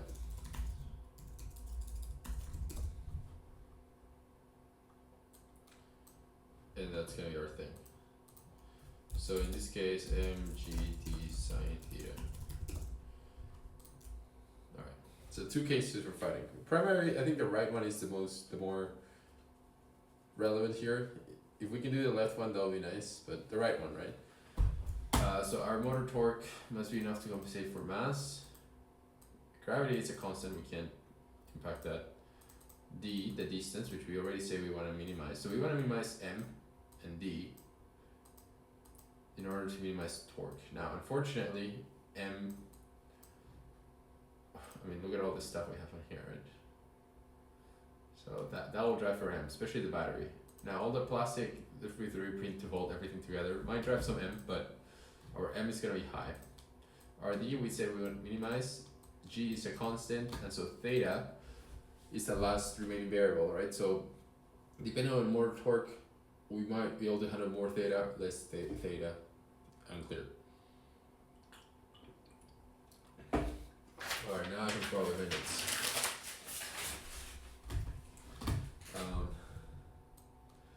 Alright, so now we can open CAD. I think we used a thing called OnShape. Haven't used in so long because I don't know. We use CATIA at work, so I'm gonna be pretty bad at these. And so we have, where is it? Mujoko? No. Where is the robot dog? Antarctic folder. Ah yeah.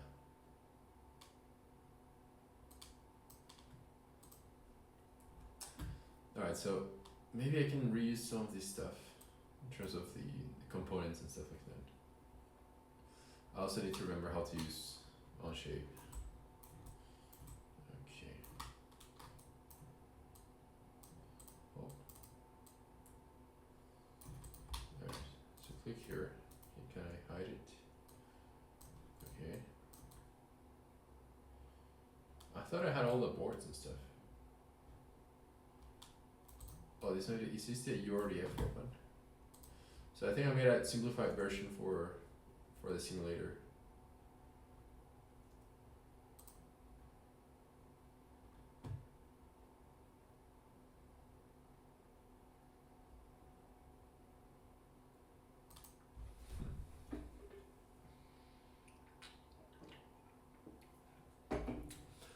hoping to find CAD for some of the boards. The back converter, because we use the same one, so I imagine we have it here.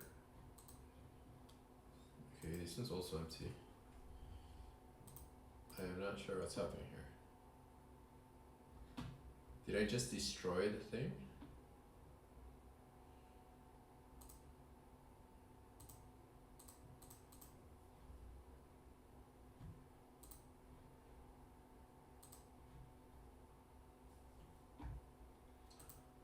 Bit confused. I was pretty sure I thought I had a version with all the URDF.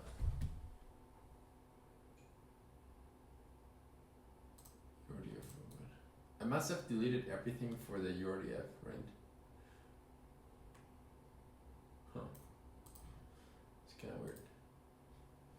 Alright, we also have the Dingo quadruped. This was kind of like something I was using for inspiration. Let's see if these guys had, because I think these guys had a pie in there. And then we're gonna need a set of calipers.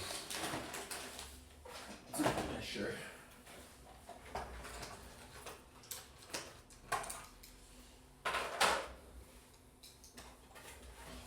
Taking a long time.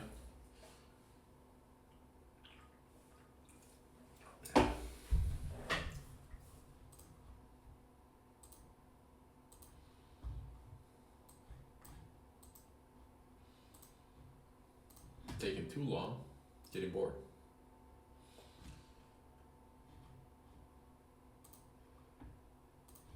I think we can open multiple windows. Oh, that opened, that worked. Alright. Yeah, different quadruped robot design. These guys were a team of people with more time and resources, so I think they got fancy with some of their stuff. But okay, that looks like a power distribution board. If we hide these fans, they have fans. Can you imagine an edge? No, who has time for fans? Alright. Oh, things are flying. They complete the mains. Okay, so oh, what is that? Another power distribution board? Question mark.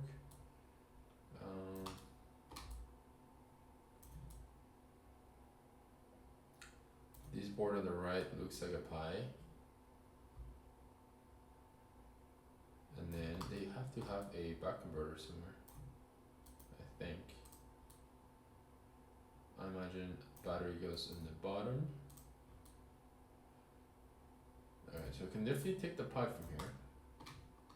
Oh yeah, there you go. Oh yeah. Now the only issue might be, okay, DC to DC.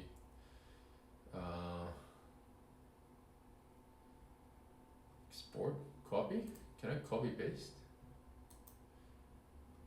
Export.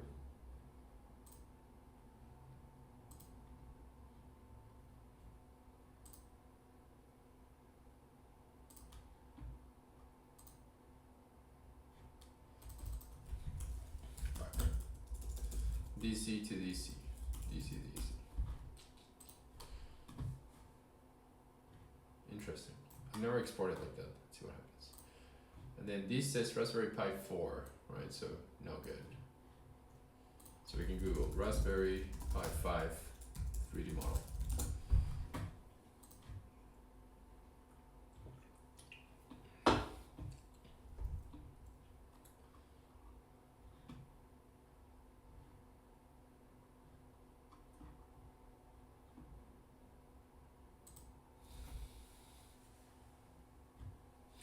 There's one of GrabCut. Maybe it's fine. Did these work?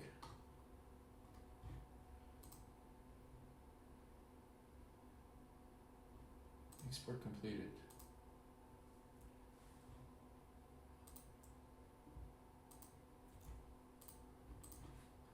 I mean, I was hoping to not have to download stuff.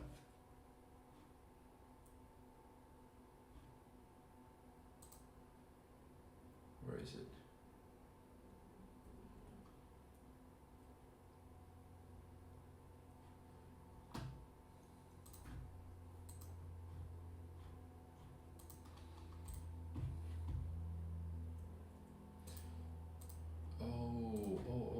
Oh, sorry, I might have. Maybe I forgot how these on-shape thing works. There's tabs down here. And so one of the tabs here. Oh, it's so slow, man. One of the tabs must include everything. Alright, so we have a Raspberry Pi with insane amount of detail. Sure. Why is there a new step?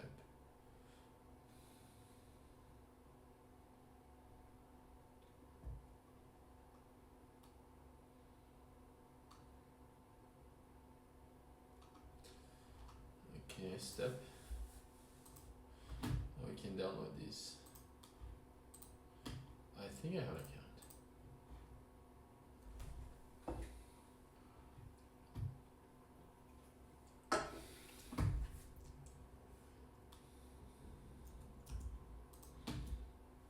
Wow, I haven't been on this website in a while.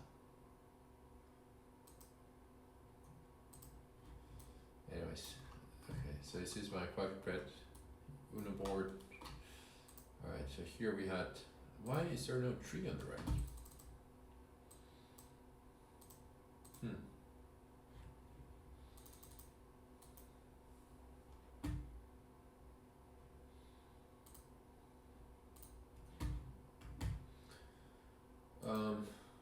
No.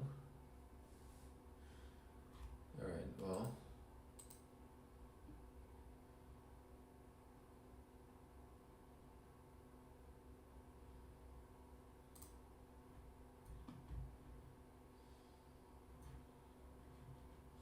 Okay, it seems to work better now.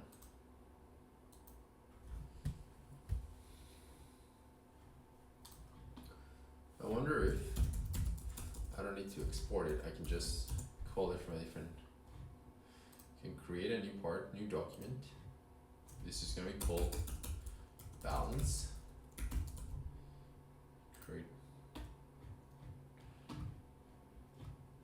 a part studio and assembly. So I think in an assembly I can insert other documents. Antarctic lower leg now. Tab level. Back converter.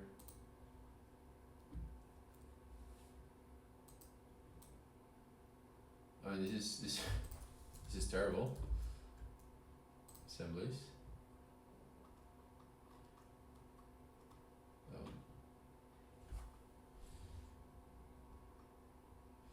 I mean, it's maybe. Yeah. Okay. Cool. All right, we have that. Where is the origin? It's there. Okay. Important. All right.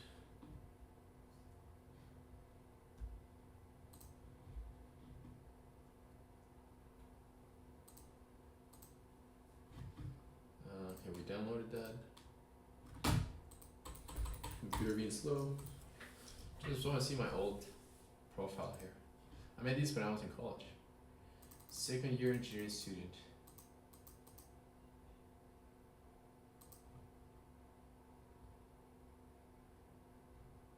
Wow, hundreds of downloads there.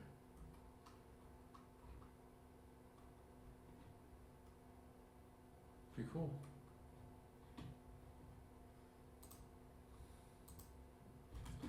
Alright, we can insert something else, current document standard. I don't know how it works. I think you go here to upload, import. Okay, remember a little bit. Alright, you're right. Import appearances. I don't care about appearances. Combine to a single part. That seems like a good idea. Alright, again, I imagine something's happening in the background. Yes, let's see how it works. Now, while that loads, we can just take some measurements of our back converter in real life and see if it's the same as what we have on CAD.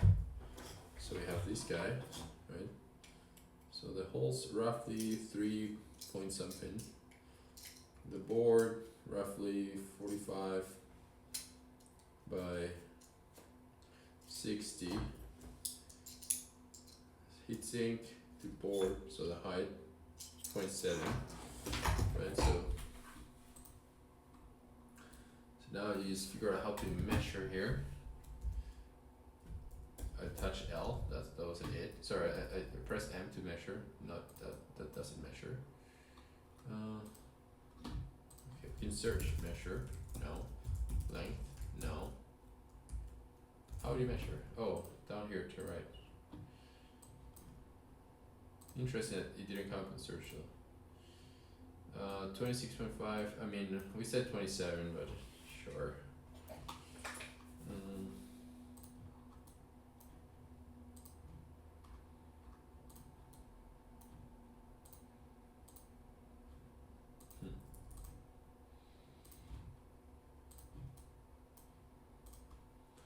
45, and then I think the other one was 60. 60, so this model is like good enough. See the holes. Diameter 3, yeah, good enough, alright. And then we have a Raspberry Pi here. Oof. Too many things, man. Alright, can I just delete? Can I delete you guys? Can I? Go away. Go away. Delete, yeah. Oh, not the entire thing, come on.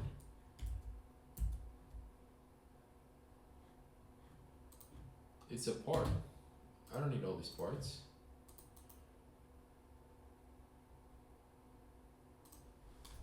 Oh, I see. Okay. I guess. Yeah, I mean, someone created this model with crazy details, so I accidentally hit something. Okay. Just doing a quick check. I mean, looks about right, so I'm just gonna throw that in there.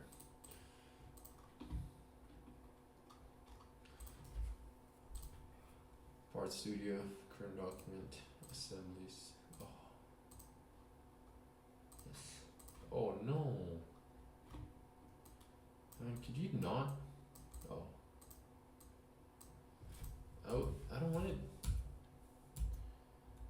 I need it to be. I need it to be one piece. One piece. Maybe I can touch all of them and be like, join, boolean, union. Yeah.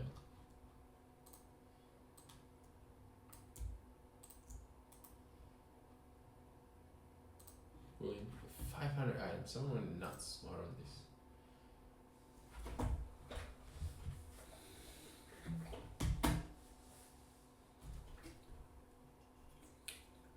The other thing, what's not so great about like recording a stream while you do this is you can't play music. I think because of copyrights. So it's just you're in silence talking to you guys. Did that work? I feel like that didn't work. I feel like that did not work.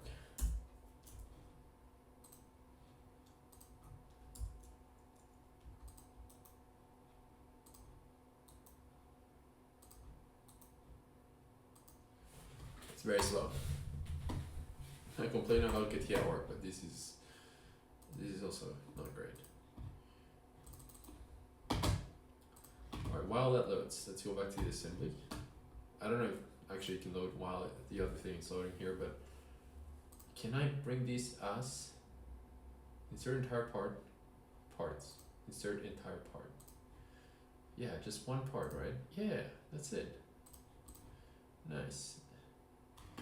Part 0 contains instant error. What's the instant error? You know what? It doesn't matter. It doesn't matter. Okay, now this guy, it's gonna be our top level, or main, master, whatever you want to call it. So we have that. So let's go back to our diagram. So this was meant to be battery. This we set DC to DC. This was the pi. I don't know why it's writing sideways. This was power board, power. This was controller, and this was IMU.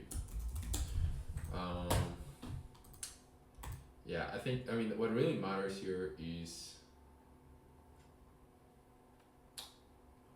DC to DC we have DC and we have what we're missing. The big one we're missing is the battery, right? So the battery, I have batteries of different sizes, right? So we have this giant guy, and then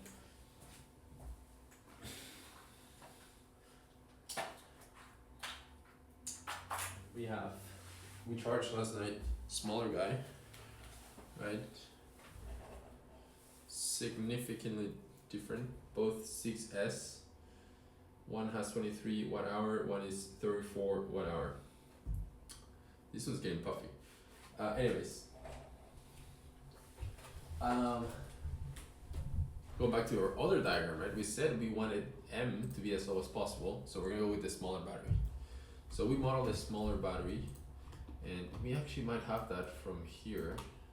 Look at this beautiful model. Now, obviously, I modeled a giant battery there. Let me see what's on the robot.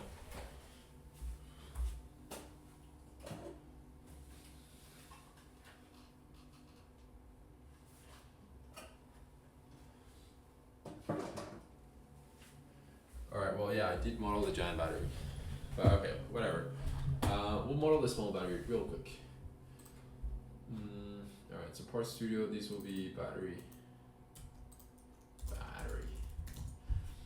And then we're gonna call, actually we should be specific, right? So this is a 6S.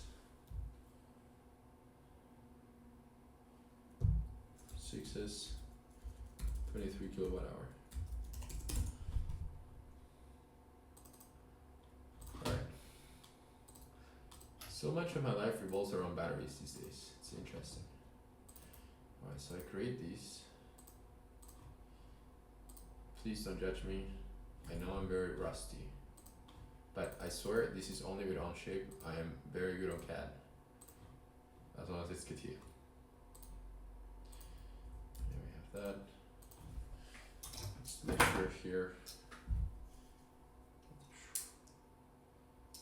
38 and change.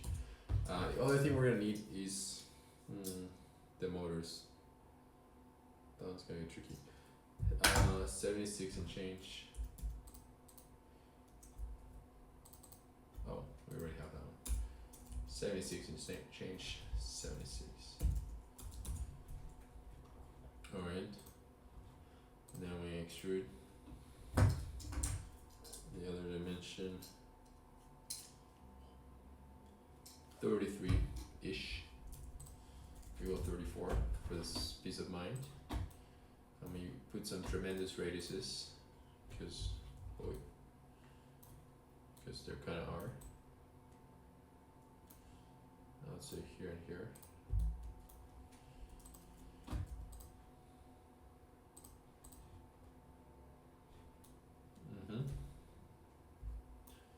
And then the other thing we have, actually the proportions don't look correct. They do. The other thing we have are wires coming out of here.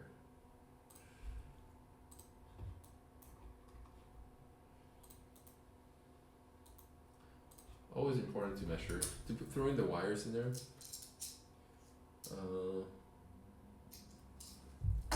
Just so you leave packaging room for your wires. Else, easy to forget. Expensive mistake to make. No wires, no room for wires, or your wires are getting like super bent or very tight turn radiuses. Not good. Especially with battery. What if those wires pull out? Not good. Okay. Construction. Can we make this construction? No, we can't. I know none of the shortcuts. It's painful. You touch this, right click, construction. Yes. D for dimension. For you can D. Okay, I guess you can do both for. You can make them equal, but whatever. 6. Please, here. Alright.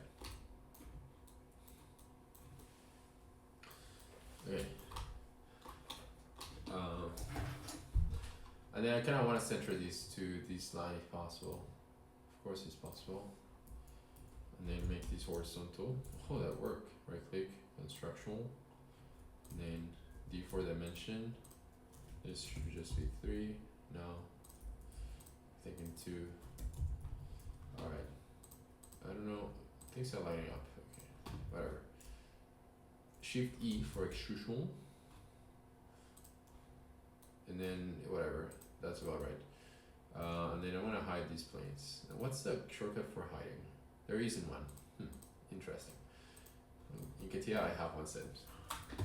Okay, top level. Alright, so we insert this guy here.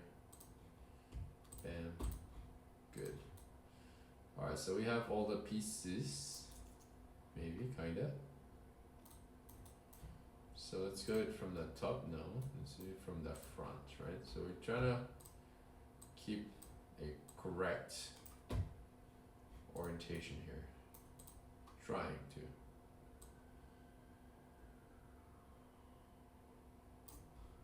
$90. Okay. Oh.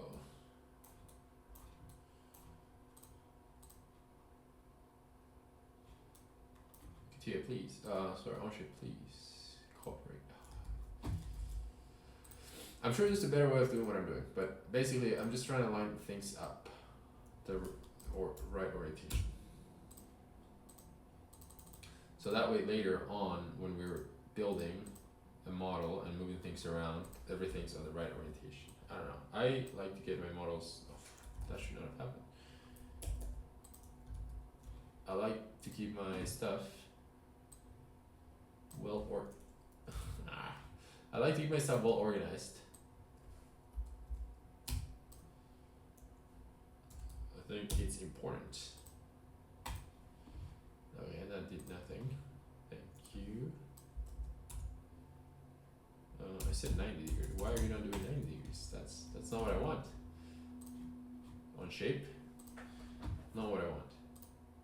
Can I just rotate 90 degrees? Bam, there you go. I knew there had to be an easier way. Alright, so now we go front. Everything's actually in the front. I know they're on the wrong x-axis, or y apparently not on shape. On CATIA this would be x. Anyways.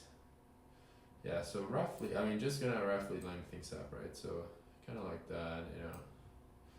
I mean, how close can your board be to your battery? Depends who you ask, you know. Okay, so we did say the buck converter should be closer to the battery, and that's because the battery wires go to the buck converter wires, and those we want to keep them as short as possible. Those are our biggest wires, bigger, you know, stiffer, right? So we can put it something like that, looks like to me. Now we find, and then we bring our Raspberry Pi here, and strap this guy here. There'll be plastic in between all of these things. So something like that, right? So now if we go back to our sketch before, it starts to kind of like resemble battery DC Pi, right? Kind of looks like it, kind of like, yeah, you could see it.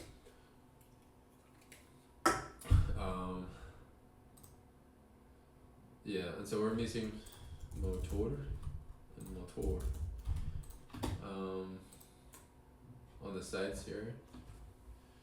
And then, yeah, just, I mean, if you were to lay down all the stuff, right? We have DC, power board, which, come to think about it, would be great if it was very close to the DC.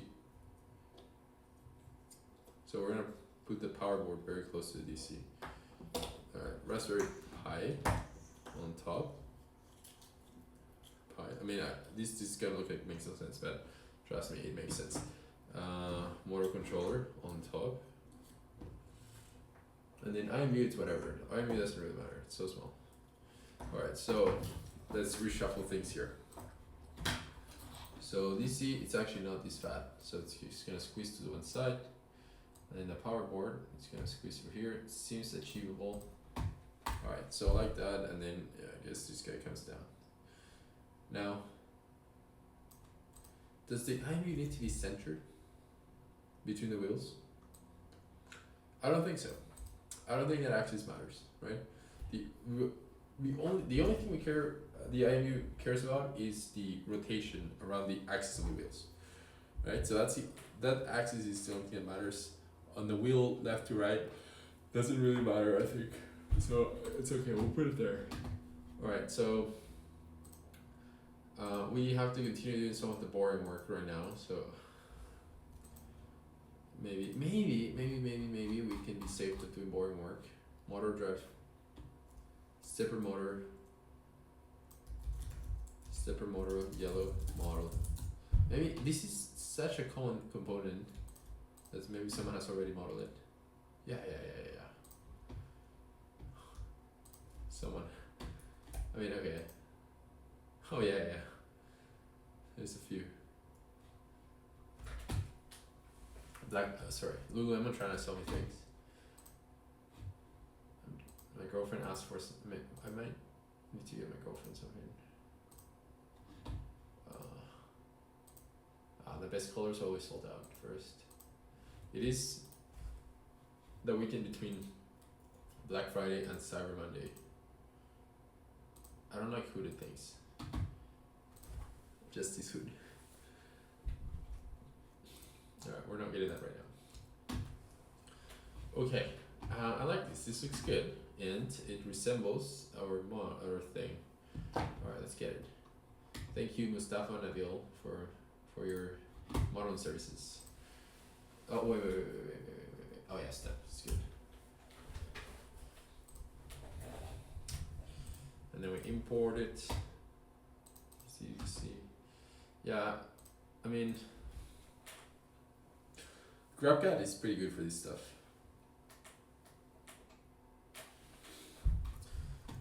Alright, now we can insert. And this is where you're gonna ask me like, oh, that's wrong. So.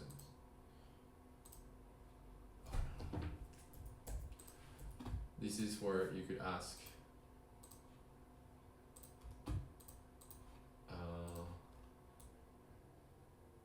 Wait. Oh, you know what? We're missing the wheels.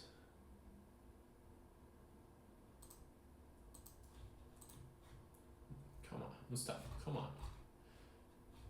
The yellow motor. I mean, the wheels are not as important.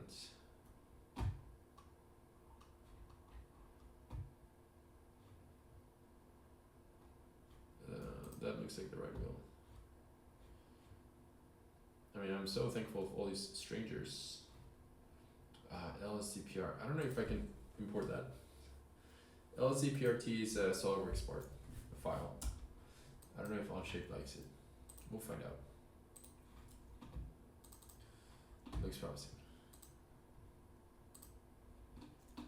It's coming. Alright, so our jungle of parts here. Please, okay. I mean, do you ever wonder how much faster you would be if things actually worked? I wonder these frequent, okay.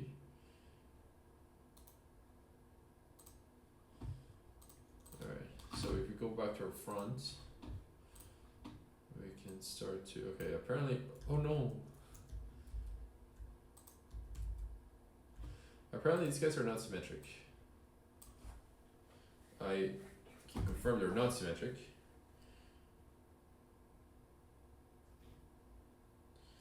But it's a very small difference.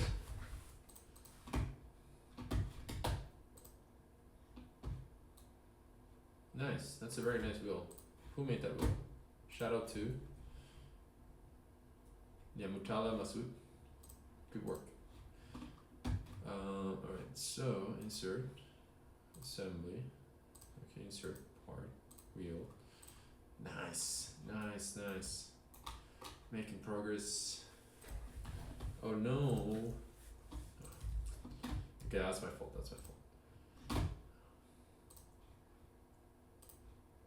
Wheel. Oh, it's a single thing. That didn't work, did it? Insert entire Power Studio as rigid. Wheel. Yes. Alright. 180. 180. Yes. Alright, back to the front. Alright, so we move this guy here. Is that gonna work? No. Okay, well, worth a try, huh? Move this guy here, here. And then this guy, oh, this guy comes here. And kinda like here. Kindish.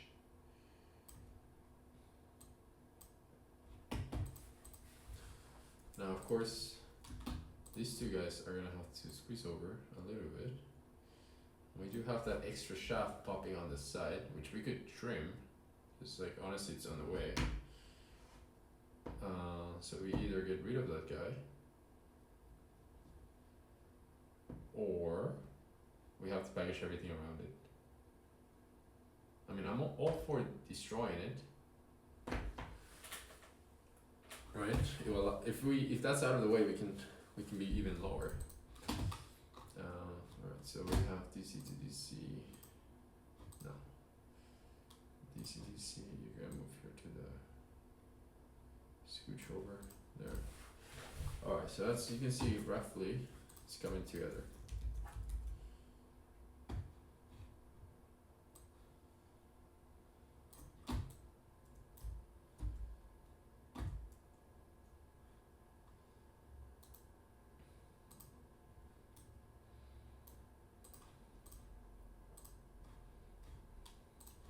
So that's our second motor. I'm just doing this very rough, by the way. I understand things don't line up perfectly. Just trying to ambition what we're going for here. So you can see there, okay, well, no, these guys don't have to be all the way out there. But you see, that's why we model the battery wires, right? Because you gotta be mindful, those battery wires are getting close to the motor. Looks like we'll be fine, right? So again, just looking from the front, looks like this might be okay. Now we're missing a couple components.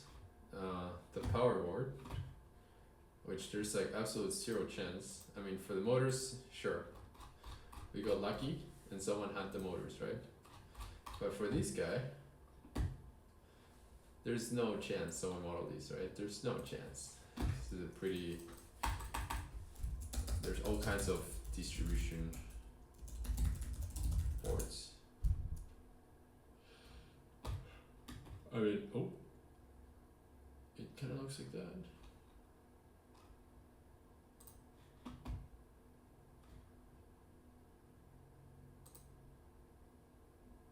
Yes, it kind of looks like that. I mean, it's not exactly that.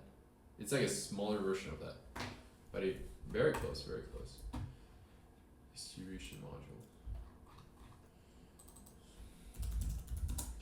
It's always worth searching.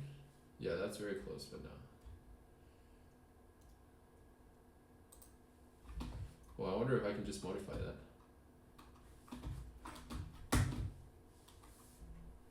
What are these ads?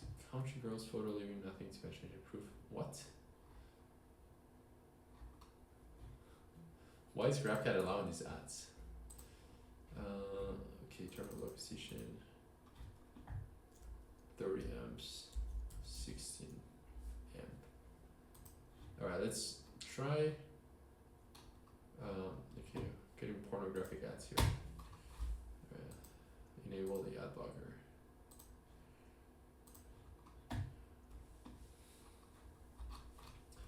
That's much better. NASA ads, that's what I'm talking about. Yeah. Alright, let's just try this guy. So if it's not perfect, maybe I can just modify it, and that would save time compared to having to model from scratch.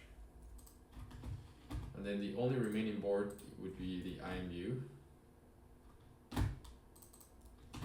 I think there's like so many clicks and my mouse is not good. I think there's a decent chance that we have one from the website here.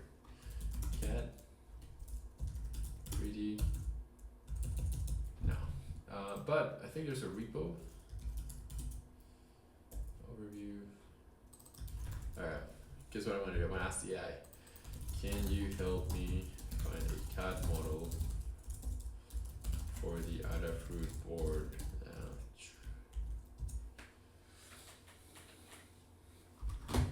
While that loads, let's look at our injection board, power junction board, distribution module. Alright, let's do some quick measurements from what we have to what they have, right? So we have, on the width, we have around 38 plus change. Lengthwise, we have 57. So 38, 57, and the terminal blocks 16. Alright, so let's measure here, right? Yeah, this is, okay, well that looks a little different, but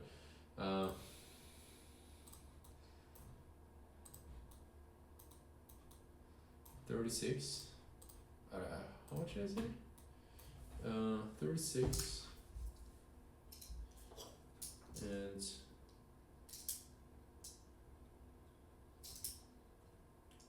sorry, it's hard to measure stuff in a way. This should be from here to the bottom of the board, it should be around 24. Well, it's not. Okay, well, that's what's called a miss. So we tried and we failed, but I don't understand why we failed, but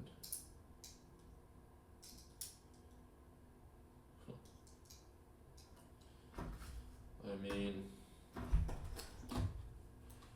alright, whatever. Listen, sometimes you actually gotta do the work, right? GitHub.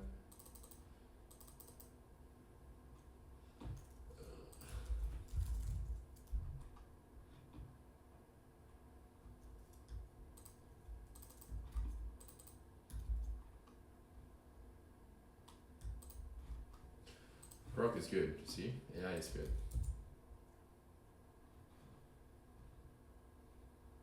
I don't know what 3D find it? I never heard of this. 3D search?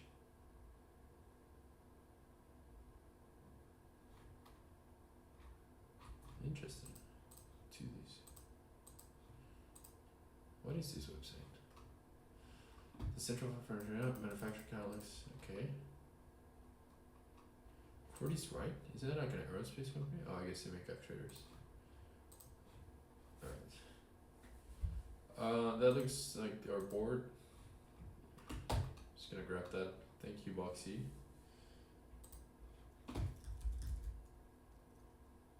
Wait a second. I mean, it looks. Where is it? Oh, that's not our board. Alright, whatever. Alright, guys. Actually, time to do work. Alright, real quick here. Insert tab. New import studio. Alright, power. Distribution. Alright. Everything starts as sketch. Everything is sketch, okay? Rectangle. Everything is rectangle. So we have 38 point something low and 57 point something. So it's 38 point something, and then 57 point something. Alright, how thick? Oh, I'm sorry guys, knocked into you. Alright, so how thick is the board? Well, the board would be 1.64 thick, just destroying my entire desk here. 1.6-ish, you know, you get a little extra. Save measure. Alright, now everything is rectangle, everything is sketch. Like I said, we'll have a couple more sketches viewing it from the top. We have like a couple of these. Oh, my mouse is just giving up. It's not having it. Okay, so these are relation. These are collinear, what we would call in CATIA, and coincident, what you would say in on shape. So that's coincidence, and now we're fully constrained somehow. Not entirely sure how. Okay, that's better. So these and these are gonna be equal, because they are. The emoji thing just came up. These are gonna be equal. I'm gonna do like a GoFundMe for a bigger desk, because alright, and these are oh, just that broke. Okay, please get here. Sorry, on shape, behave. Coincident. Alright, I don't understand why this is fully constrained. This isn't fully constrained. What's constrained? The position. Nothing is constrained. Yeah, delete one of them. Whatever.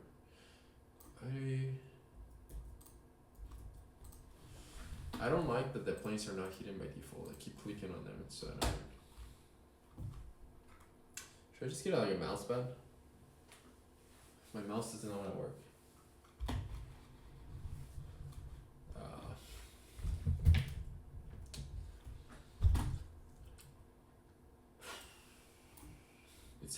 It's hard out here, guys. Alright, so we're gonna measure, so it's gonna be around 30 by 10. So this is gonna be the 10. It's gonna be 30. And this thing is gonna be around 7.2 from the edge. 7.2 from every edge. Interesting. It's nice when there's some consistency. Okay, so I see the issue now. That's what is constraining position, this hole here. Okay, we don't need it. Whatever. 7.2. Alright, now there's multiple ways of doing these. You could just be like, oh, mirror, whatever. But I'm just gonna do it this way. Right? I understand it's not the most efficient way, clicks wise, but I just don't feel like figuring out the on-shape interface right now. Okay. Like here. Yeah, my mouse is really annoying me. Alright, so those are these blocks here. Let me try to get a mouse pad.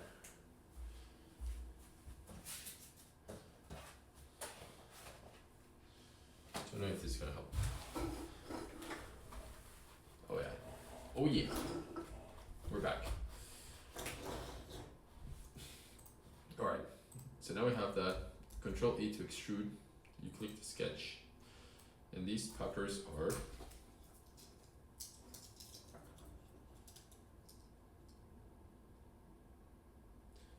14.2.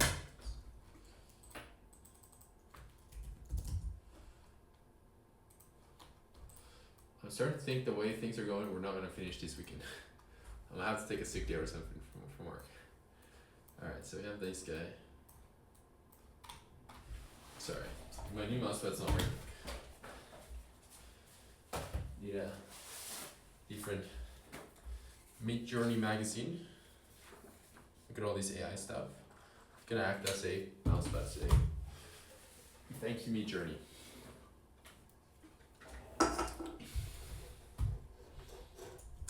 Okay. Alright, so we have that.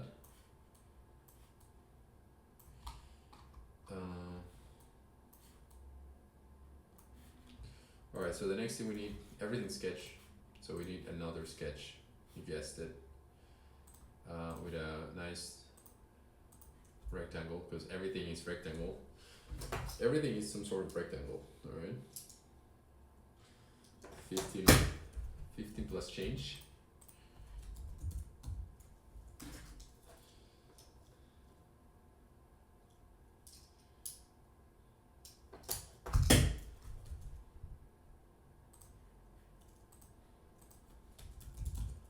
Alright, and where are we gonna be? 6.3 from the edge. So after these, our distribution board is just about finished. I do want to add the wires, Control Shift E to extrude. I want to add the wires coming out the extrusion board because again, easy to forget when you packaging things that there's wires. Command A 21.6. Maybe this is what I get for doing CAD on a Mac. Alright. Oh, you know what? We also need the mounting holes. Sketch. Everything is sketch. View from the top. We have what appears to be a uniform pattern from the center, so I'm going to do one of these. I'm going to highlight all of it. Right click, make construction. Can't do it. We tried though. That's what matters. We tried. Construction one at a time. Painful, painful, painful. Let's try to multiple at a time. Construction. Oh, efficiency. Alright, now we do some circles. A circle. I don't know, maybe there's an easier way. Some sort of pattern. Circle. And now we click circle. Every circle. Oh, every circle. E for equal. Measure circle. I wonder if I have fasteners for these circles. Around 3, you know. 3 sounds about right. 3. And what we want to measure is how far from the edge? 1.5-ish. 1.5-ish from the edge. And is that consistent? I mean, if I had to guess, and again, I'll say yes. Yeah. 1.5-ish. And of course, if it doesn't fit, we can revisit here, but I think this is just fine. 1.5-ish. Now, one of these is not fully constrained. Absolutely unacceptable. Everything must be fully constrained. Alright, so now we have everything sketched. This is not an extrude, it's a pocket. I think that's what it's called. You know what, I'm just gonna extrude it. Maybe it's a remove extrusion, yeah. Line up to next. Very nice, very nice. That's our distribution board. Now I just want to add something for the wires there, just so I don't forget that there are wires coming out of here. This one I'm not going to be very scientific about. So I'm going to do one of these. Constructional. One of those. Circle, circle. These two equal, equal. Very nice. Right diameter, 2.2-ish. That's what's wrong.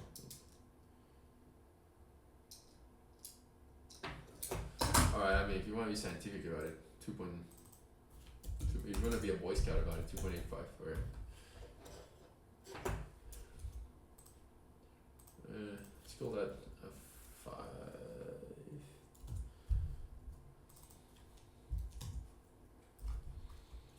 Alright, and then no. Alright, construction. V for vertical. Okay, why'd that not work? Why'd that not work? It's cause it can't work. Okay, let's just make another dimension here. I'm not even gonna measure again. It's kinda like just to protect for the wires, right? Well, whatever, that's fine. Shift E on my sketcher and give it like, I don't know, 15. These wires are pretty flexible, don't have to protect that much. That's our power distribution board. So now we come here and we throw it in here. And this is where things get a little interesting because I think that the right way to fit this thing in here is gonna have to be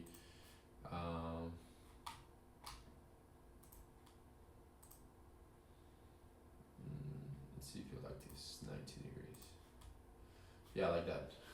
Like that sideways kind of thing. Because I mean, I haven't measured, but just looking at it in real life, I'm like, yeah, there's no, that's the only way. And now you can see that having it this way will push things up. The Raspberry Pi will have to come up, right? But at the end, I think it's still a win.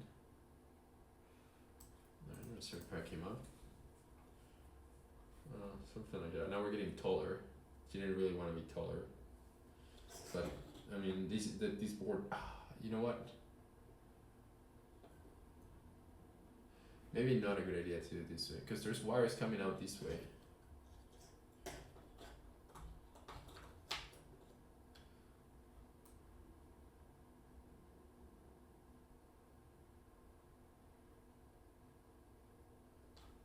Huh. Yeah, those wires are annoying. Alright, let's go back to the diagram here. What if the pi goes all the way to the top?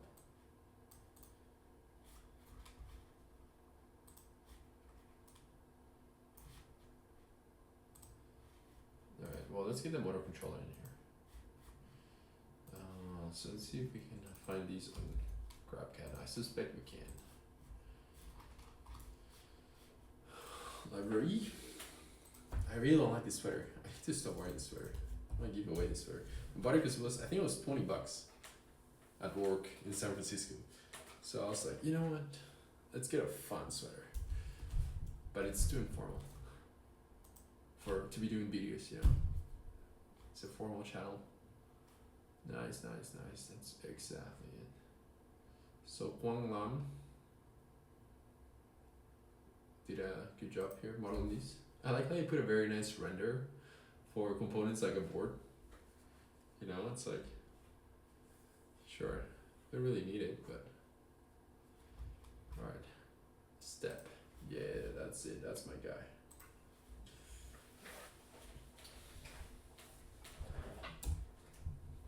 Laying out the components here, I mean, it might seem simple, but this is the bulk of the work. Afterwards, we're really just throwing plastic in between to tie it all together. But how we model it, how we package everything together, it's kind of like the most important part to make sure you have a good chassis design, right? You don't want to be missing. You don't want to be finding out that you know your boards don't fit or the wires don't fit, or the way things are laid down, you're gonna have to move around your harnesses, right? So we're saying power distribution board here. Sorry, back converter here and here. Right next to the heatsink here, right? Now before we had Arduino right on top, now we're saying motor controller on top. And then Arduino on top of all of this stuff. Easy. No problem. And then legit the IMU is whatever. Can go anywhere.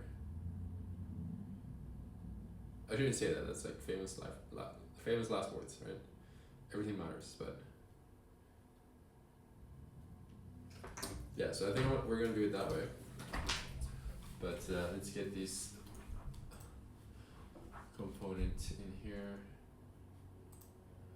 It's not assembly. Okay.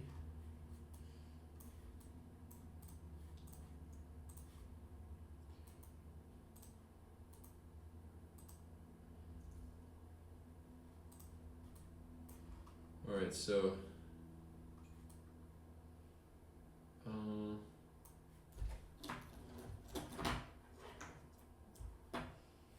we should flip this way just because a lot of wires. Oh no.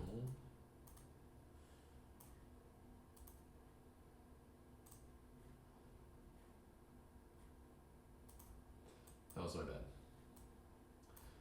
We should flip it this way. Yes. Because a lot of wires are coming. This board's not colored. After all the other boards were perfectly colored. I think if we want to do a tight package, we can do this like that. And then we can bring this guy up, right? So that's effectively what's going to happen. Now we do have some empty space here. And guess what? We're missing the IMU. So can we put in the IMU there? That's what I'm thinking. The reason why I have some empty space here is because there's wires coming out of here up, right, in the direction of this arrow. So I was thinking, yeah, you want to have empty space there, but we could also build some sort of wall to fit in the IMU there. which is I think what we should do. I'm getting hungry. Let me search for IMU board one more time.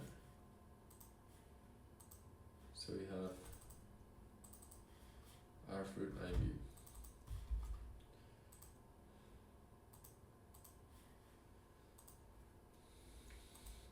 But yeah, we're getting closer to something that might actually work, which is good.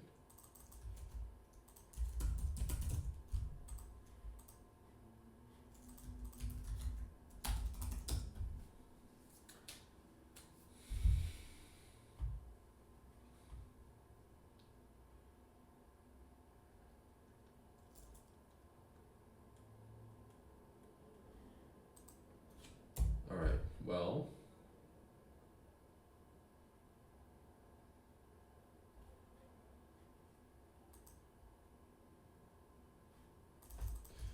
I don't know. I think GraphCat might have gone down.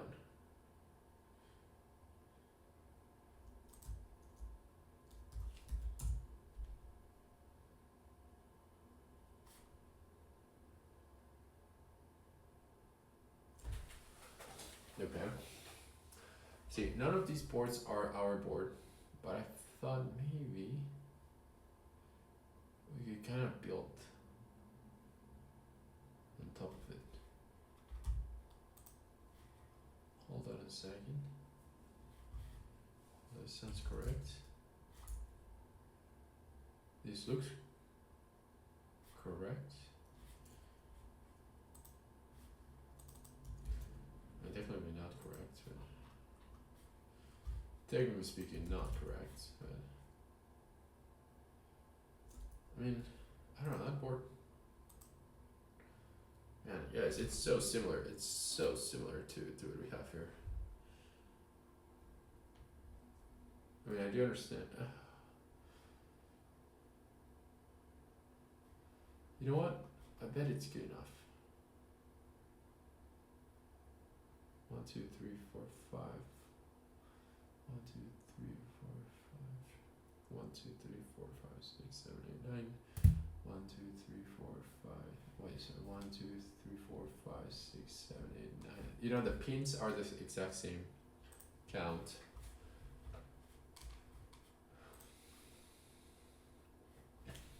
Let's try it. I mean, I'll save time, right? I'll save time, so.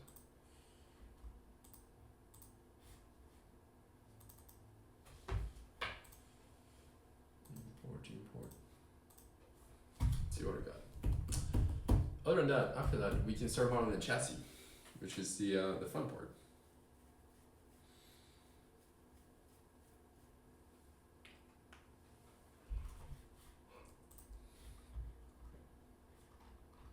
Alright, so it did include a case, which we don't want, right?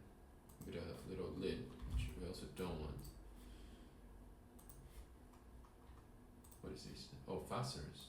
Definitely don't want fasteners. I really hope we have fasteners somewhere. I haven't checked. But okay, so effectively, so we're gonna measure here, measure tool, right? So from this edge to this edge, we have 25.4, right? And so if that matches, yeah, 25.4. The other one should be 17.75 or something like that. I need the planes to be off by default on shape, please. Okay. Why is that taking so long? Okay. 17. I mean, listen, guys. This is it. This is it. We found it. We found it. Okay. Insert. That's one thing. No.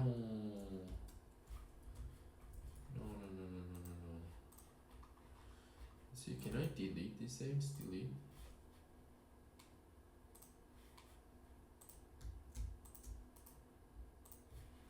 Last time I was deleting, it got really upset. Okay, looks like I can delete. No problem. Alright, go back in here, throw these in there. No. So many things you gotta click to make things right. The goal should be, The goal should be to have as few clicks as possible.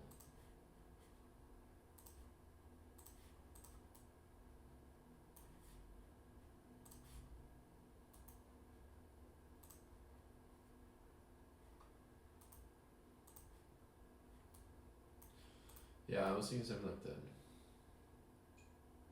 Actually, not like that. Because the wires are coming from the other direction.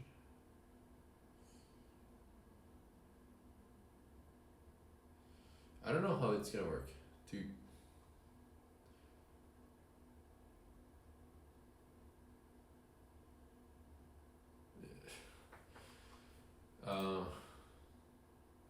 it's gonna be a little tricky to secure it. But okay, effectively,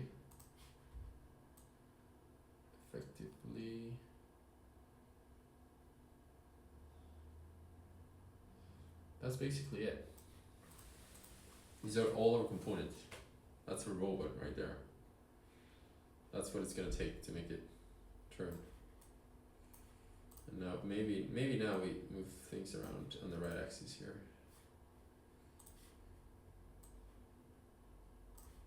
Right, so that's what we're looking at. That's what we're effectively looking at. Raspberry Pi on top makes sense in case we have to like access things, right? And connect the USB-C to it, things like that. The battery there is fine as long as we have easy access, right? Because we will have to swap out the battery to charge it. So I mean, anyways, that all comes down to chassis design, but this is effectively what we're building, right? So remember, yesterday we had this sketch here. Today we have a model with all the components laid out. Next we're gonna tie it together. But first, I'm gonna go have lunch. So that was decent progress for, I think it was around an hour of work, hour 20. All right, BRB. Later. All right, back at it again after lunch. Let's see what we got here.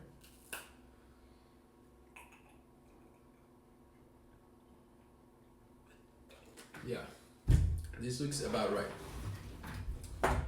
Now we can start laying down the chassis. If my mouse collaborates.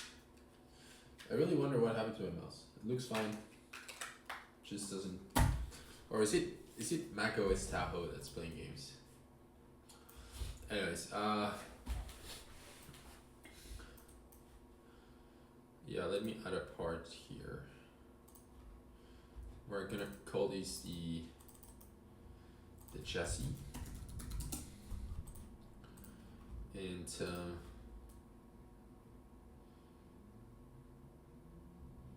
I guess first things first, right?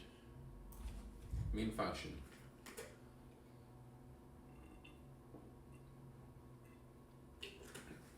Main function is to the main thing we need to do right now is to tie it to the motors. And I think the chassis is not gonna hold the battery underneath. So the battery is almost gonna be a ground. Right, so as the saying goes, everything is rectangle, and that includes the chassis. So we start with rectangle. We're gonna make this 100 millimeters long by 50. Going by aspect ratio here, Shift D to extrude. Yeah, going by aspect ratio here, not by exact dimensions. Just I always start with what feels right. So let's just I'm just getting this started to basically get something in there, right? So that's our origin. Okay, so the part origin is there. Part origin, top, okay, top. And just line up the origin of the assembly to the part. Top. Want to make sure that as I build these, things are going the right way. All right, top. Okay, so first things first, battery, sorry, we said battery is not going to rest on top of the chassis, it's going to rest below the chassis. So we're going to do a mate here, or I don't know what these are called in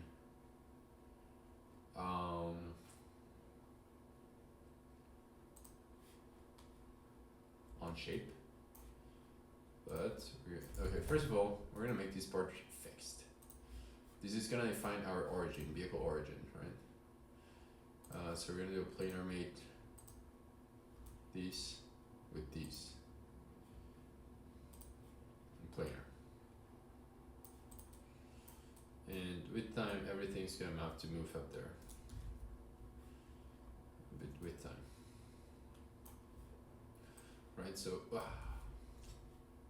it's so annoying that this is not being treated as a single thing. Alright, so this DC to DC, now we know DC to DC will be one of the first things to sit on top of this chassis plastic. You can see that I need to move things around because I didn't do it on the right origin. But essentially, these are some of the first components we need to tie down. And then this is I think this is a power board. So we have that there. Battery in contact with chassis. These two should move as one.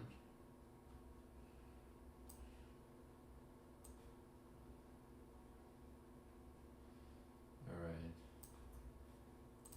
Now, I was thinking, or I was kind of like looking at the yellow motor to try to figure out how we can connect this to the chassis, right?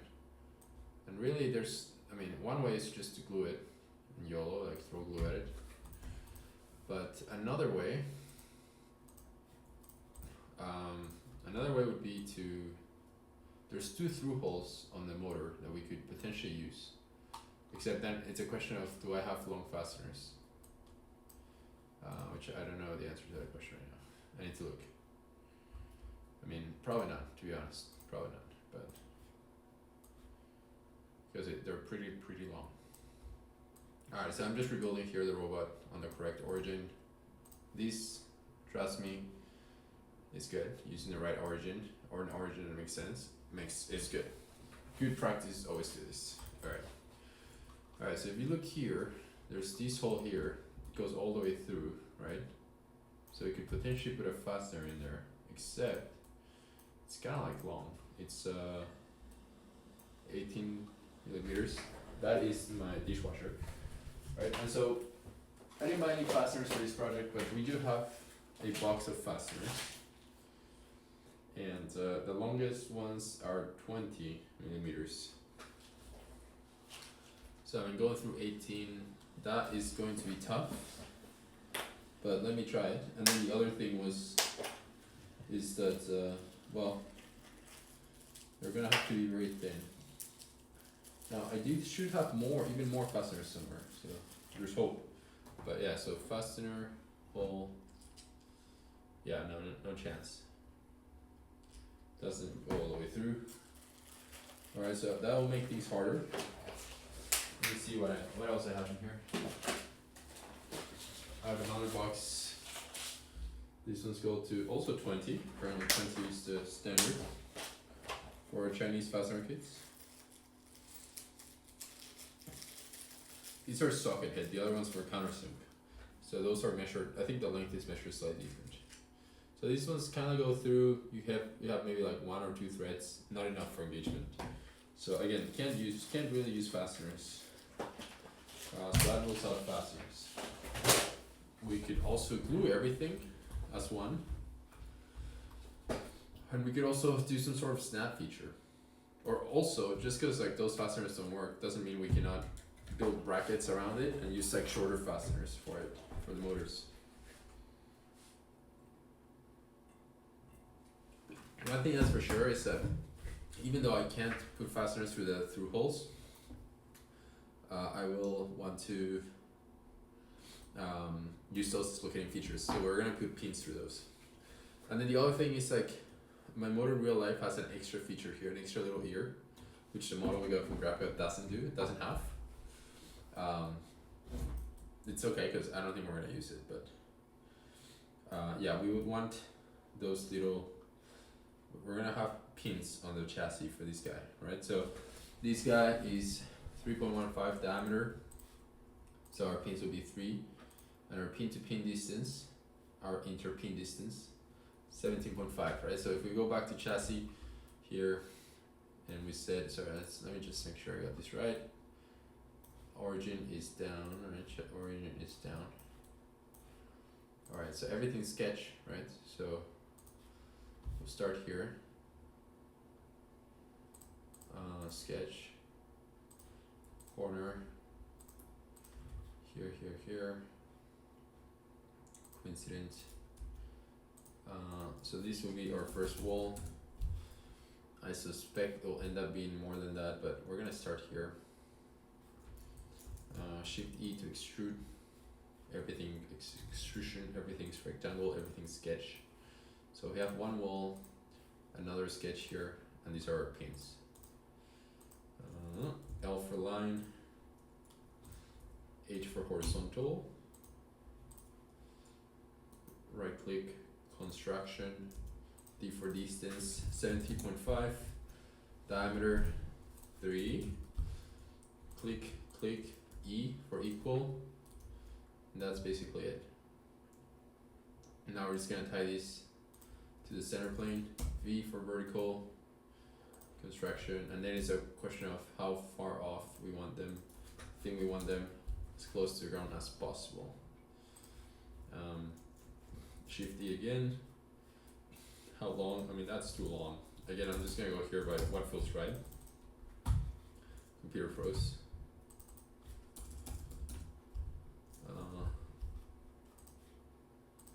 Yeah, maybe something like that, right? So if we go back to the top level, so now we have a feature to mate to, right? Oh my god. Why does it do that? Why would I ever want to do that? Why would I ever want to rearrange an assembly? I'm just losing my patience here around shape.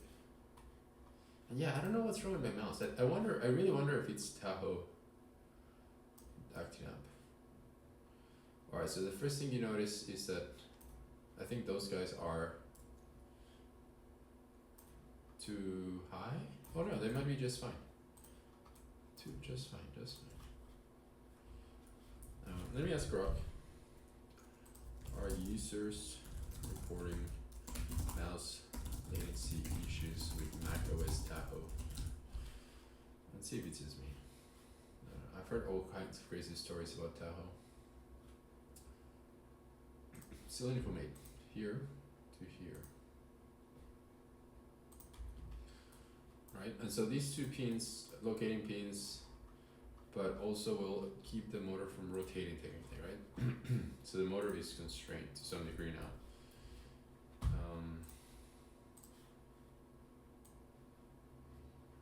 Oh my god.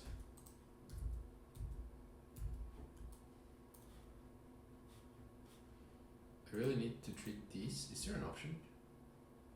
Lock current position, no.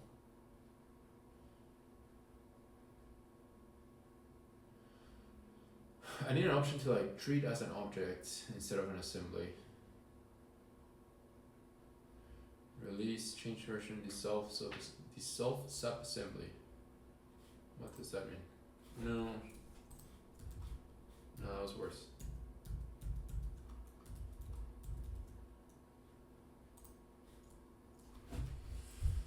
And it looks like it cannot be reversed, so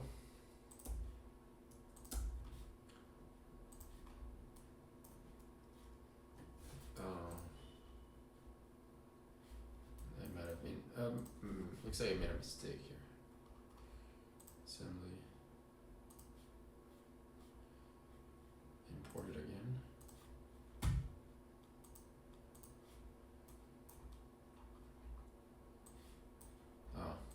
Okay, well it looks like I completely broke that, so I need to bring it into Onshape again.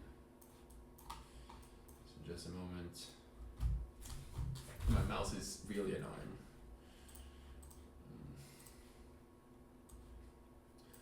Yeah, you're gonna hear a lot of complaining.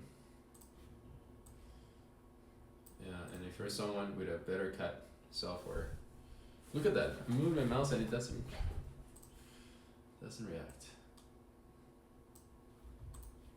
I don't have any patience for technology. It has to work. If it doesn't work, then what's the point?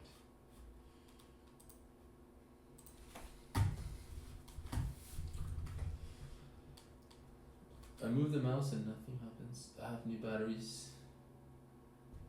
Not sure. I can try one thing actually.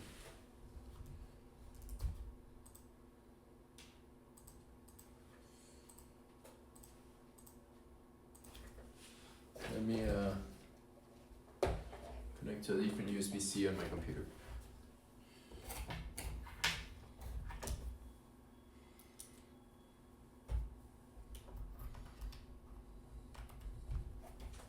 I was using a dock, so maybe does that feel better? No. Look at that. Look at that lag. I think you can hear me move the mouse and you can see that the thing doesn't move. I thought it was the surface, it wasn't. I thought it was the batteries, it wasn't. Then I thought it was the connector, it wasn't. Alright, cool. I think I have it down as a part, so let's see.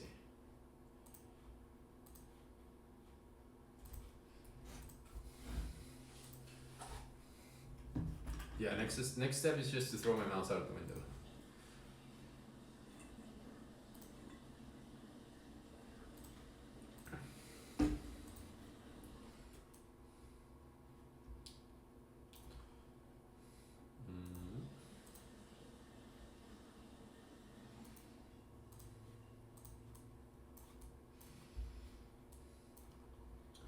Alright. Revolut mate. This guy to this guy. Now remember when we were doing things for the virtual environment and the way you had what mates you use was super crucial.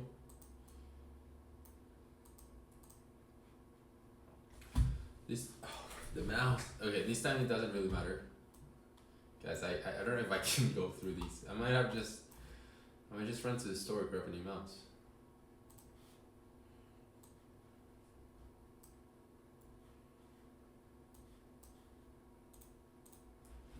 Revolut. Maybe I'm using the wrong mates, which is fine. So I was just saying how it doesn't matter. Yeah. Oh, let me. I think I have another mouse here.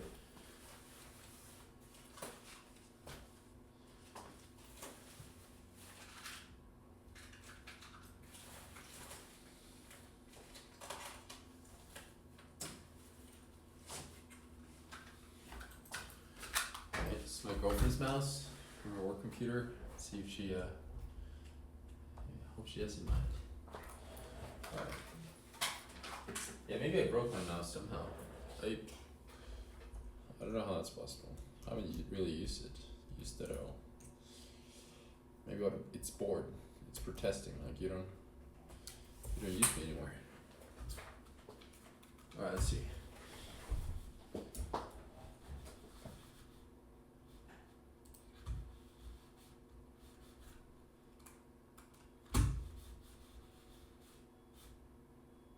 That's horrible. That's worse. That's worse. I don't know what to say.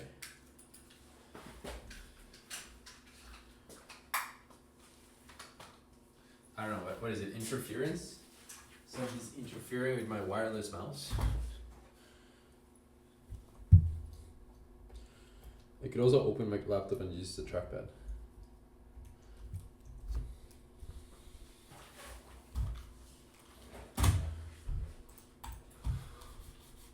Jeez. Alright. Mousepad doesn't help. I just have to be patient, I guess. I might start drinking. We used to drink on the old videos, remember? Okay, so why? Okay, I guess if I still have these two.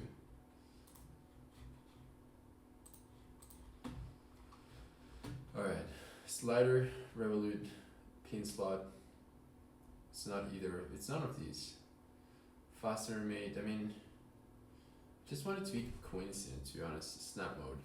Drag an entity to snap Okay, pin slot, cylindrical made, allows translation rotation about the x-axis. Regularly made, allows rotation about the x-axis. Okay, the first selection serves as a rotation point, right? So you gotta, I guess, I mean, yeah, right?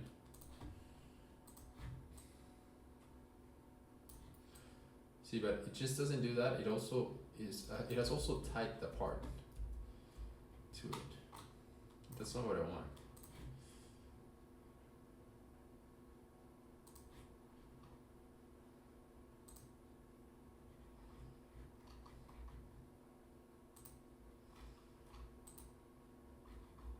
I just find it weird because it's supposed to be for, yeah, rotation, but what about cylindrical? Like, sorry, what about in the axis of rotation, right? Why can't I just pull this part out? Well, I mean, can I? It's not letting me. How is a Revolut made tiny in so many degrees of freedom? It just doesn't make sense to me.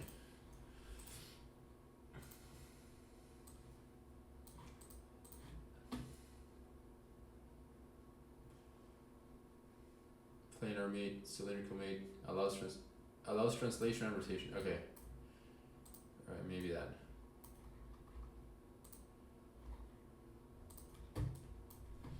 Right, so now, in theory, I can still translate. Okay. So that's called a cylindrical mate. Great. And the order in which you select things apparently matters a lot. Okay. Alright, cool. Alright, and then we need a planar. Please. I sorry, I clicked. I clicked, nothing happens. Click again. Alright. I clicked, nothing happened. Click again. Okay, now it can't happen. Alright. Is this what I sound like at work? Just annoyed all the time? Probably. Alright. So we have that.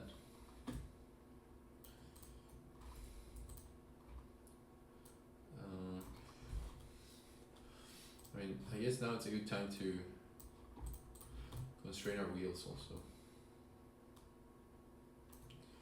It's not that I'm annoyed, it's just that I forgot to click it, didn't I? My tolerance for nonsense when it comes to simple things is low. Or I guess I mean, just don't tell me that, oh, you have to wait for the click to load, right? Like, no.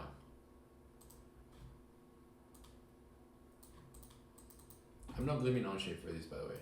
I know it's my computer. Something's wrong with my computer. I don't know what, but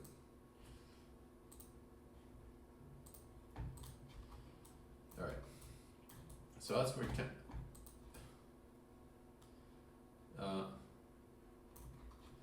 well, no, that can't be right. The wheel is colliding. Huh. Alright, so maybe the model is not great.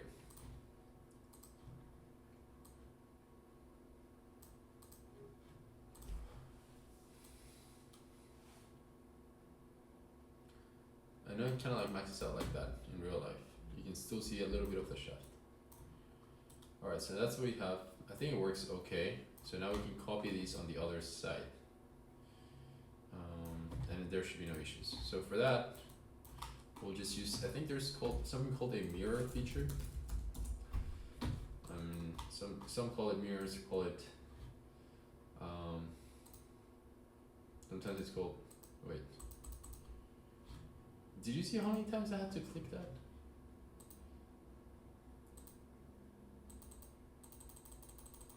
I don't know, man. There's symmetry or mirror. I mean, okay, whatever. Part mirror, feature mirror. We're doing features. Alright, so we do these and these. And this mirror plane will be these, of course. Reapply, okay. This one's broken. Why didn't this work? You gotta click and reapply features. Alright, so now we have that. Now, what we don't have, and we need another one of these motors.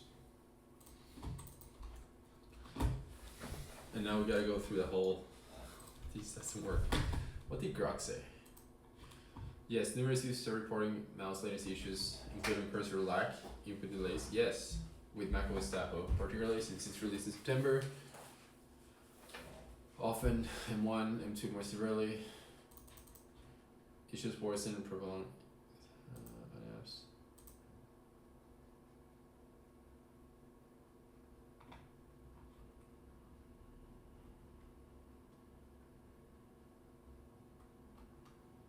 Delete spotlight index. There start. Natural scrolling.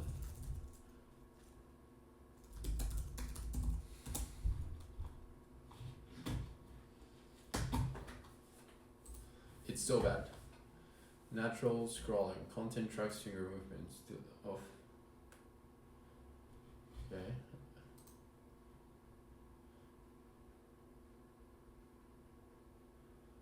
When enabled, the pointer will move more quickly.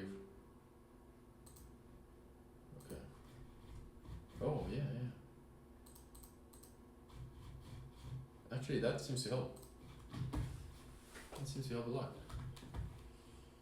General tweak. That actually did the trick, I think. Nice. Oh, still have to misclick. See, that one I do miss. I do blame on shape, because the interface is just a little. I mean, could be better. Let's just say could be better.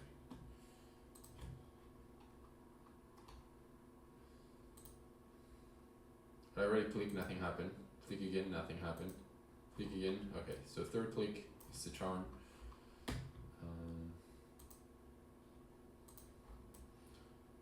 Alright, let's try it again. So click, nothing happens. Click, okay. Click, alright. 2 clicks, sometimes 3 clicks. Eventually it will work. Just gotta keep clicking, guys. Just gotta keep clicking. Alright, so planar. Click, nothing happened. Click. Wrong thing. Alright, let's try it again. Click, 1 click worked. Click, nothing happened. Click, nothing happened. Click, nothing happened. Click, okay. 3 clicks. Nope, click, nothing happened. That might be my browser, I guess. Brave, not good. Maybe? I want to change the color of the chassis. This part. How do I do that? I remember there was like a thing. Do that later. Alright, so wait.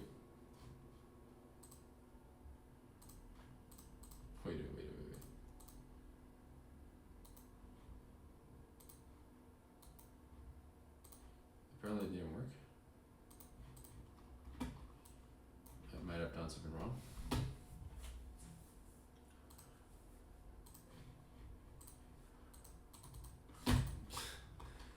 We are struggling here, guys. I might just restart the computer.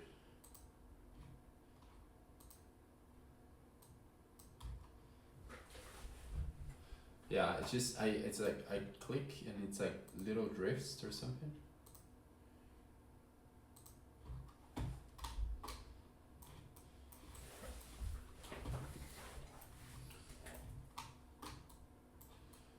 At least now I get to blame it on macOS, I guess. Yeah, it's like doesn't work.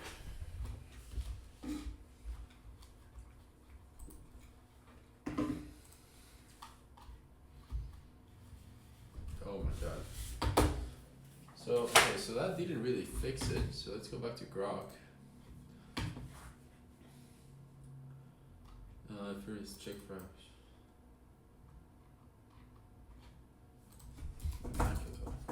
OS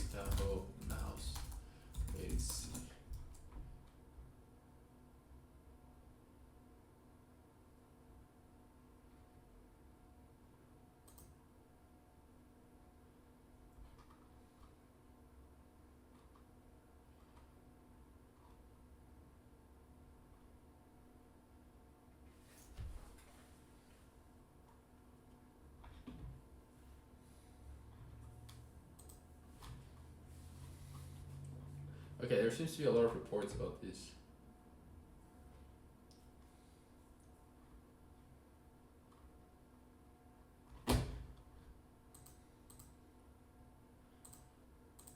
Just disappointment, Apple. Disappointment. I mean, it will be crazy if this is what gets me to go back to Windows. Like, Apple couldn't make the mouse work.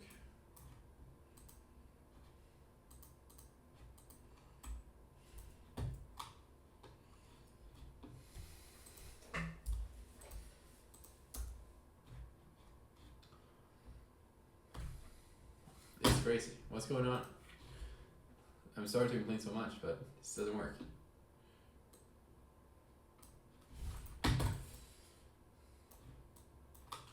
Alright, I think I'm gonna try to restart the computer real quick. Let me check for updates. Looks like there's an update.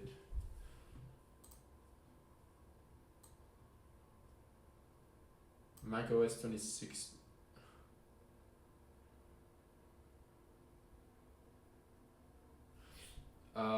Okay, I'll be back. Let me do this update. I can't work like this. Eventually. Alright, back for now. Upgraded Mac OS Tahoe to 26.1. You see all the settings. Apparently it's just a thing. Just people complaining on Reddit. Apparently there's no fix right now. So, I guess I'm just gonna be extra patient, take it slow. And think about switching to Windows. Nothing else I can do. Okay. Yeah, honestly kind of crazy, but I don't know. Some of the people are talking about Bluetooth issues, like AirPods also not working great, so maybe it's like Bluetooth.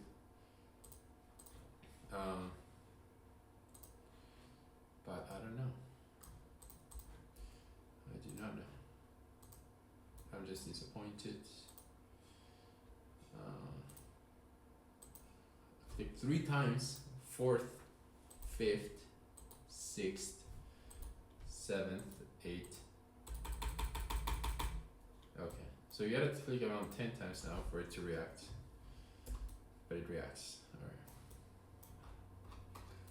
Yeah. I don't know what to tell you. Crazy. Alright. I don't know if it's Onshape, my mouse, Mac, Brave, but something's not doing good. 3 clicks. I mean, okay, this one here I think it's Onshape. Look, I'm clicking. You can hear the click. Okay, now it's selected. You hear 2 clicks now. 3, 4, 5, 6, 7, 8, 9. Like, how many clicks could it possibly take, you know? But I do suspect that maybe that one is on my browser. Something's wrong with my browser. Maybe? I'm not sure, right? Like, I just can't imagine Onshape being that bad. So I have to believe that something else is wrong. We have a clash here. Do we have a clash on the other side? Yes. Yeah, we're clashing. Okay, that's good. We fixed that. Let's go fix this clash. So the motor is clashing with the plastic. Or we can fix that later, actually. I was thinking we should grow this wall down here.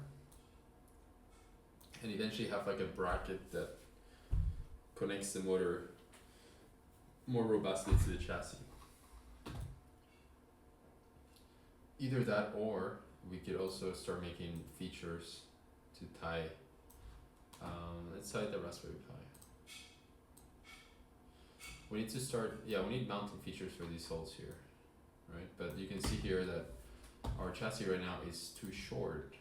It's 50 millimeters wide, and this guy is 60. So why don't we grow to 75? more of a squarish aspect ratio. Start there, right? So that should be no problem. We grow past just because, I mean, I don't want any of the boards to be like the first thing that clashes if we were to crash. That makes sense, right?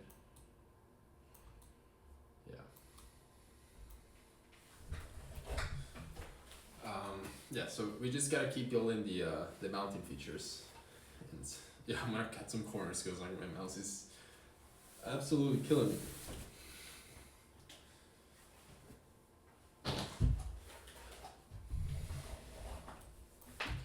Alright, so first things first. I think these holes are 3mm, right? 3mm, and I think this board has not much going on underneath. So I think, okay, so 3mm, and the pitch is 39 this way. I wish when I was done measuring, it would just deselect everything automatically. So it was 39, 54, right? I wonder if that's imperial. Those are kind of weird numbers.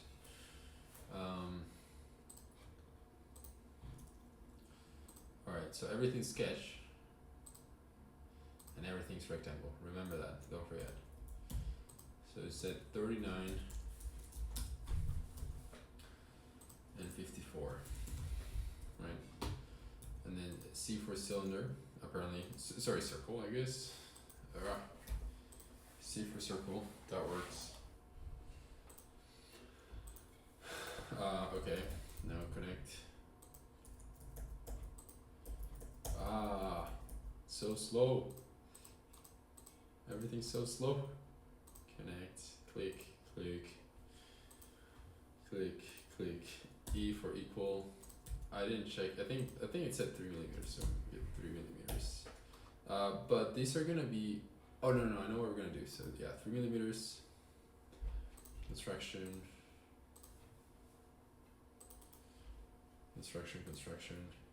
Yeah, I have like zero patience for slow computers. I'm sorry.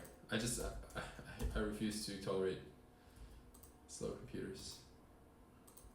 You should never tolerate a slow computer. Why would you? Computers are not as time limited as humans. Our time is more valuable than a computer's time. For that reason, you should never be okay with waiting on a computer. I wonder.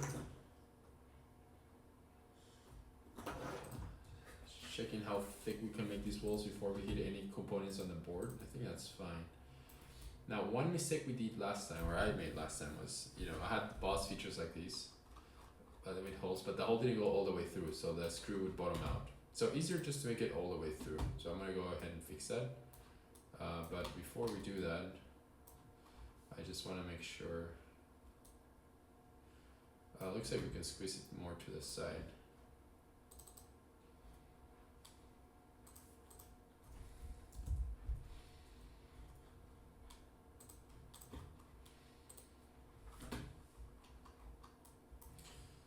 Alright.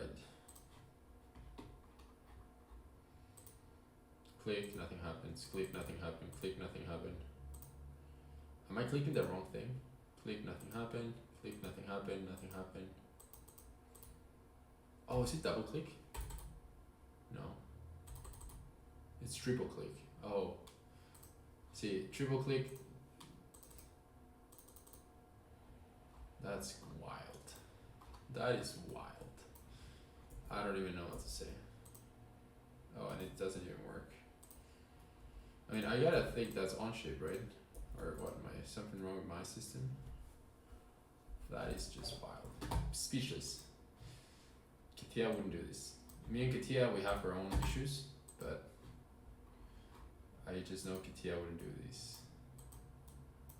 How many times do I have to click this? Oh no. You see what it did? It broke it.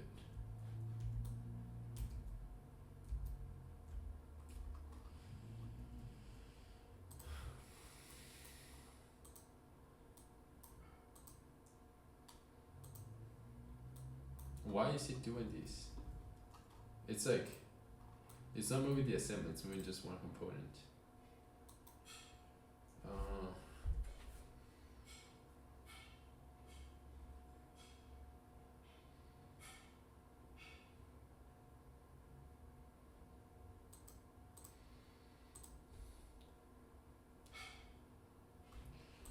I'm not sure why it's doing it the way it's doing it.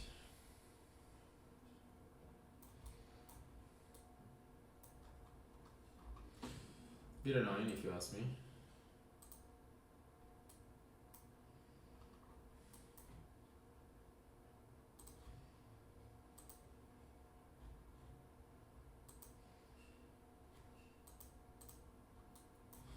Yeah, see, why would it, it's an assembly, yes, but why would I just,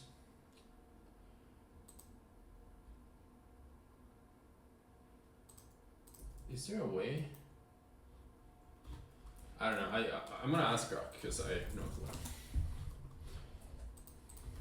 In Onshape CAD, is there a way to treat a assembly as a part when doing mates, a planar mate, to avoid shifting parts in the assembly? I don't know if that makes a lot of sense, but yeah, okay, group mate fixes instances.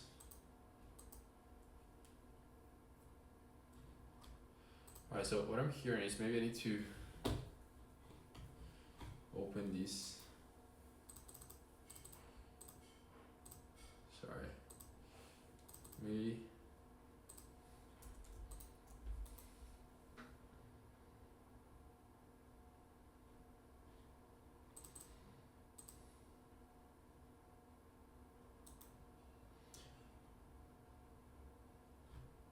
I'm not sure. Group mate.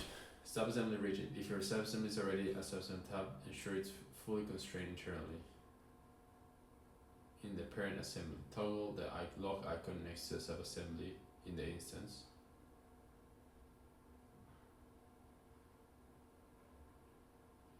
For precise control, create explicit microconnector.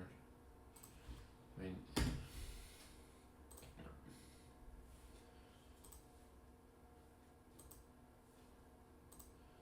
I don't think that works that way, right? So if I move, okay, so maybe I just, this has to be this, I don't know, if I click this thing here, right, the lock, can I still move it here? I can't. Okay, that is not what the description of the feature made me think. Oh my god. Count how many times I have to click this thing to work. It's insane. But okay, I'm glad Onshape has that feature at least. That's good. Good functionality on Onshape. I'm complaining too much about Onshape. That's a good feature to have. I mean, at the end of the day, you also gotta remember, we're not paying for this. Onshape is free. Alright? Katia is, I don't know how many thousands of dollars. Now, Katia doesn't make you click multiple times for a feature to work. But like I said, it's free. So, you know, that's a strong argument in favor.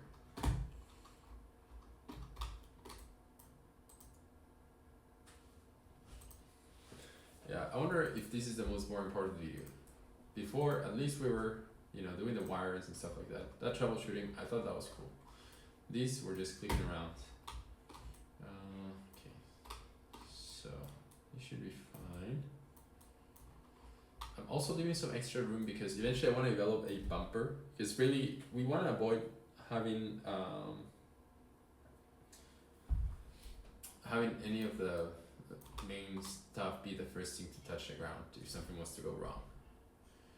So, I mean, that will all make sense in a little bit. Alright, so we have that. We go back to chassis. First of all, I want to change the color to edit appearance. Make it like, I don't know, that color. Alright, now we need to make holes here. Multiple ways of doing that. I think we can delete face. If if I understand this correctly, right? Delete face, didn't work. Delete fillet faces, heel, cap, leave open. Why would you? Okay, that didn't work. So the other way of doing this would be to extrude, and you can select here. No, we're removing solid. We're removing solid. All right, nice. Up to next, and you can do these and these and these. Now I think this is a terrible way of doing this. Like your tree will have a lot of dependencies that can potentially get wrecked if you change something. But for now, I don't know. Again, like this might be, I might never ever touch again this project again after this weekend. So I'm not like super worried. I'm just telling you, because you know everyone deserves to know how to do things correct, and this is not it. All right. Now I think we built a vertical wall here for features on this board. So for example, that will look something like, I will go here, we'll do sketch, Control Shift for sketch. I like the shortcuts, good job on shortcuts on shape. So we'll have these, and then we'll have D for distance, maybe 25, 25, Shift D for extrude, select sketch, thin.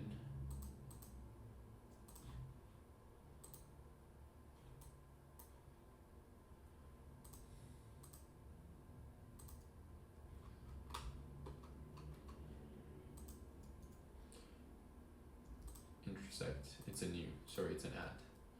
I think we need like 25 at least. Now we're gonna need more, 40. Something like this. And now I'm starting to think how we're gonna 3D print this, right? Probably like this way. Some of these pins might come a little rough. Love support. But let's see. And by sheer luck, that seems about right. Now this board does have some big metal things underneath, so we gotta be careful of our boss features for the mounts. At least need to be at least 4 millimeters, right? At least. Alright, so let's measure. So, okay, diameter 3, everything's diameter 3. I really wish, again, after you're done measuring, the thing needs to deselect. Alright, 51.5. Alright, you can already tell, right? 51.5,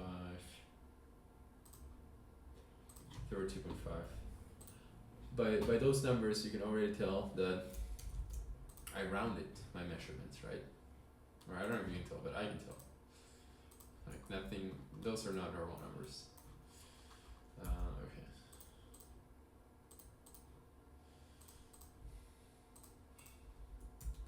I don't know, what was it, 32.5? What was the other one? Need a shortcut for measuring. There is one. This weird key here. Square bracket. 51.5.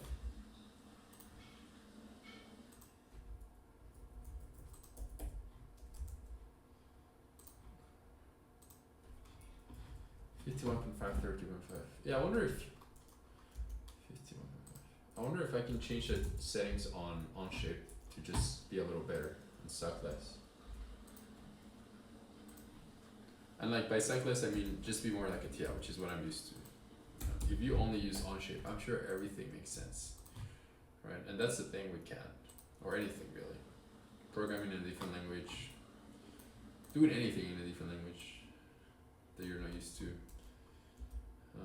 Yeah.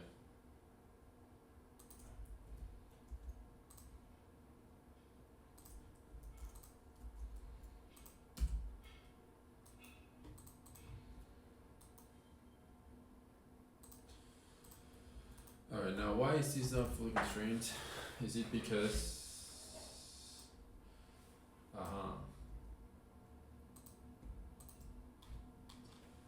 coincident? Okay, now we're fully constrained. Now we can do one of those Shift E this one, extrude thin, thickness, we said 4, and then thickness, I think we need 2 for the other ones. So something like that would work. See, here at the bottom, you're so thin, you might as well just merge the solid, right? It'll print easier too, I think. But yeah, alright, we keep going. Alright, now we do this painful thing where we have to click 1 million times. Alright, 1, oh, okay, first click, wow. 2, first click. I'm very impressed there. Onshape really outperforming here. Alright, now I don't know exactly if the wires will go that way or the other way. That kind of stuff I think we can figure out in person, because I really want to start printing something today. That's the main goal.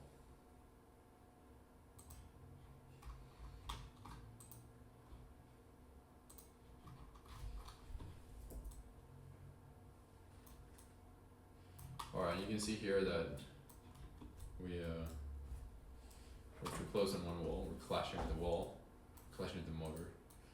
So let's see how much room we have here. 16.5, right? So now we go here, we're gonna move this wall. 16.5, we'll leave like a millimeter there for, and you can see how everything updates parametrically, right? Now, okay, there we go. Is that too close to a heatsink? Potentially, right? It's potentially a little close. Too close for comfort. So we go 12. Again, just iron it out, just filling it out, because prototype, you can always tune it. As long as it works theoretically, right? Nothing's clashing. These should be fine. Should be fine. Same thing as with the other one though. We should make those holes through holes. Easy to forget. Solid, remove this one,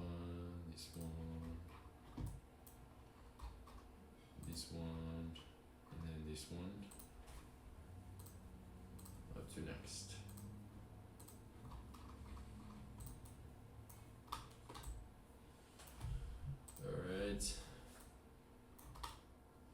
Alright, so we've completed essentially the first floor. We haven't really talked about how the battery is gonna be attached. Last time with the dog, it came down to Velcro straps. I don't know, I think I need to look if I have additional Velcro straps. You could also do something like zip ties. I have some rubber bands here.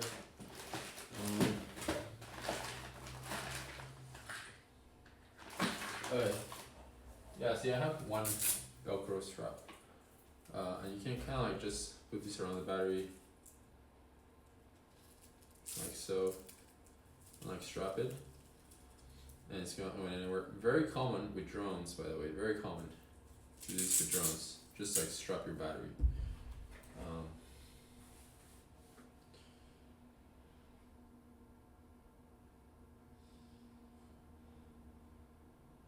I'm starting to think we want a little more ground clearance from between the battery and the wheels.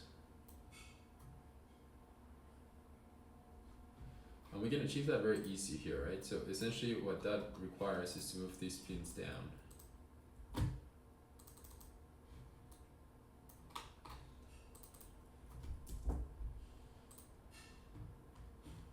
Yeah, and I know those pins are too close to the edge now, right? But it's okay, we'll add more wool underneath in a little bit. But then when it updates, yeah, okay. See, that looks a little better.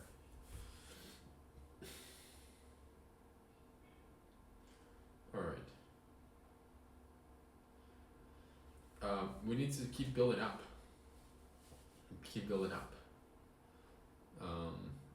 So I'm just gonna basically raise all of these walls to the same level, and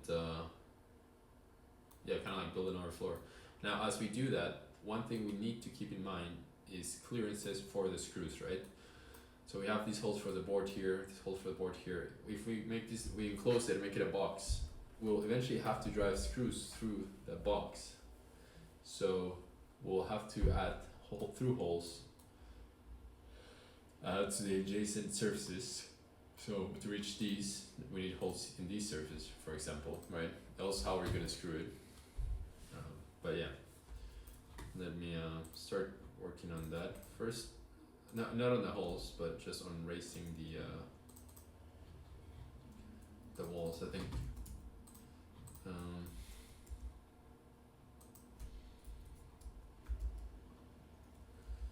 Let's see, distance between these and these. 75, I think. Alright, so Shift E. So these solid and these and these. It's gonna be up to plane, up to face, this face. Can we treat it as a plane? Okay. Different CAD softwares treat that differently. OnShape is cool with it. That's cool. Alright. You see what I'm going for? Yeah, we do have a little extra room here. Right, so maybe we can trim that a little bit. Again, we want to make the robot as short as possible. Being tall is no good for balancing in this case, I think, based on my physics explainer I had earlier for you guys. Alright, so then we have that. Now remember that there's cables coming out of here, right? So which I should have modeled, but I mentioned this earlier if you were paying attention.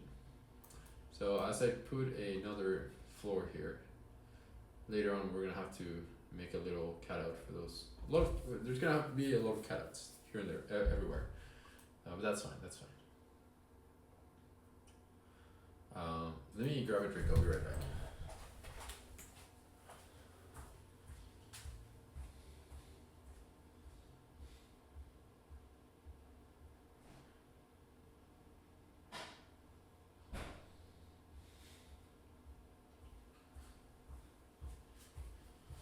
Alright. Let's see.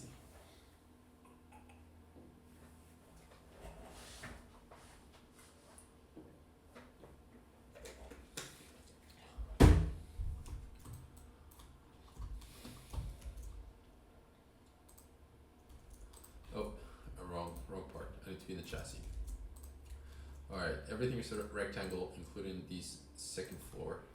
Technically third floor, because if the battery floor is a floor, this would be the third floor. Shift E. I'm gonna make these also 5mm thick as everything else. We could have a parameter, I think. Wait, what? What's the error? Oh. We could have a parameter to control the thickness of everything if we wanted to be able to quickly shift it. But okay. We have box, right? We make box. Box is nice, we like box. We have box here.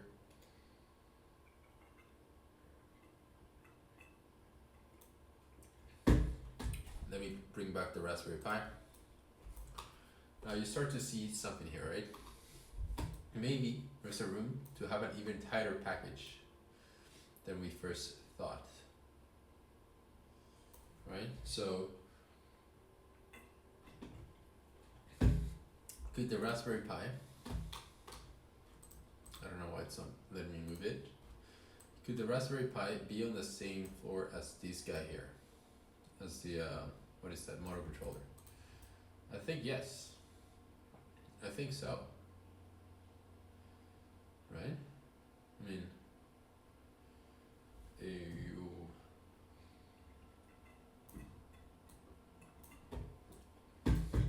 would be a shame if it wasn't.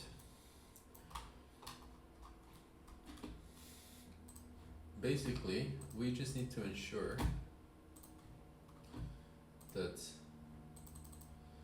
I don't know why it's not letting me move things, guys. It doesn't want me moving things. Alright, let's try that again. Alright, just need to ensure that all the mounting holes fall within the plastic for both boards. In that way, or we could just extend the plastic a little bit. It's fine, no big deal.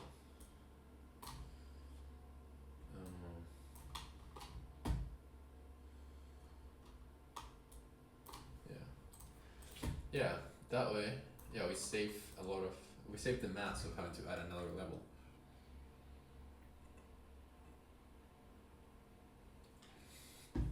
Yeah, I think that's the way. That's better. By the way, I realize this robot looks very ugly right now. I will fix that. Don't worry. Don't you worry. These will be fixed. Okay, so quick and dirty way of extending the plastic. Remember, everything is rectangle, including the plastic extension. And so we're gonna extend construction.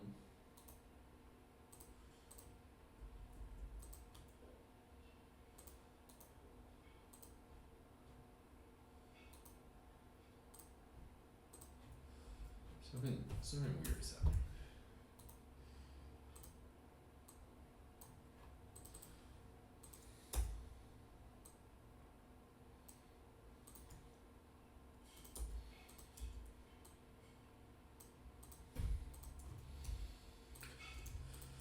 Just do the same E, and then here, I don't know, extend by 10 millimeters. There's not really a hard, should be vertical. There's not really a hard, why is this not full string? I said equal.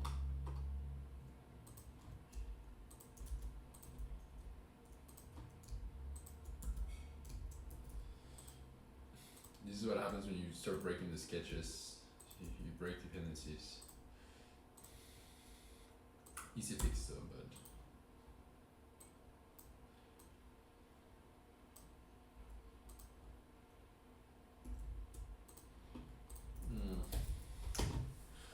yeah, Mac lately is just not doing it, guys.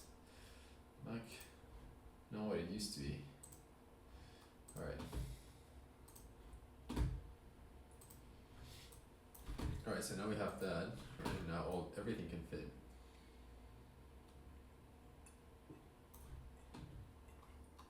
I don't like having the Raspberry Pi hanging off the air.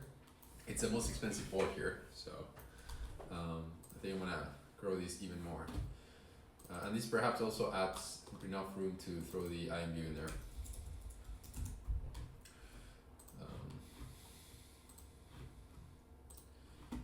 Yeah, something like that. Now remember, okay, we need through holes to install the fasteners underneath.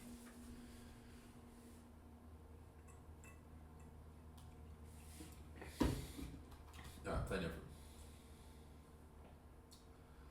Too much room? Potentially too much room, right? We don't want to add too much mass, right? You gotta be efficient. You need just the right amount of room. We will make this look better, guys, I promise. Not that it matters whatsoever, but also not that it doesn't matter. Looks matter.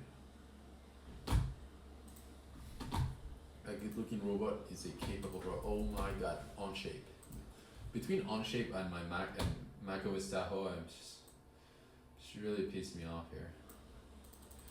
Alright, so we have that. The only question is where to put the IMU board now.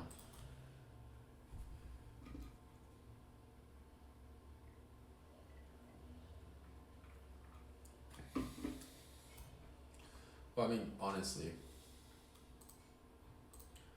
we should just move this guy out of the way, and I think the IMU board will fit here.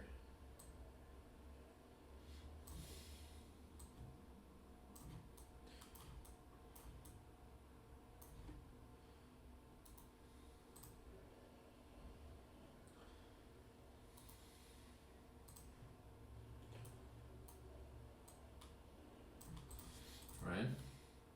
We can fit everything like that. Right, so tighter package than we originally thought. That's good.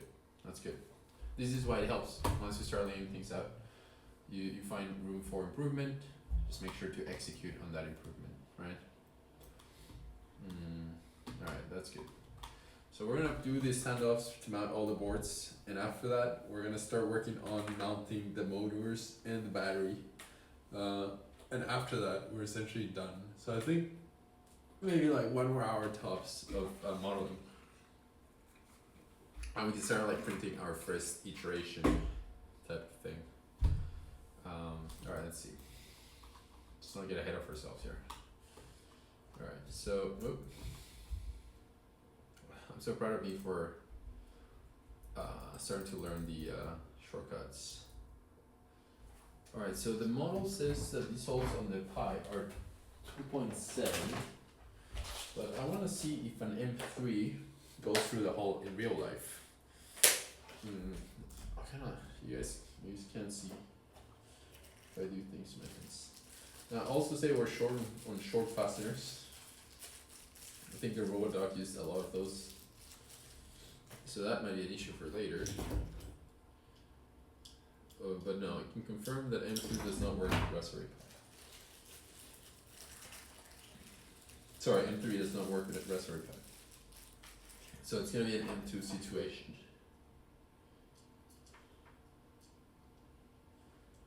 M2 situation, okay. Should I test all of them?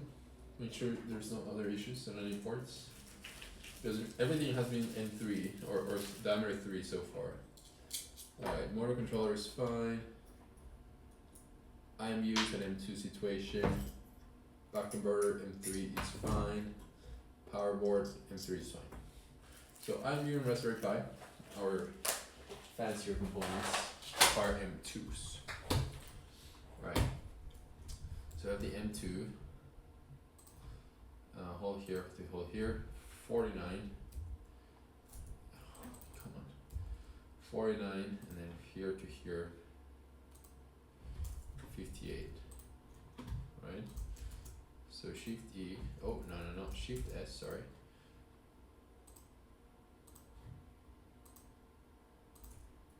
I already forgot. 49, 38. Oh, sorry, 38 and 49. Something like that, right? I think.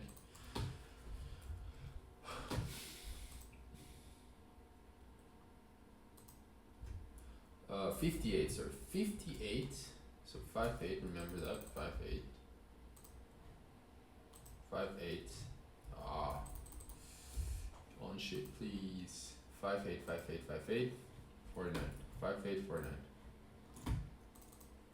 5/8, 49. I knew there was an 8 there somewhere. Alright. C for circles. Bunch of circles. Now remember, these are M2s. So click all the circles first. Make them equal. E for equal, that's a default shortcut. I have not changed my shortcuts. M2, so we make diameter 2, well, that should work. And then make all these stuff construction. Construction dashes the lines and effectively means that they're gonna be ignored as they won't create geometry when you're extruding. Right? That's what construction means.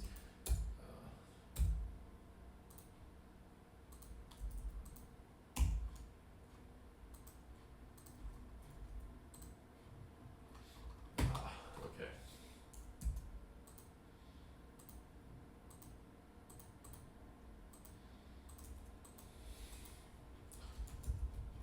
Okay, 25.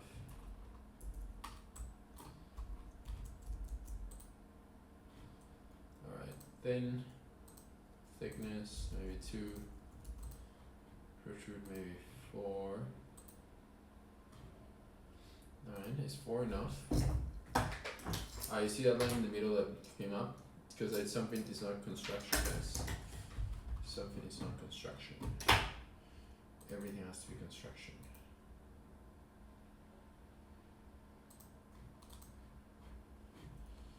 Everything's construction, okay.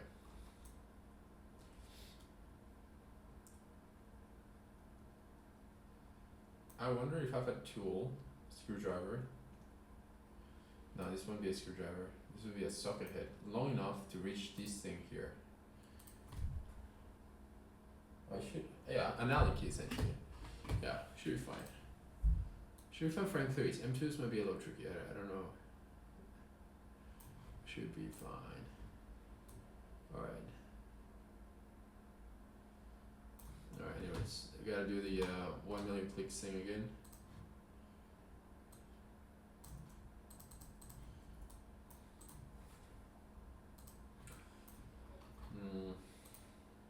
Click, nothing happens. Click, nothing happens. Click, double click, it finally happens.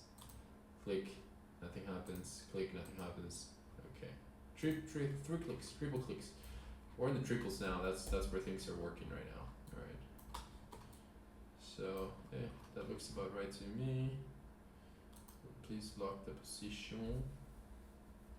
Can we lock? Can we lock? I don't see the lock. Whatever.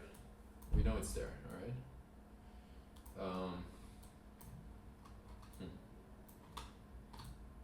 I do think we can move a little bit more to the side. Again, I don't want my Arduino board to be flying, right? I also don't want it to be taking more space than it should, but and also, yeah, I shouldn't be doing blind checks, blind movements like that. I should be measuring, right? That's what an expert, a professional would do, and I'm supposed to be a professional.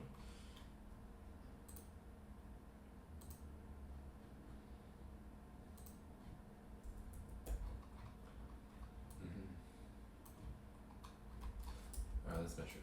How much do we have here? From the outside to here. We have 5.5, right? So we want to make it just, right? So reduce by another 5, and now it's almost flush to the surface, off by 0.5. 0.5 is fine. 0.5 isn't real, guys. I don't worry about 0.5.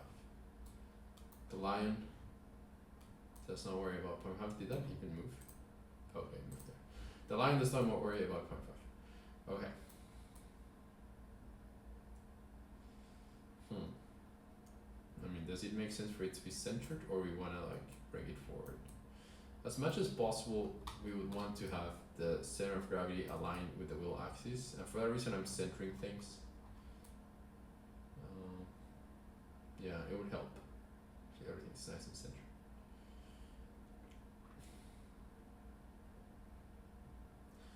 Alright, now remember we gotta make these true false as always, right? Yeah.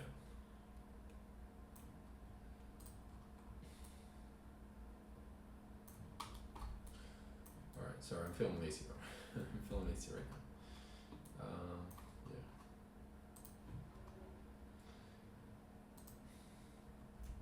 36. Only feeling lazy because of how inefficient the clicking feels right now. 36 by 36. Yeah, it would really help. It would be nice to have like a, you know, a software setup that just works very nice. That's the dream, right? But I'm the one who does CAD on a Mac, so I'm kind of like asking to get wrecked. And just imagine if I had a Windows computer. Is there a way to get like a cheap CATIA license? That would be wild. I would like that. Yeah, I would like that a lot. Even SolidWorks I wouldn't mind, to be honest. Like, take me back to college days.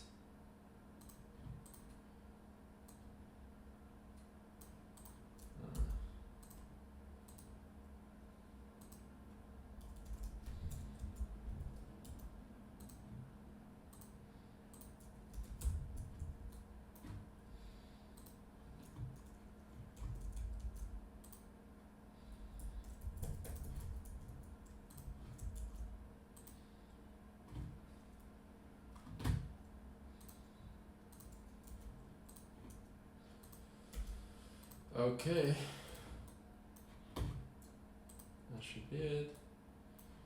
Yeah, that's gonna work for sure. That is gonna work.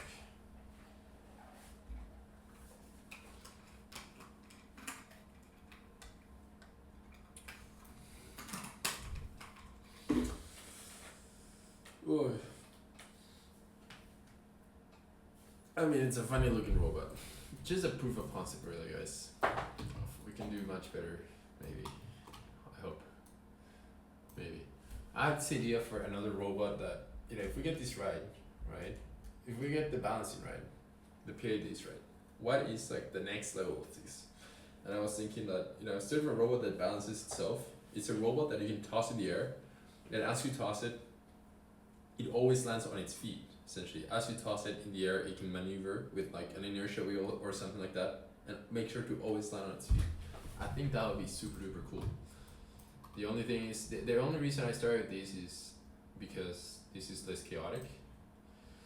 And so when you think of how many times that other robot is just gonna crash hard, and you might have to rebuild, hurt some expensive components, I thought, yeah, maybe let's start with the one that doesn't destroy things, right?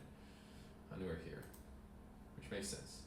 It's very mature of me, to be honest. I'm proud. All right. So we have that, and now the last but not least, the IMU, right? So the IMU, again, we've had some debates. Does it need to be centered, yes or no? Decision was no. Am I gonna regret that decision? We will see. Unclear so far. Now remember what I was talking about, clearances for the wires here? Yeah, do you remember? I guess I kind of forgot because I didn't do it. I don't know, clearances, I mean there won't be much clearance because the pi is right there. But I don't think the pi cares if some wires are touching it a little bit. It'll just be it'll be a tight package, but nothing serious. Nothing to worry about. Now maybe for additional clearance we can make the pi standoffs a little taller. Right, so the board instead of 6, I don't know, instead of 4, sorry, we go to 6, let's say, alright? Nice, alright. This is like what a chassis is even in a car, right? Like a place where you mount all your stuff to. In this case, yeah, just a piece of metal with a bunch of holes, right? In our case, it's a piece of plastic with a bunch of holes. But 20.3, same idea, right? Same idea. Shift E for sketch, L for line. I just measured, I already forgot.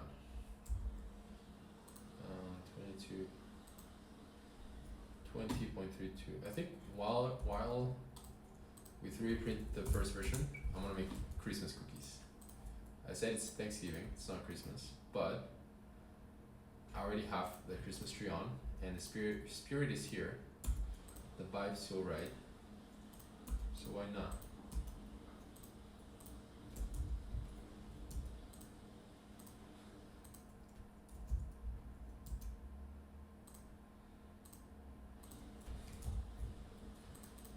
And also my girlfriend's back tomorrow, so it'll be a nice surprise. But also that's part of the reason why I kind of like need to finish this today, because tomorrow I'll have less time to work on this. Alright.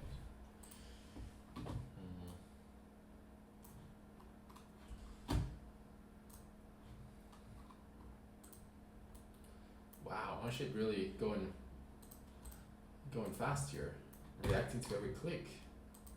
It's like never before. See, it hurt. I was gonna sell my Mac and get a Windows just to run Katia, and now it's out of a sudden it works.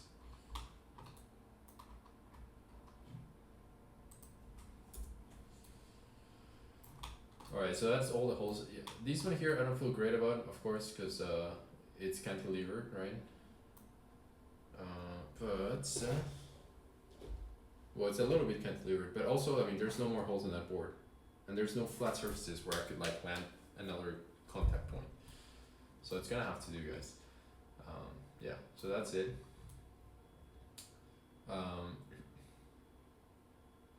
Yeah.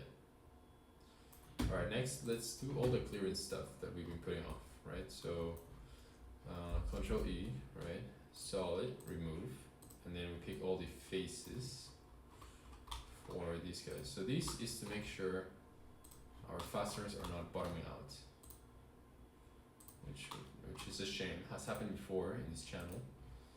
We don't do that mistake anymore. We learn from our lessons, right? Bam, boom, beam.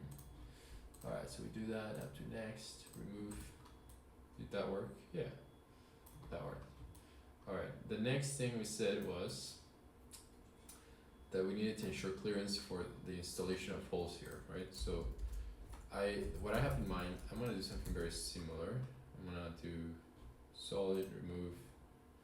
Can I do it like this? Let's see, let me see if this works. Other way.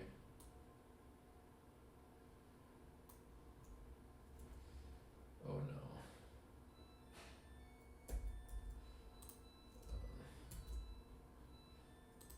I just want the edge.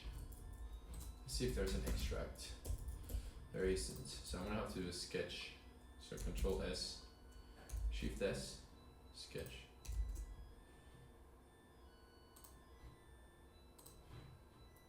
That noise is my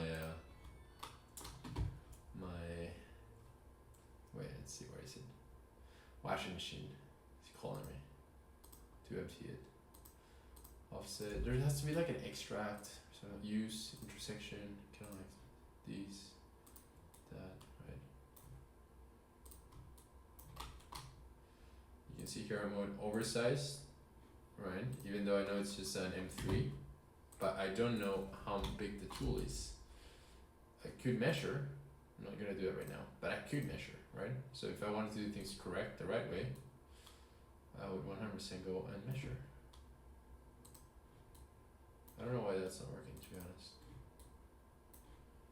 Up to next, so up to port now, up to face.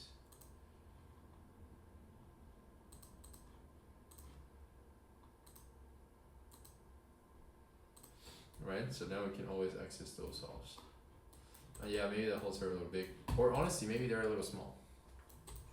Hard to tell, but I think we'll be fine. And then we're supposed to do the same thing for these guys here, right? So we'll create a sketch on this plane. We'll use the use command thing here, which was great. I like how you don't have to click it multiple times. Onshape already knows to like kind of like bind it. So that's nice. And so Control E, Control E. Remove. Up to next. Up to next should work. Selected tools do not intersect. I don't know why it's saying that, but now we hope nothing intersects, right? So we got a little close here.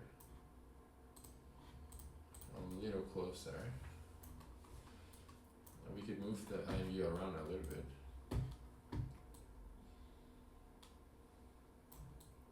Yeah, it seems like if we bring it a little closer to the Uno, sorry, to the Raspberry Pi, there's no harm.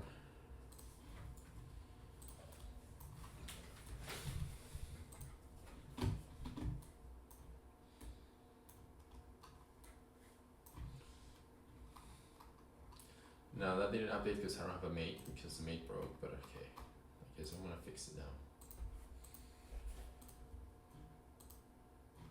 Now, there's only a couple more clearance things we need to take care of.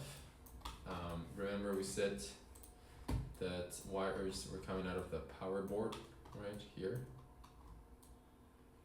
And so we need to, as long as we don't interfere with the Raspberry Pi, so we have around, I think 19 millimeters, right? So we can do Control S here on this wall. And we can do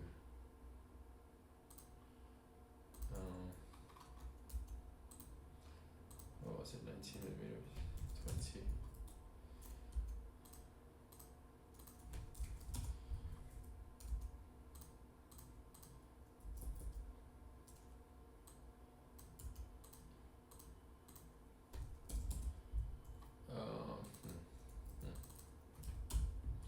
Right, and so the idea, I mean, this one is kind of like a big one, so, and we're gonna have to do radiuses everywhere for this one. But yeah, so the idea is that with that, any wires coming out of this box here will have a little more room, but it will be touching potentially the Raspberry Pi, but there will be a little more room And with that in mind, the other thing is, how do wires go from one level to another, right? So on the robot dog, we have a very tight package, and so I had to cut a lot of cutouts between levels to route the wires. In this case, since it's an open concept, I was thinking all the wires will go through the sides, no problem, right? So that's what I'm relying on here. Maybe I'll add a few other holes, or maybe I can use the existing holes here. So after everything's assembled, I can use those to zip tie the wires. So that's another thing that could work. But yeah, I think in terms of clearances, we've cleared all of it. Of course, now we can take care of the motor. So we have a clash here with the motor.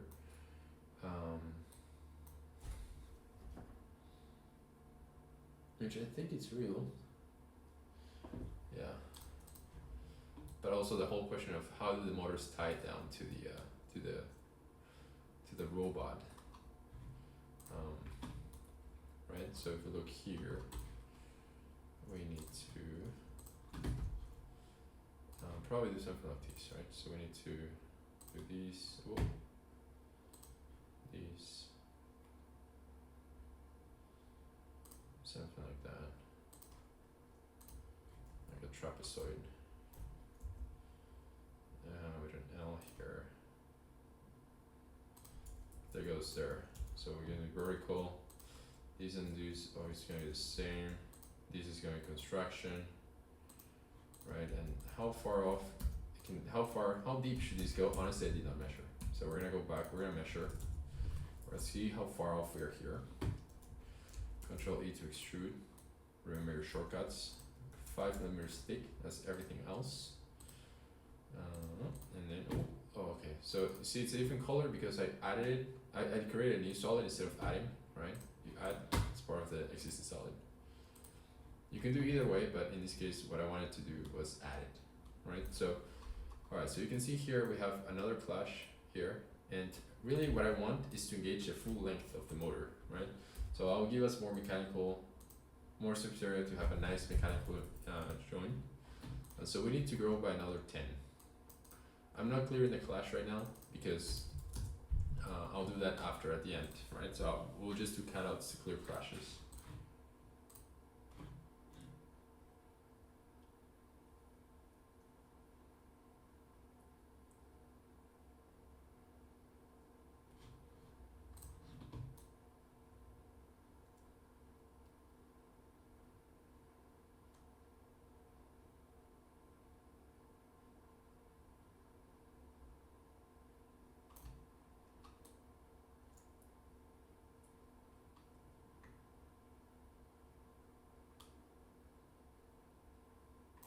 I'll be right back.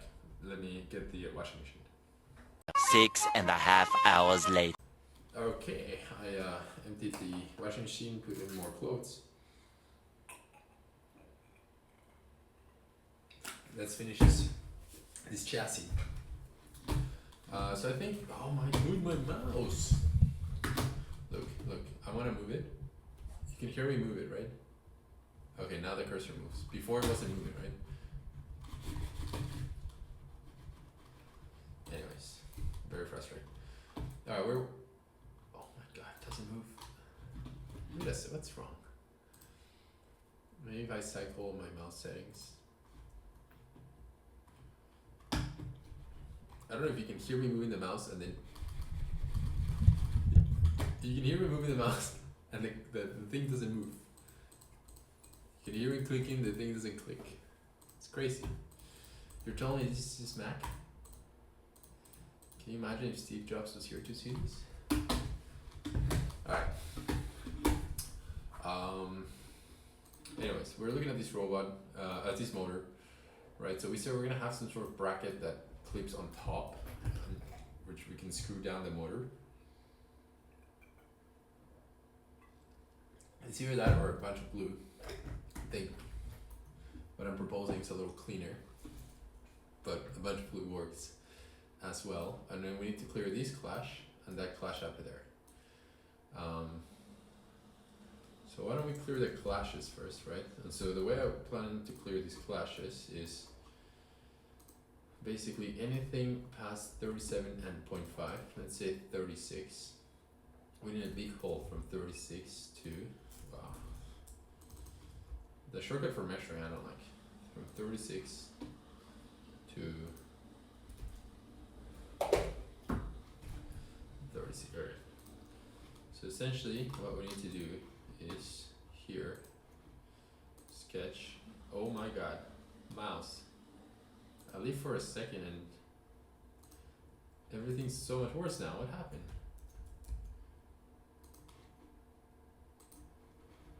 Oh, that click did not register. 36. And then I think I need around 28, right? The only thing I didn't measure was how big, how wide, but I'm just gonna eye it out kind of thing. Too many clicks are not registering. It's very frustrating.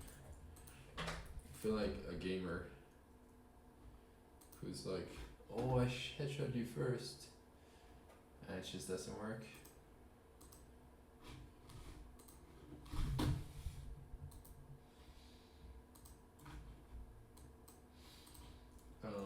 Control E.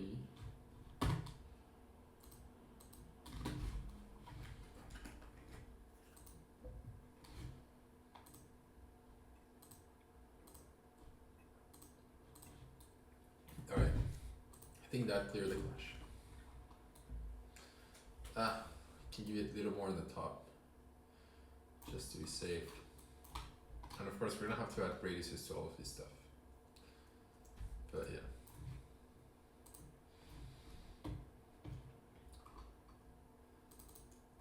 And then this feature we're just gonna mirror to the other side, right? It's gonna be it. Let it refresh. Alright, good. Yeah, I think I'll do. Alright, and then the last remaining clash is down here. After that, bracket for motors, add radiuses, and we could print.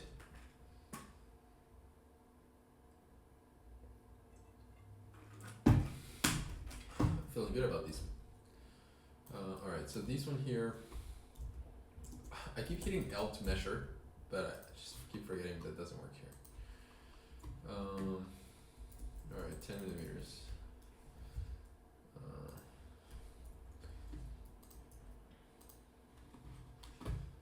Okay, sketch here. We're gonna do a circle, L for line, be vertical, go here, here. Midpoint 12.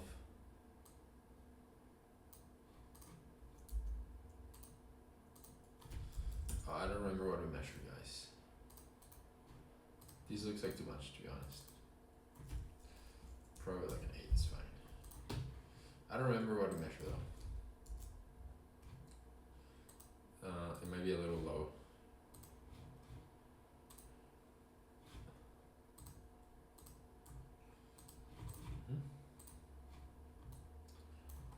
It's a little low.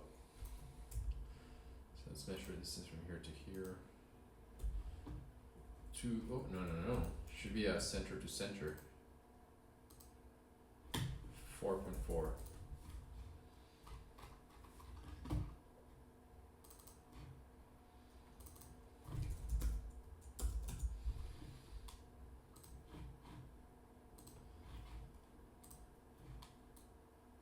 Alright, let it refresh.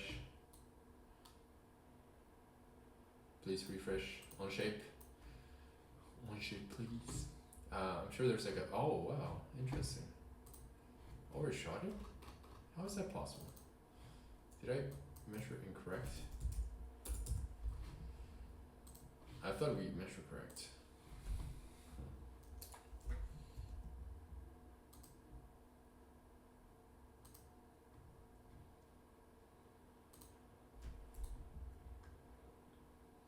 I mean, that should be fine, right?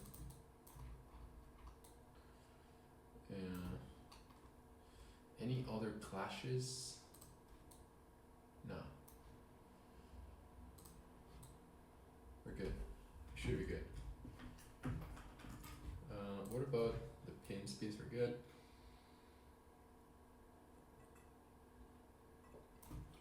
Healthy pins. Okay. So let's mirror these features. Part mirror, no. Feature mirror, yes. I think we want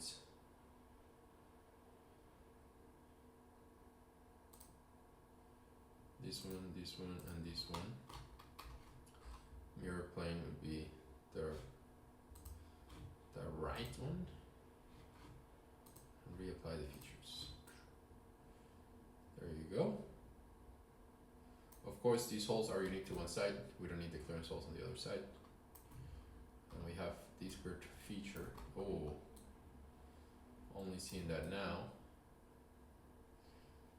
That's from the IMU board. So maybe we moved the IMU board. Can the IMU board, I mean, not that it matters, right? But can the IMU board move a little bit more to the left? Looks like yes. So I'm gonna move it a little bit more to the left just for that.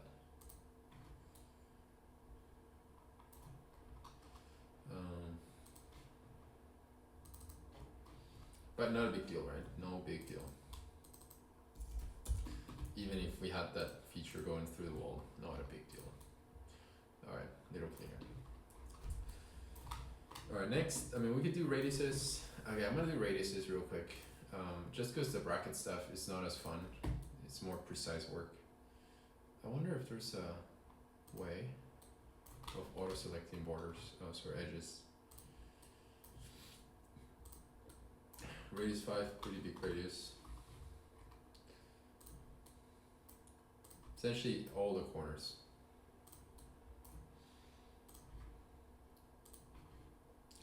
All the corners, even this guy here. Why not? This guy. I'm sure this guy. Oh, no, maybe not that guy. Tangent propagation makes it tricky. This guy here. Sure, here.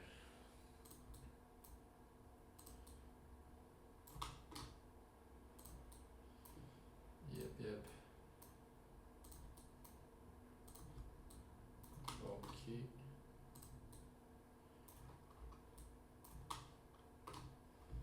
We could put radiuses on the boss features if we wanted to.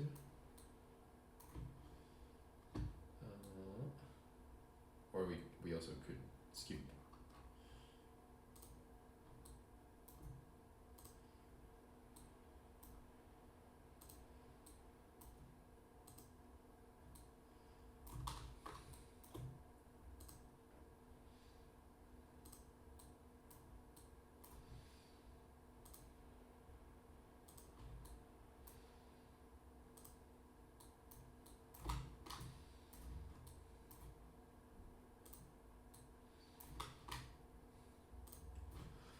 So something like that, right? Something like that. It's like Swiss cheese, so many holes.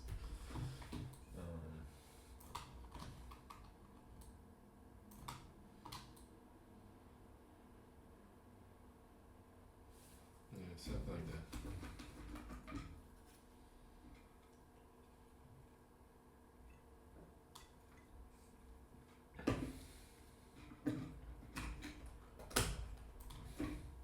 I do think I'm gonna end up cutting those shafts from the motor. Alright, so next, what we should do is make a little bracket to hold the motor in place. So what we need to know is overall shape here, size, so 22.4. I'm gonna write this down on my terminal. 22.4, and then height,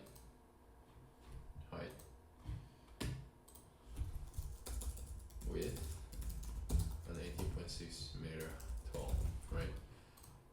So with that in mind, we could go chassis here. I guess where, right? Relative to the pins. Something by the pins. So control Shift S. Everything is a sketch. This is no exception. And we're gonna do a here thing here. Right, so we said the width is 22.4, right?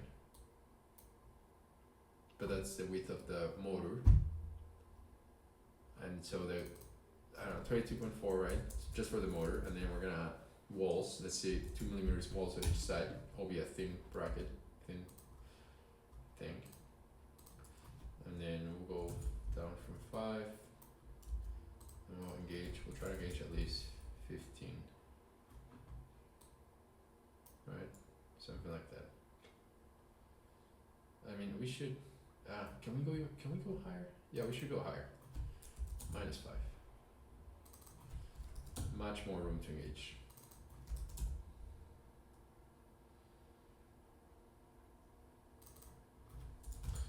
Yeah, that's probably fine. Now, what else did we say, right? We said, sorry, I meant to do Control E. We said Control E. All right. So we said the walls are 2, and then we're gonna have a starting offset of equals to the height. We said it was 18.6, right? And it's gonna be a new part. So that's kind of like where bracket's gonna be. Let's see if you know what I don't know if it's gonna bring it in, because it's a different body in the chassis. I think we have to insert it.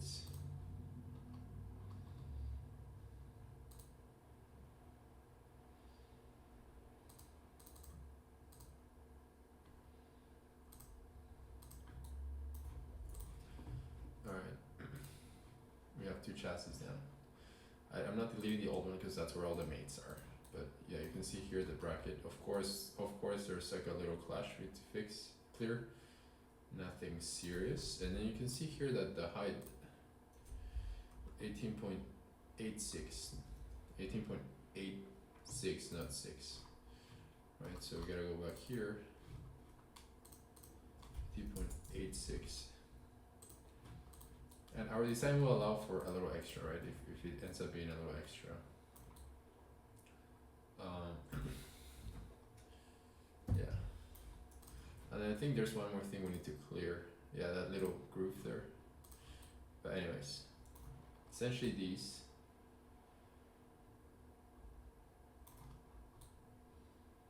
And then walls here to the side and a little flange, and we'll add 1 screw on each side and call it good, right? That's gonna be it.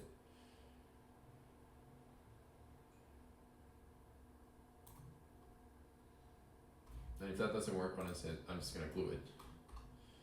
It doesn't feel super robust, if I'm being honest. I don't have like a ton of confidence in this plan.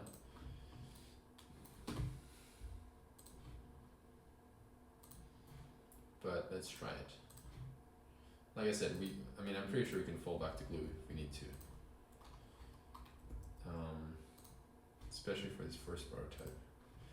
Mac keeps bringing up the emojis. I don't know why would I ever use emojis here? I don't know what is Mac thinking?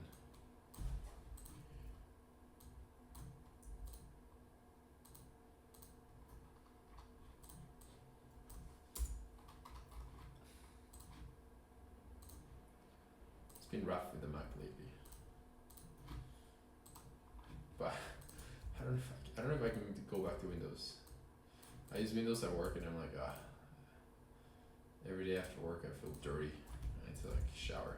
Like, this isn't right. I'm leaving a gap for preload, right? So there'll be a gap, and the tension on the screw will close it. We'll do like maybe like a 1mm gap. I hope that makes sense. 1mm gap. Wall would be 2. We said wall would be 2, right? So, and then we're gonna mirror that on the other side, of course. But then what we need is a little flange. Yeah, height. Okay. Shift S for sketch. Rectangle G. The shortcut for rectangle is G somehow.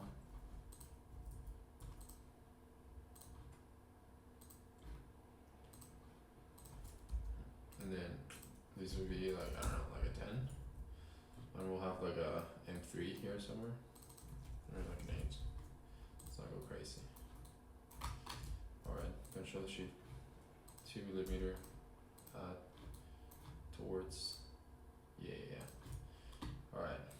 essentially that's a multi-strategy, right? And then, I mean, well, let's go back top level. Yeah, essentially, I mean, you can already see it, right? Now, do you think it's gonna work? That's a question. We have too much of a gap here. I don't know how that. Oh, I know how that did. Wait, do I know how that happened? How that happened? Oh yeah. Okay, I see.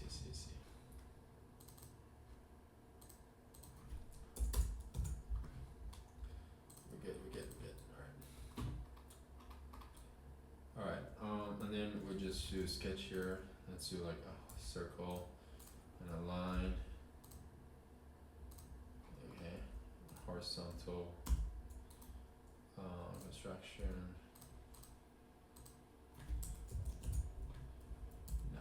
Alright. 3. I mean, 1 is not a lot, right? But 2 means 4 per motor, right? Too much, right? Too much. Again, fallback is hot glue, so let's relax. If you were, when I fancy you would close them here, I feel like I should be fancy, but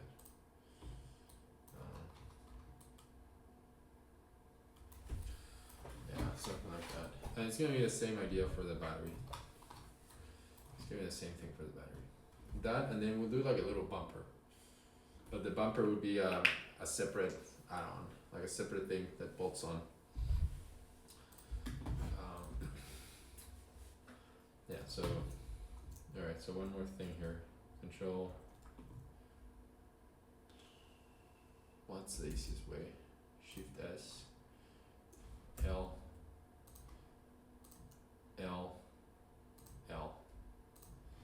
Right, so we have that. Control E.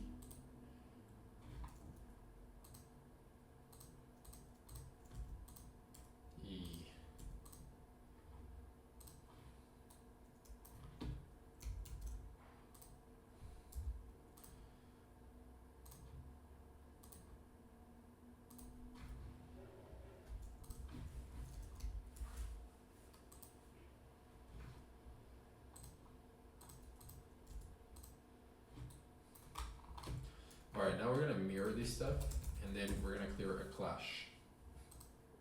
Feature mirror. Features. Oh, no. Our features are the last extrude, the last extrude, and the last extrude. Mirror plane is gonna be the front, right? Then we're gonna reapply features so it's green. That did not work whatsoever. Did we miss something?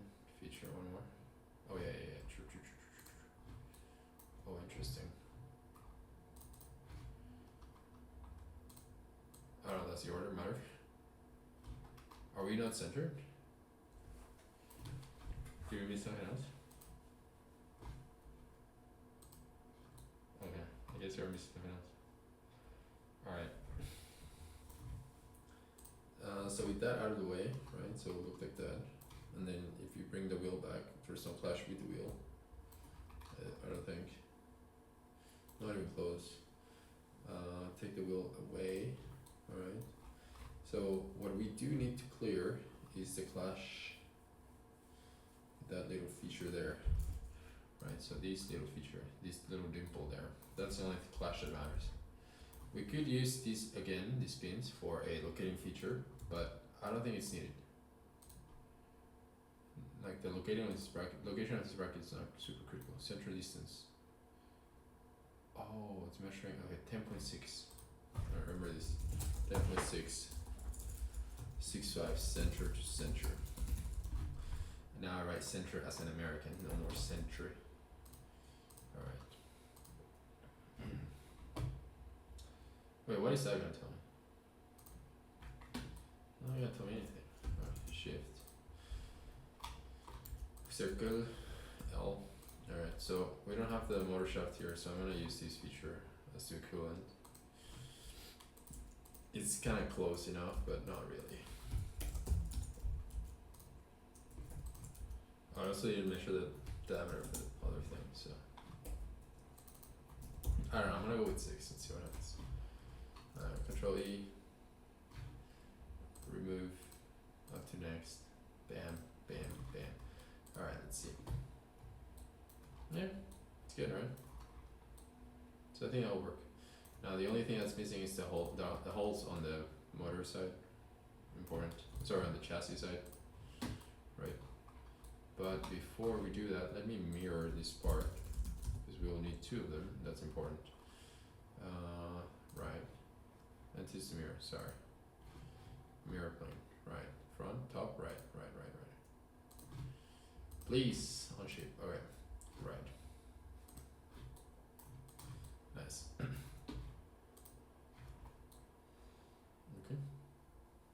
Yeah. I think it might work. Alright.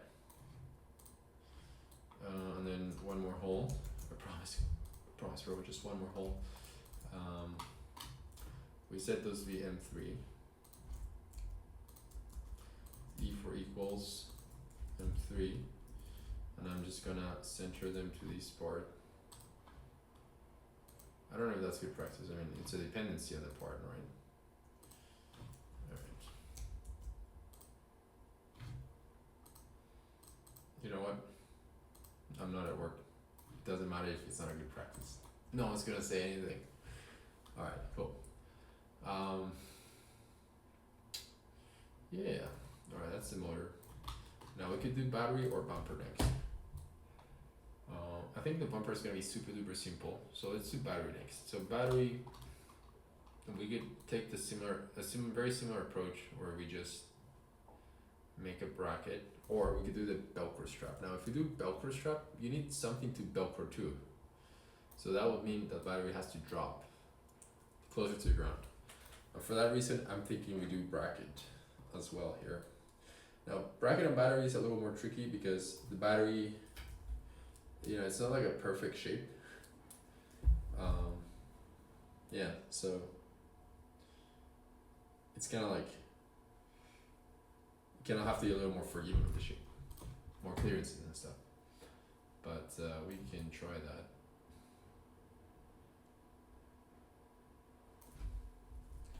Yeah, Velcro is nice too. Velcro is nice, and Velcro is reusable. That's where, like, if I use screws and if I ever want to take it off, that might be kind of tough.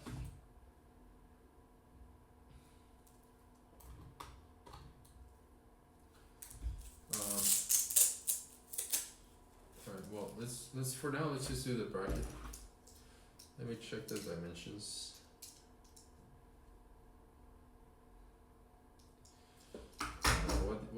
What did I model here?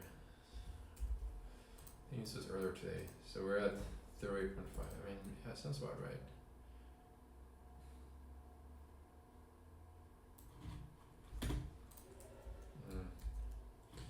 Alright, so width is 38.5.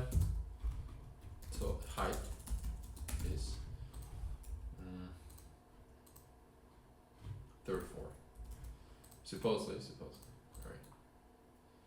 Alright.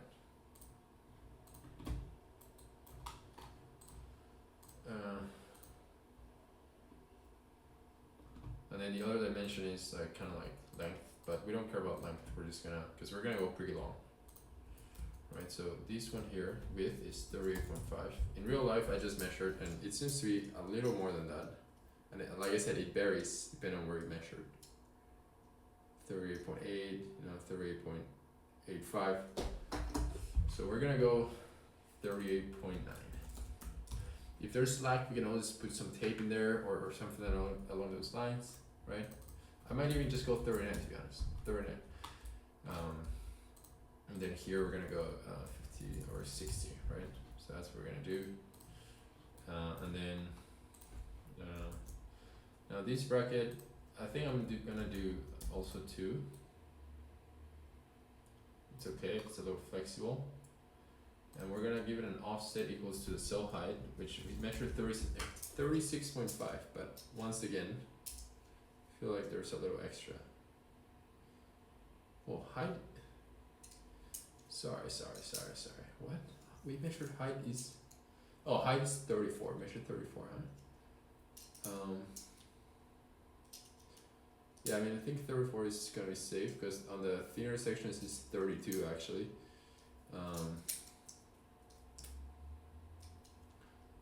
Yeah, but on the puffier sections we're close to 33.6.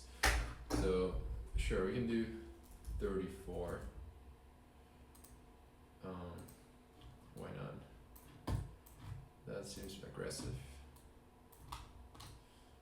Okay, well you see how it actually does line up with the cell.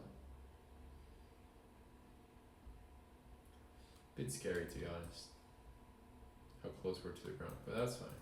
Sure, we'll be fine.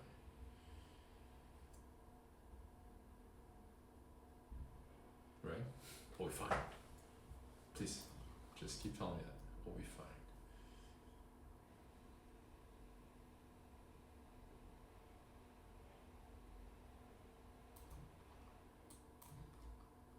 Okay. And same as the motor stuff, we just grow extended sides. Yeah, legit just the same thing over and over. And that's a lot of mechanical engineering is repeating things like that.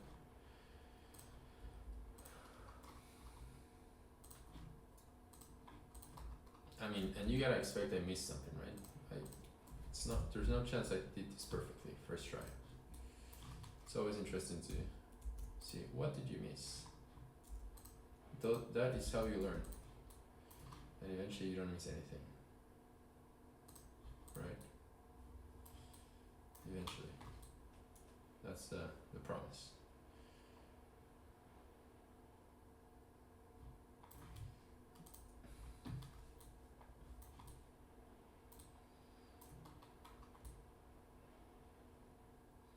Yeah, feeling pretty good about this one, this approach. I hope that we can fit all of these in one single print in the bed, because that would facilitate things. Now, because I was hoping to finish it today, but that seems tough now. I might see, depending on what my girlfriend wants to do tomorrow, maybe I just work on these. Or, generally I'm thinking of taking a sick day from work and just work on these.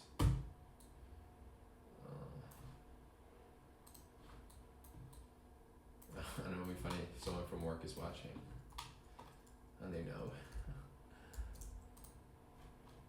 Alright, L.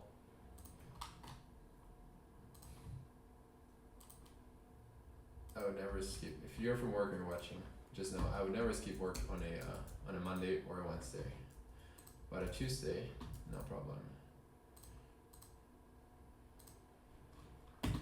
Mondays and Wednesdays are my call with my German supplier. I love those guys. I would never skip. Mirror. I could be dying. I still call from my bed. Join the call from my bed. I don't care. Entities to mirror. We're mirroring a feature here. Here. To the right. Reapply feature. We're Gucci. Alright. And then we repeat the same thing on the other side, except we're not down here. I'm thinking that we don't need a bunch of these stuff here.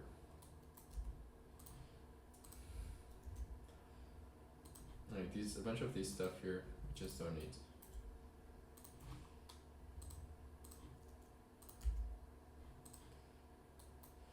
Oh, get here. Sorry, on sheep. Alright, so we have these, we have that. 30. 25. Right, so I'm thinking we just basically blow this wall here though. It's not doing much. I mean, we don't have to like fully encapsulate the battery. It's not doing anything for us other than adding mass, aka print time, which, like I said, don't want to pay for. I don't want to wait longer than I need to. Right, and so it'll be something like that.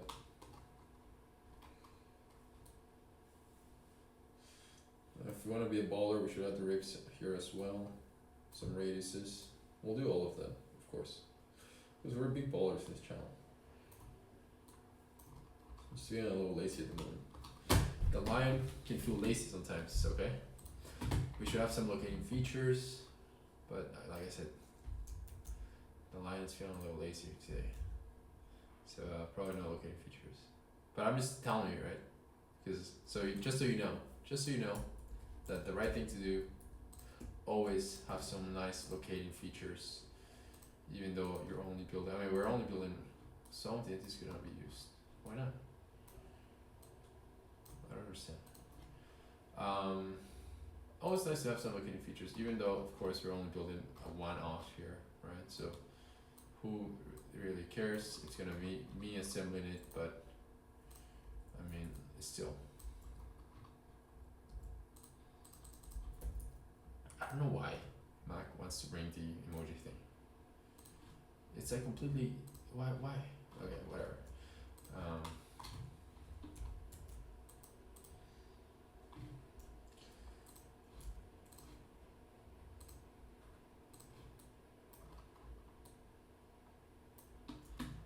Alright, mirrors.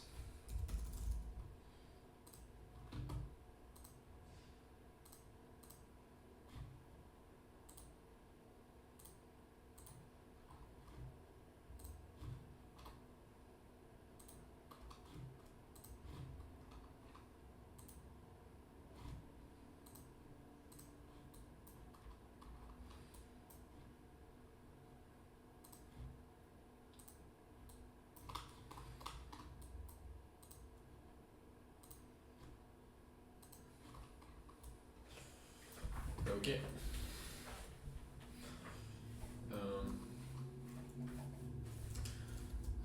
We still need a hole here. Holes are simple, but it's so simple that that's where you can screw it up, right? So for example, we say M3, right? Now M3, but that doesn't tell you what size the hole needs to be, right? Depends on which feature. Is it M3 on the feature that it's gonna be that the fastener is gonna screw onto, or is it the feature that the fastener has to be able to go through without engaging, right? So without engaging, 3.6, right? Little slack there, the fastener can go through. We wanna drill onto the one beneath it. So the one beneath it can be diameter 3, but this one has to be 3.6. And if we get that wrong, the screw just won't go on, right? So yeah, always be careful with your holes.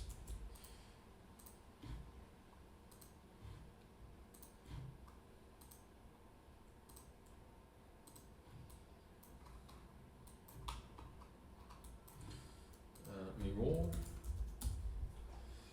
We're gonna feature mirror. What's the feature in this guy here? This bad boy. Right. Okay. Oh. Right. Okay. Can't believe it's already 5 p.m. It's pitch dark outside, by the way. Features. So we have this mirror, this fillet, this mirror, this extrude, this extrude, this mirror, this extrude, this extrude. I think that's it. And that's the front plane, right? Front, yeah. Here we apply the features. Alright, so obviously we missed something. Classique. Okay, that looks much better. Okay, we're obviously still missing something, right? There's a hole missing. Come on. I don't understand how that's possible because I don't know, that's the order matter. That's the order matter.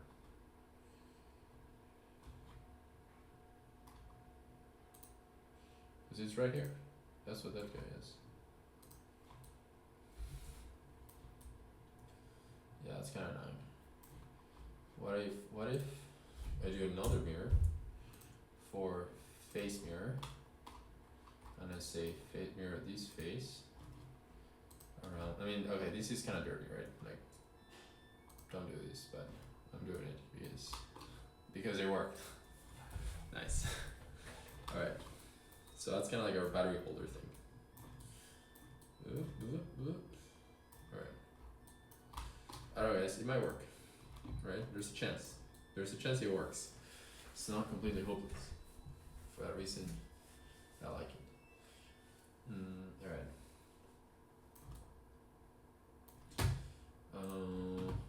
just I guess what we're missing now is Control S here. A little sketch for the holes the battery mounter is gonna go through. So it's gonna click, make these all equal. Diameter 3 because we're gonna thread into these. And then just make it concentric with these features. Right, so a lot of dependencies in this sketch. Overall, that's my washing machine. Overall in this model, a lot of dependencies, right? But, so if you ever make changes, one change might change other things in ways you didn't intend to. So hopefully there's no big architecture changes. But at the same time, if you slightly shift things, everything will update fast. So trade-offs to these.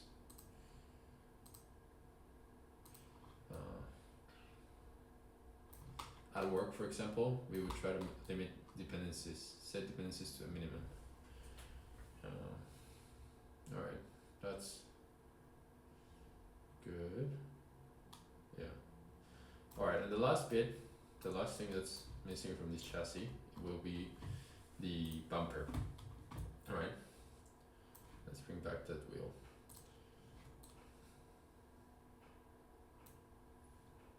Those noises, I think my dishwasher, when it's done, it automatically opens and it starts to make noises, and I'm supposed to be alone in the house and there's all kinds of noises happening. Okay. Let's see. Okay, bumper. So for bumper, I mean, we could do something cool, or we could just do something simple. What do you think I prefer? Something cool, of course, right? I mean, technically, you should measure to get the exact angle, you know, that your bumper can protect for. But in this case, I don't think we're gonna do that. I'm just thinking of how we're gonna print it. I think I wanna print it this way, the chassis, right? And I think print it this way. The other option would be to print it this way. That's gonna take forever, a lot of support. Just print it this way.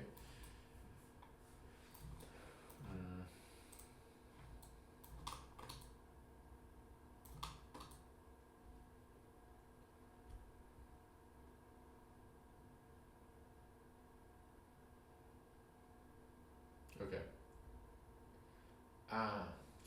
That's tricky. There's not a lot of room to put stuff in anymore.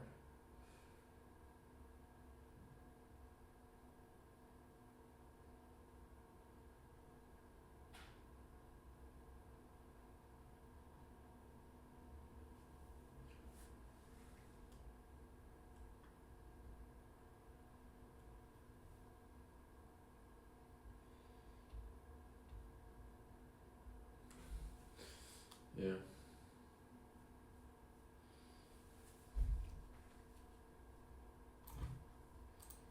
I'm thinking somewhere in the middle here. Right, so if we were to go here and do a sketch, it's gotta be just quick and dirty. G. Right, so I'm gonna shoot from here. 5 by 5. What does that look like? Yeah, that seems proper.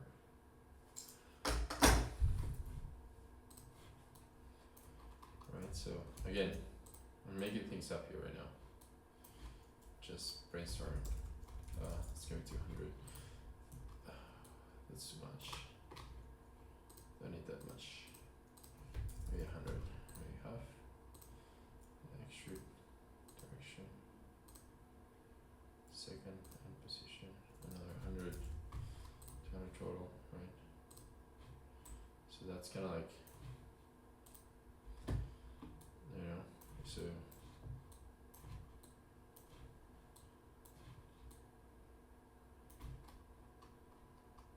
capture it like that. Yeah, basically that. We just need to make some features for these things to go in.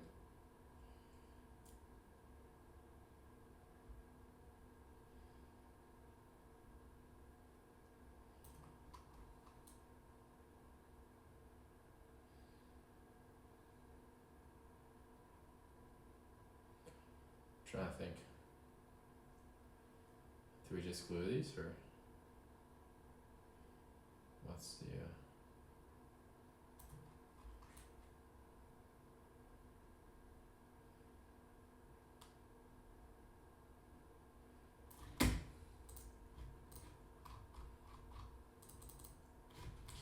let's be more intentional with these.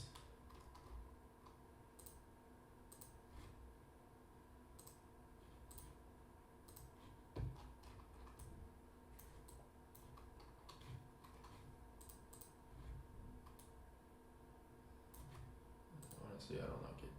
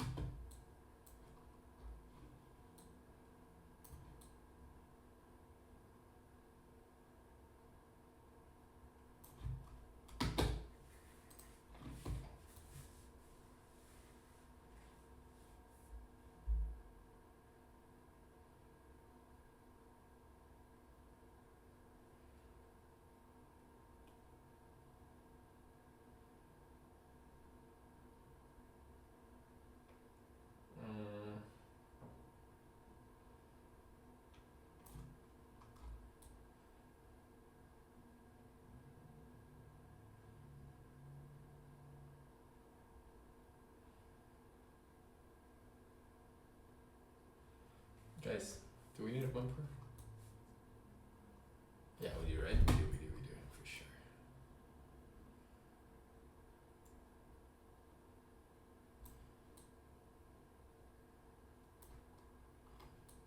And just on one side.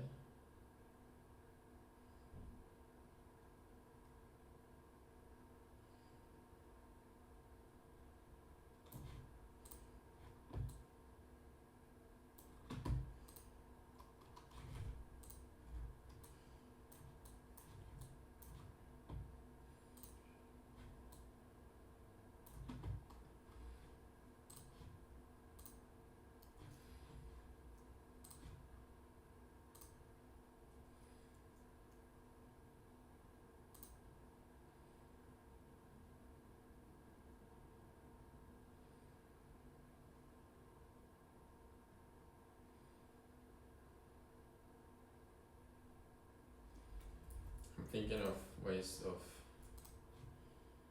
I guess, making it a little more rounded.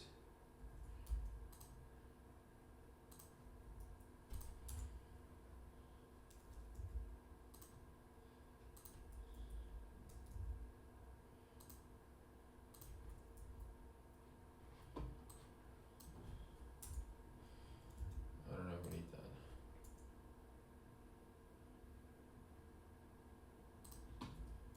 I wanna say we don't need that. Just make it like these. Yeah, I mean, let's not spend too much time on the bumper, right? No, just kidding. Every component is important. Okay, so we'll only have it on one side. That's what I've decided. Okay. Yes. Right. We'll put a giant fillet. Yeah, because you don't really need on both sides. There's nothing if you have both sides. There's just one. You could have giant, ginormous. Okay. Then on the other side, also ginormous.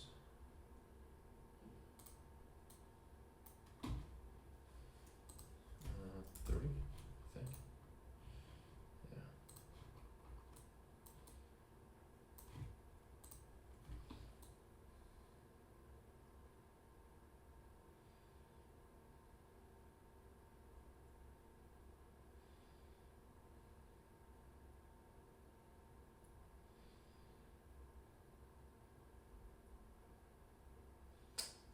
I don't like it. Don't. Why is it so high? Shouldn't it be lower? I don't like it. Delete it. feels like an afterthought because that's exactly what it is. It's not intentional. Alright, so we can have at least have it down here.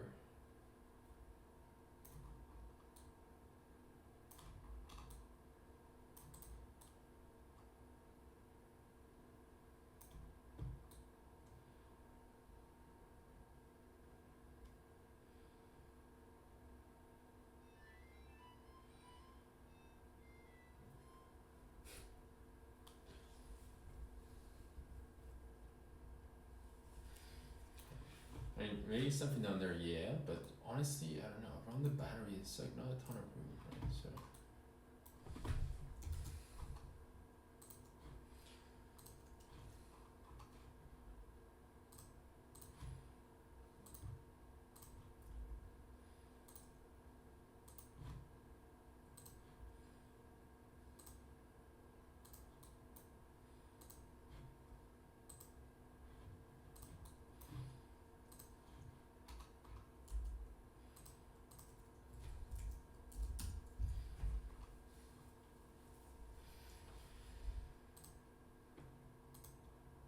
I gotta do sketch flats here.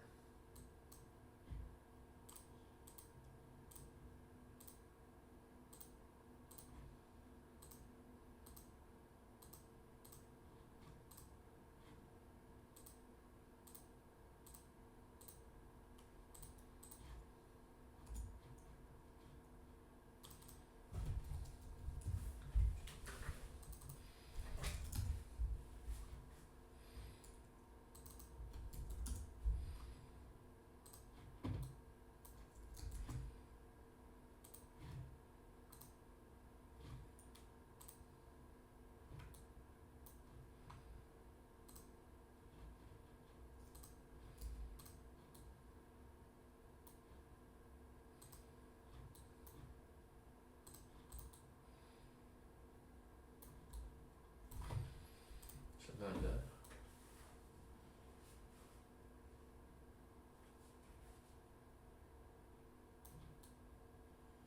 I think that makes more sense.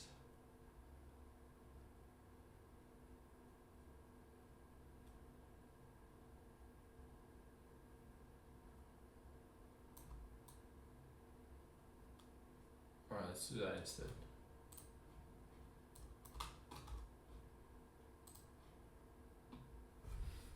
Now the only question is how do we mount it? It's gonna be screws, I think.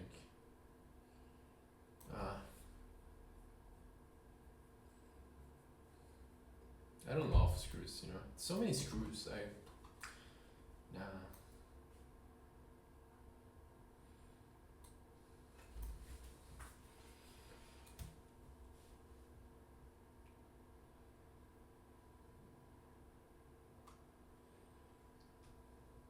I don't even know if we have enough screws to install all this stuff.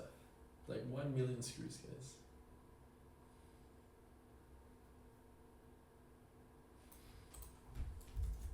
We need like a 3 printed snap pin.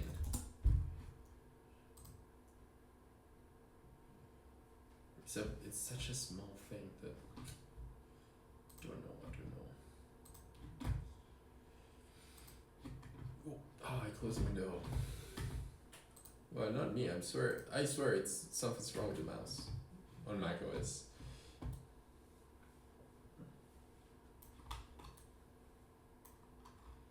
Yeah, so we grow a little top here and there. And what we had?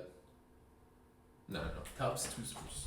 2 screws. That's all I can do for you. 2 screws, guys. Take it or leave it. I'm not adding 1 million screws.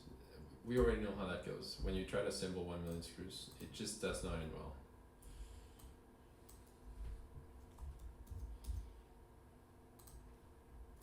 Plus the bumper is optional. Who says we're even gonna need a bumper? Maybe it's, the code is so good we don't need bumper. Oh. That's a problem.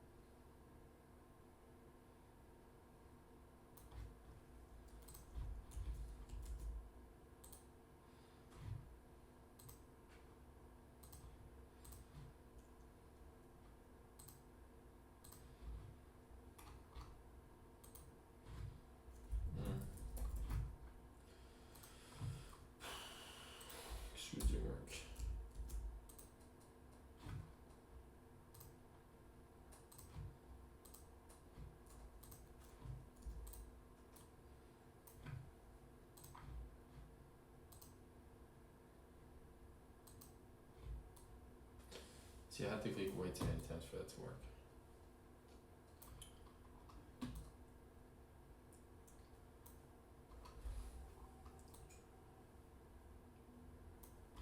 I still don't like the solution. Just doesn't feel creative.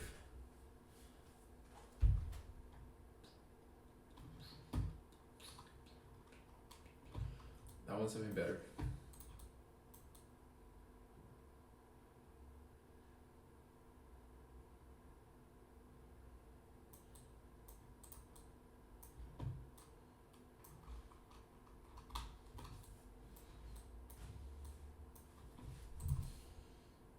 I mean, bumper was supposed to be the easiest thing, right? But I just want to add more screws. Feels lazy to add screws. Keeps adding screws. Okay, what if? First of all, can the bumper be part of the battery thing, right? I mean, do we want to put loads for the battery? No. Right? I think. Can the bumper be part of these things over here on the side? Can the bumper be part of a chassis? I don't think so.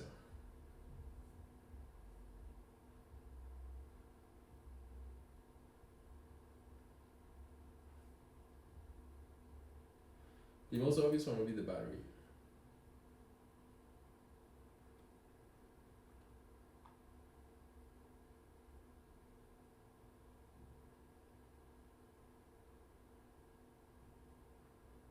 I'm down. I'm down. Let's not create any part.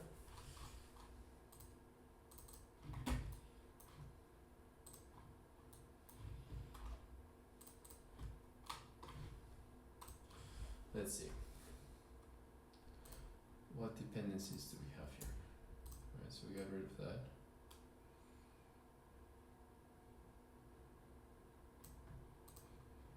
Maybe something like these, right? This bumper doesn't have to be the full width. 75.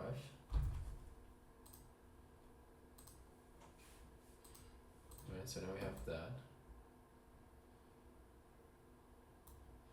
Now we gotta cut the bumper a little bit. And I do realize that it might be easier to start from scratch, but yeah, like that.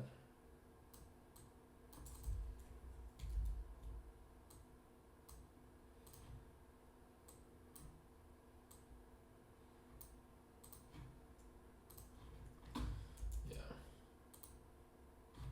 As this video is gonna be long. Oh. Do it in any direction.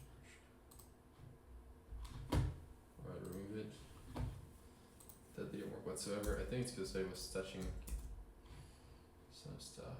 Remove to next. Merge scope, body.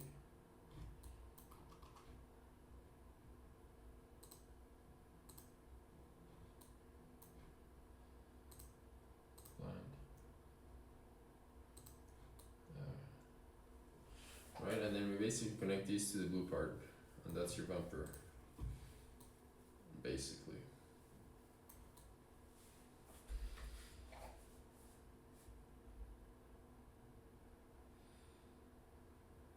Right.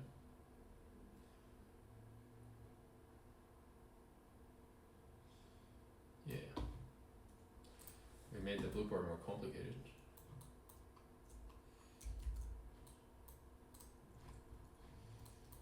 But I think it's gonna be a win.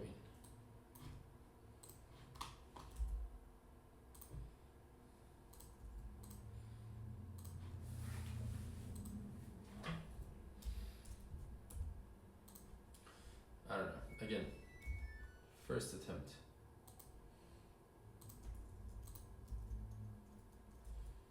I do think we're making things a little complicated here.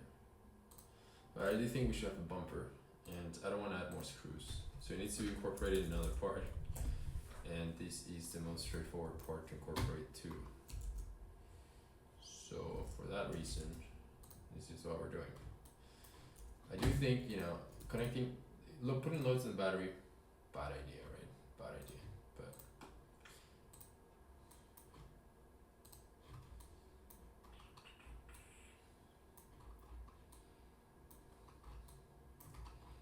it looks like a battle cruiser from StarCraft.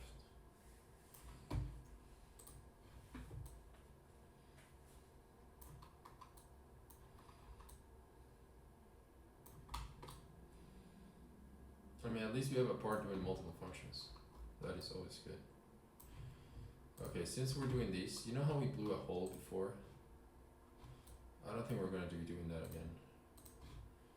Not wise, not wise. Oh my god, where's the actual root thing?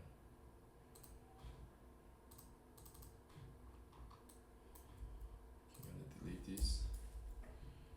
Okay, and then trying to close these whole. No, I guess we can't easily close it.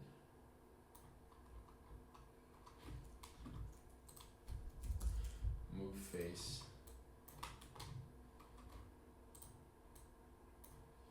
Yeah, that will do it.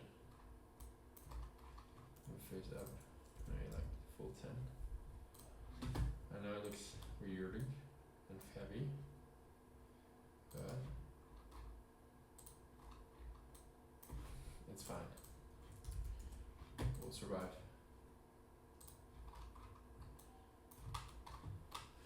Yeah, that battery tray, oof, oof, oof.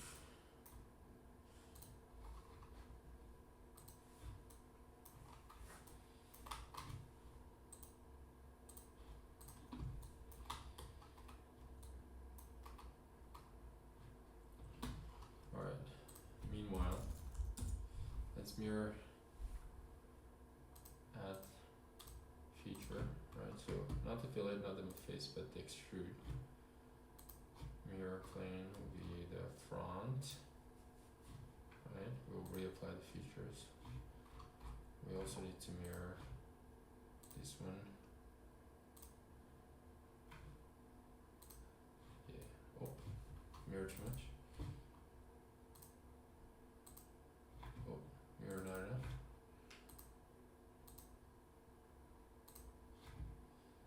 I need this one and this one. Alright.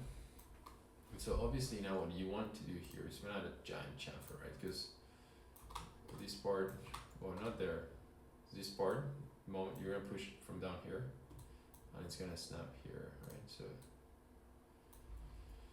you wanna add mass there. Cross section, you wanna add cross section there.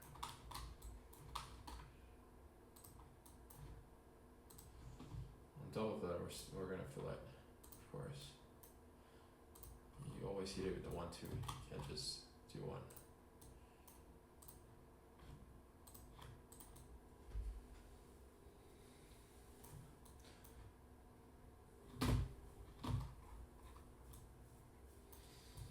I don't know about that, guys. I don't know.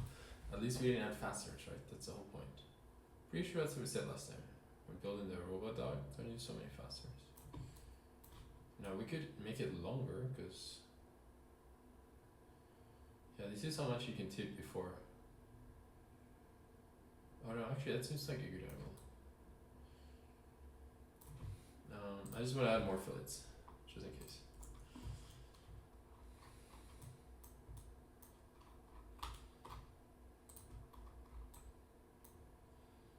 This one doesn't matter as much. This one could matter.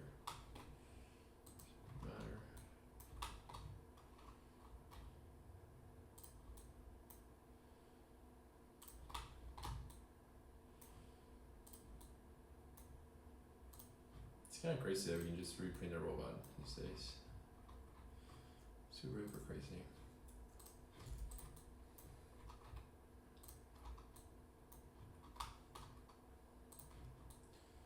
Okay. I mean, we're gonna be putting loads through the battery, but honestly, it's not that much. And the battery is the heaviest component we have. Alright, we're basically done here. This is our robot. What do you think? Like it? What did I forget about?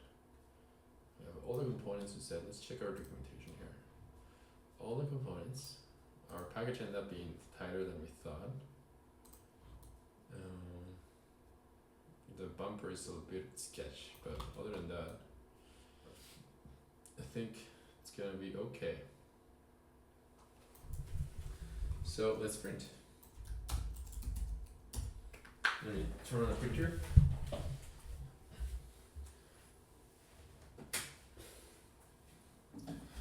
Let's see how many hours this is gonna take us, right?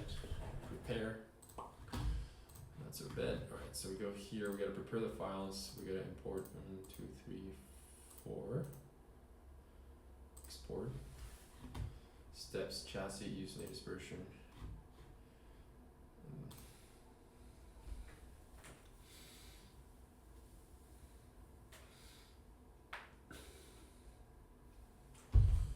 Is it done? Exported successfully. Oh, sorry, where did I export to? Oh. Wait, a single step file? That's interesting. How does that work?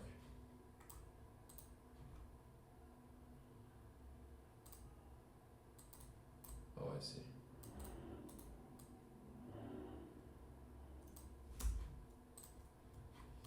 Something crazy is going on outside.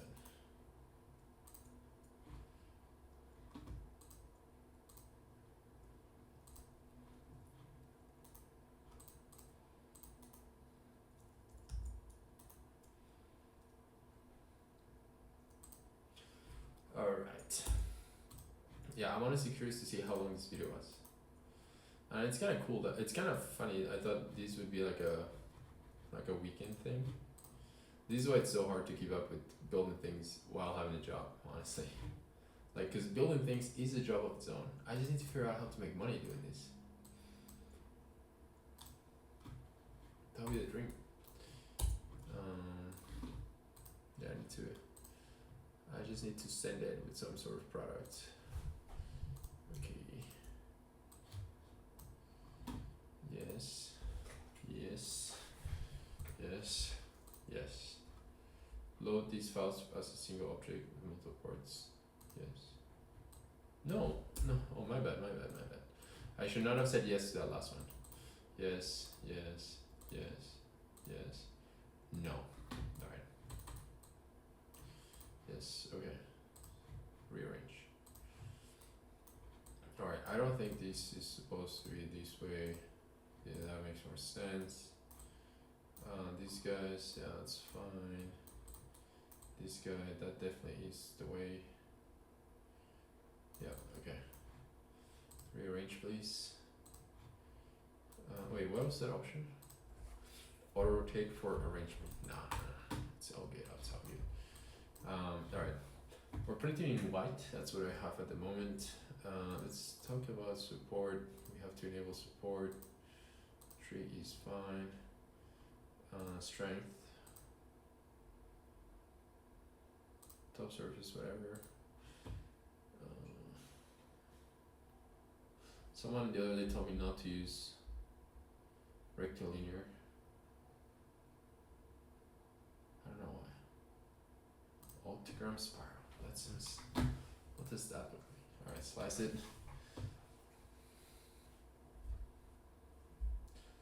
Let's see what we got here. We're looking at a cool 5 hours. It's 5. That might be after my bedtime. Dude, that. Oh.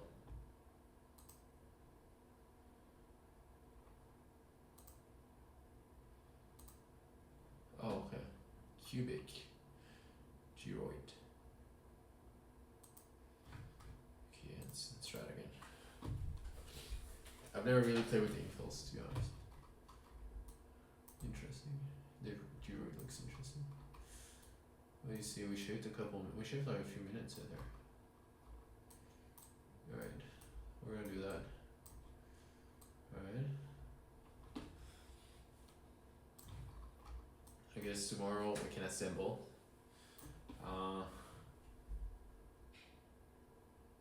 Let's hit print. I want to measure kind of like what fastener lengths we expect to use here. And I want to check what we have on hand. And if we don't have that in hand, then maybe.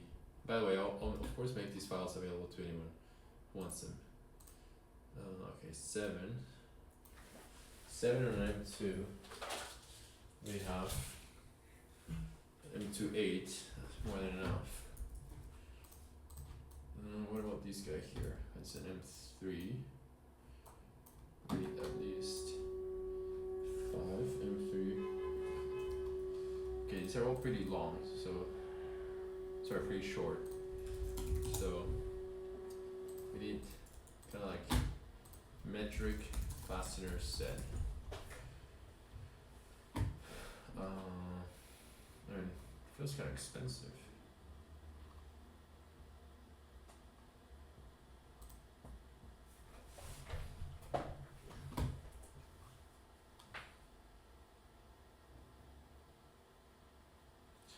I don't want washers, man. Washers are. Oh, these are hex head too. That's crazy.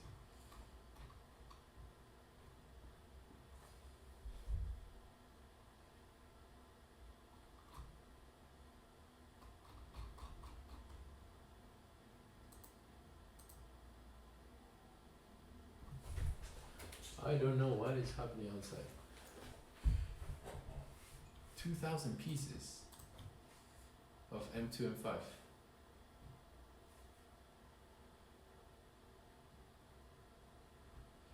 This should help, right? Man, I don't want spring washers. Doesn't work. You say to be 10.9. Great, that's funny. Gerald comprehensive.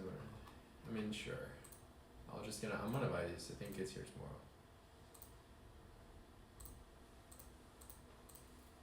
Poor quality. I mean, my guy, it's so cheap. What do you expect? Covered in unknown chemical. Yes, oil. It's normal.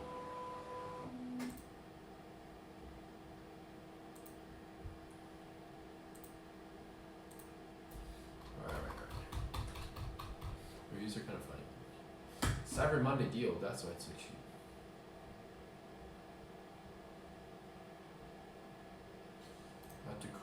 Delivery Monday, so tomorrow might be rough, guys.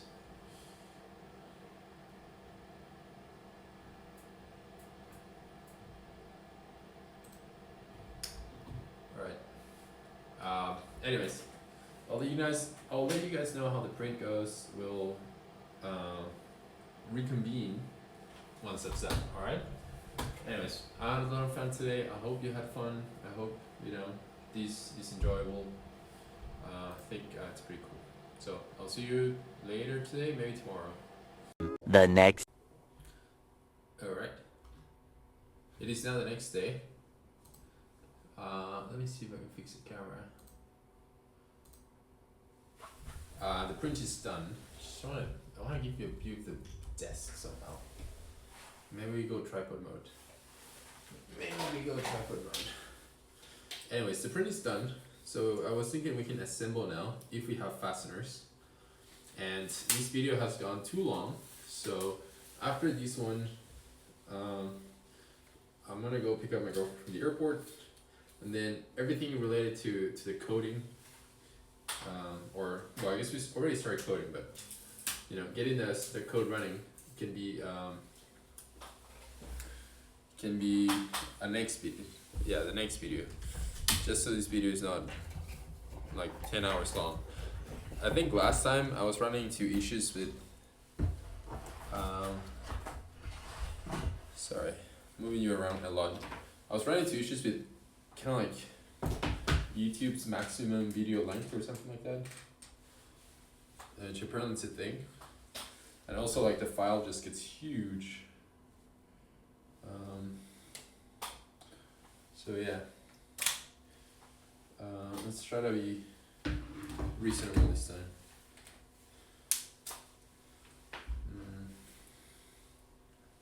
Alright. Something like that.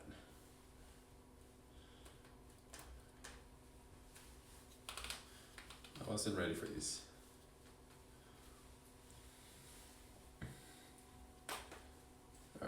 You can see the desk here. Trying to give the camera power. So here you are like behind me situation, and you can see what I'm doing.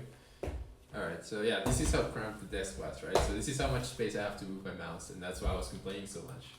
I hate to be the guy to complain, but yeah, I also need another camera because now you can't see me. But yeah, so this is all the robot stuff that we built. These are harnesses and stuff. This cable here is what powers the camera, aka my phone. So I'm gonna plug you guys in just so you don't go anywhere. Yeah, we'll increase the production quality of these videos soon. Just I think for Christmas we'll get a new camera. All right, so this is what we printed, right? And then immediately after I saw these, I just touch it really quick. Immediately after I saw these, I thought, oh, these walls are so thick, right? I'm like such a coward. I should have gone thinner. So yeah, if there's any other reasons to print a new version, I'll just also make everything thinner. Might as well. But alright. Yeah, let's remove the supports real quick here. So these little brackets should be easy. Just like that. Pretty easy. Yeah, so these are the little brackets that will hold the motor. We said, I think it's here, basically like that, right? So you can see the fit is good, which means the model that we used was good because I think we had basically no clearance. So anyway, some degree of luck there. That's good. It's good to be lucky. We try not to rely too much on luck, but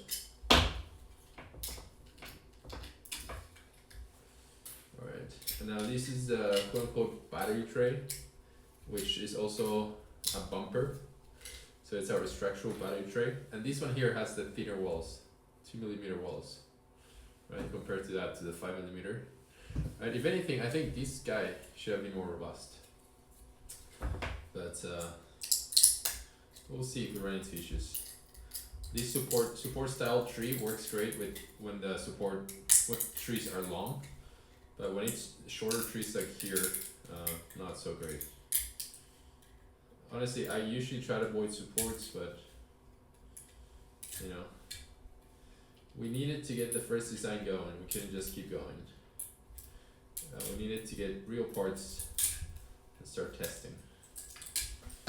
So yeah, this is gonna be a little messy.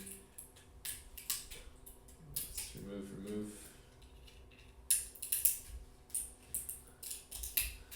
Yeah. But yeah, the thickness of this guy, just keep going back to those physics equations we laid out, right? And how we said we should drop mass, right? That's why it's good to understand the physics behind the system you're developing. So you know, so you can make design decisions, informed design decisions like that. Alright. Now, one thing I'll say, and I've seen some products on TikTok that help you remove support, like a little Dremel, off-brand Dremel of course. But the one thing that always it's in my mind is all these, because you're creating tiny fragments of plastic all around here. Where do those guys go? Okay, this is the battery. I think it's supposed to fit this way, and you can see it fits just perfect. Right? It's very nice. But yeah, I always think of the microplastics we're creating, right? Where do all those guys go? Microplastic is a weird thing, because like for a while it seems like, you know, us as a society, at least in the US, we were, or at least on Twitter, like tech Twitter, it was all about we're using microplastics and talking about how babies have microplastics now from the time they're born. But then we're cool with, you know, grinding 3D printed plastic in our home. I don't know. In my mind, it's just didn't make sense. That's why I didn't get one of those tools yet. That's why we sue suppliers. And even then, pliers, I feel bad. You wanna vacuum after.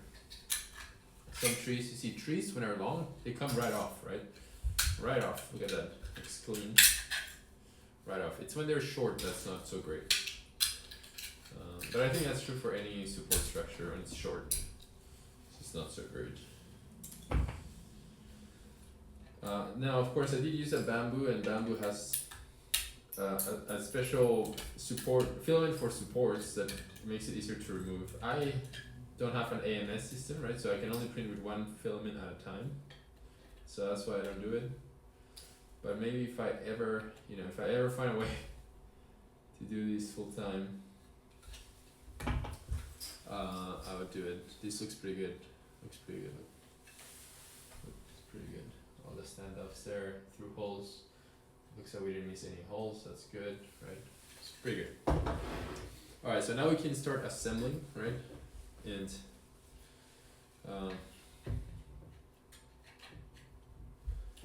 yeah, it's a question of where to start. The battery is kind of like its own independent thing, so we'll do that one last. But we already have all the electronics here laid out, and maybe on the screen, and you guys can't watch these, but maybe we can figure out a way for you guys to watch it. I'll bring out the CAD so we can try to match things.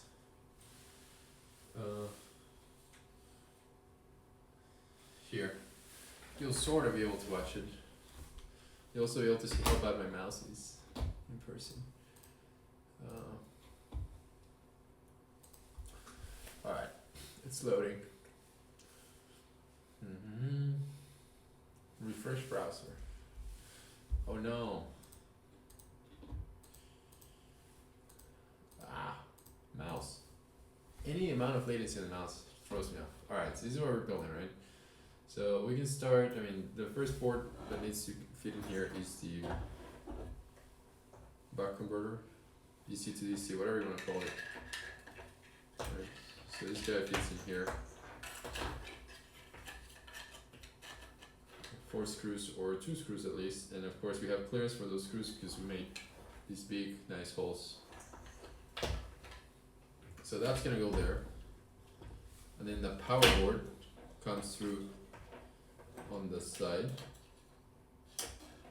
That one's gonna be a little tricky. So let's fix the wire mess here. The timing mess. Yeah, this one's a little tricky. Might have to disconnect some wires to fit it in.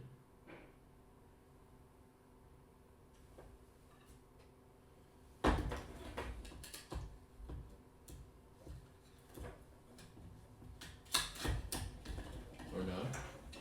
Okay, so this goes in there. And then you have the pie that is supposed to go this way, or straining wires go this way here, and this guy here, which goes,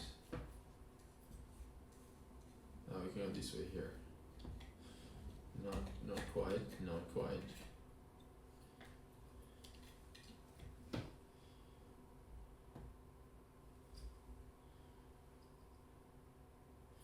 Yeah, the wires are tangling a little bit, but it's nothing too bad. Let's rotate it, put it down like there. Alright, so we could start assembling. Everything fits. And then I guess the motors.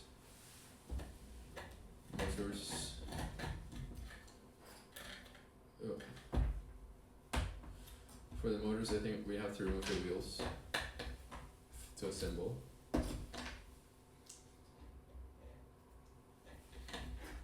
The motors remember we have 2 pins here that will help locate. The pins are a little tight. The pins almost constrain actually, not just locate. Right? That came out very nice. Yeah, the question is what screws we have, what fasteners we have to make things happen. And yesterday I ordered more fasteners. They don't come here till Monday. And I was thinking about it. I should have I should just go on my master and order M3 short M3s because that seems to be the bulk of what we use here. So we have long M3s. Right. So we could use long M3. I mean, we don't want to use long M3s to be honest. So these might be where we pause the video, or what we do have are short M2s, shortish M2s. So we could get started with the M2 boards, right? So M2 boards, you remember, it's the the Raspberry Pi. It's an M2. See if that came out right.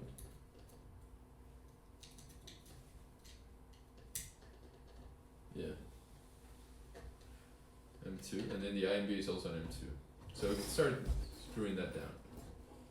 Alright, let's do that, just so we said we actually need something today. Yeah, the only issues with the M2s is how small they are. So I don't necessarily have a key, an Allen key that small, I think. Let's see.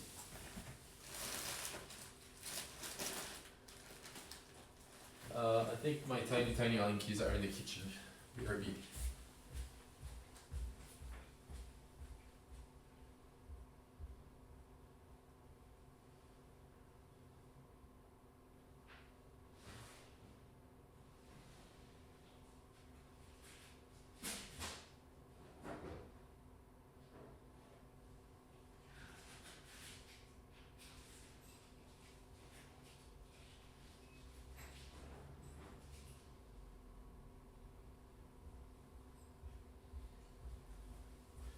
Yeah, I wish there was a way to order a small M3 screws without going through McMaster, because I mean I'm gonna pay like maybe $5 for the screws and then $20 for shipping, and it's gonna be next day shipping, which I don't necessarily need.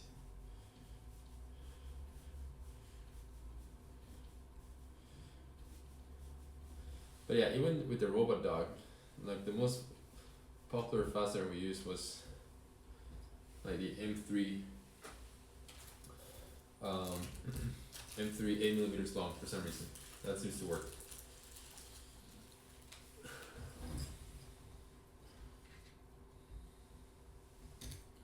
Raspberry Pi going on, very nice.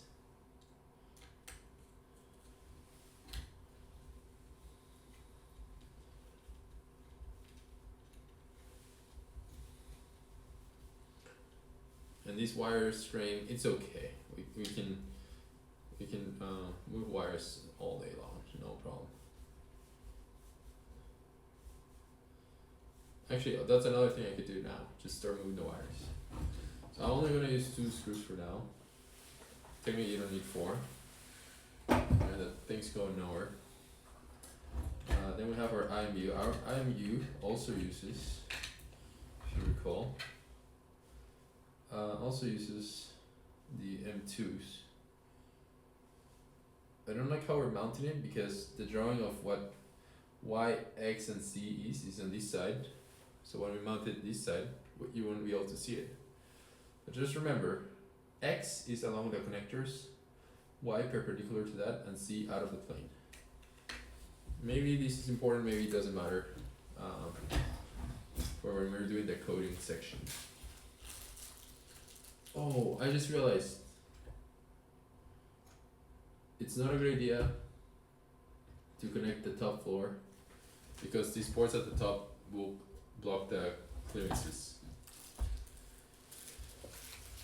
But so for that reason, I think we're gonna stop here until we have the fasteners, and then I think I'm gonna upload that as a separate video. This is going for too long.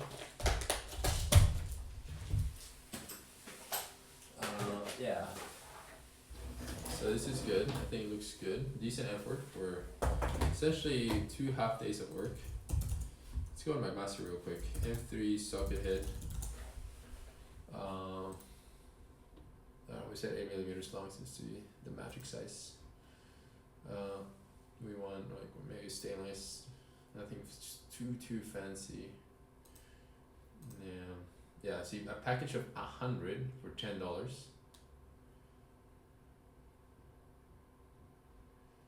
On what they don't tell you, oh sorry, that was like the fine thread. A package of 100 for $5.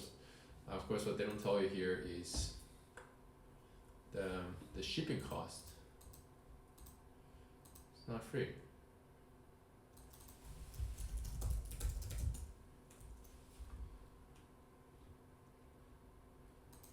Sassy for verification code. Anyways, yeah, maybe I'll order some from McMaster, or I don't know. Can I go on Amazon and just order M3? So, oh, M3 stock. I don't think that's the thing.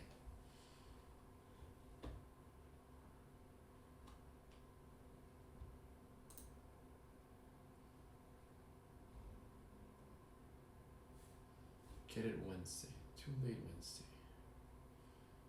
M3 6. Yeah, okay. And they give me nuts too. I don't want nuts, but sure. I mean, honestly, that might be cheaper. This one comes in Tuesday. This one's even cheaper. Okay.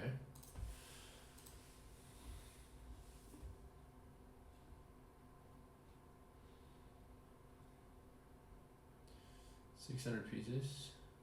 Oh, a lot of nuts. I don't want nuts though, that's the thing.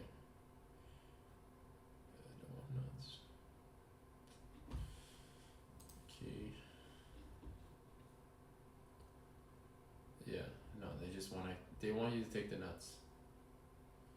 I don't want your nuts.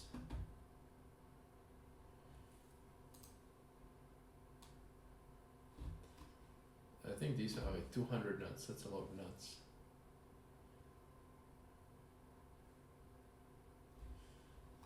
I think I want to order these ones. Get here on Wednesday. So we're gonna have a lot of fasteners, and that's fine. That's fine. You can always use more fasteners.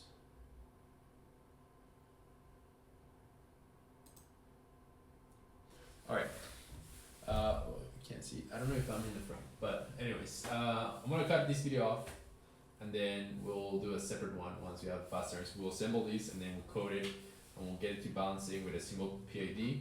And then I think maybe we can dive into deeper PID techniques. I know like in school, I remember doing like a simple PID loop to balance stuff, but I know there's more, like the more complex stuff you can do. And then maybe, if we really master that and get good understanding of that, the next step can be to do something with reinforcement learning. We can give that another try on a simpler setup, right? So let's see how that goes. I'm sure there'll be like challenges along the way. Yeah, nothing is ever as straightforward as you think.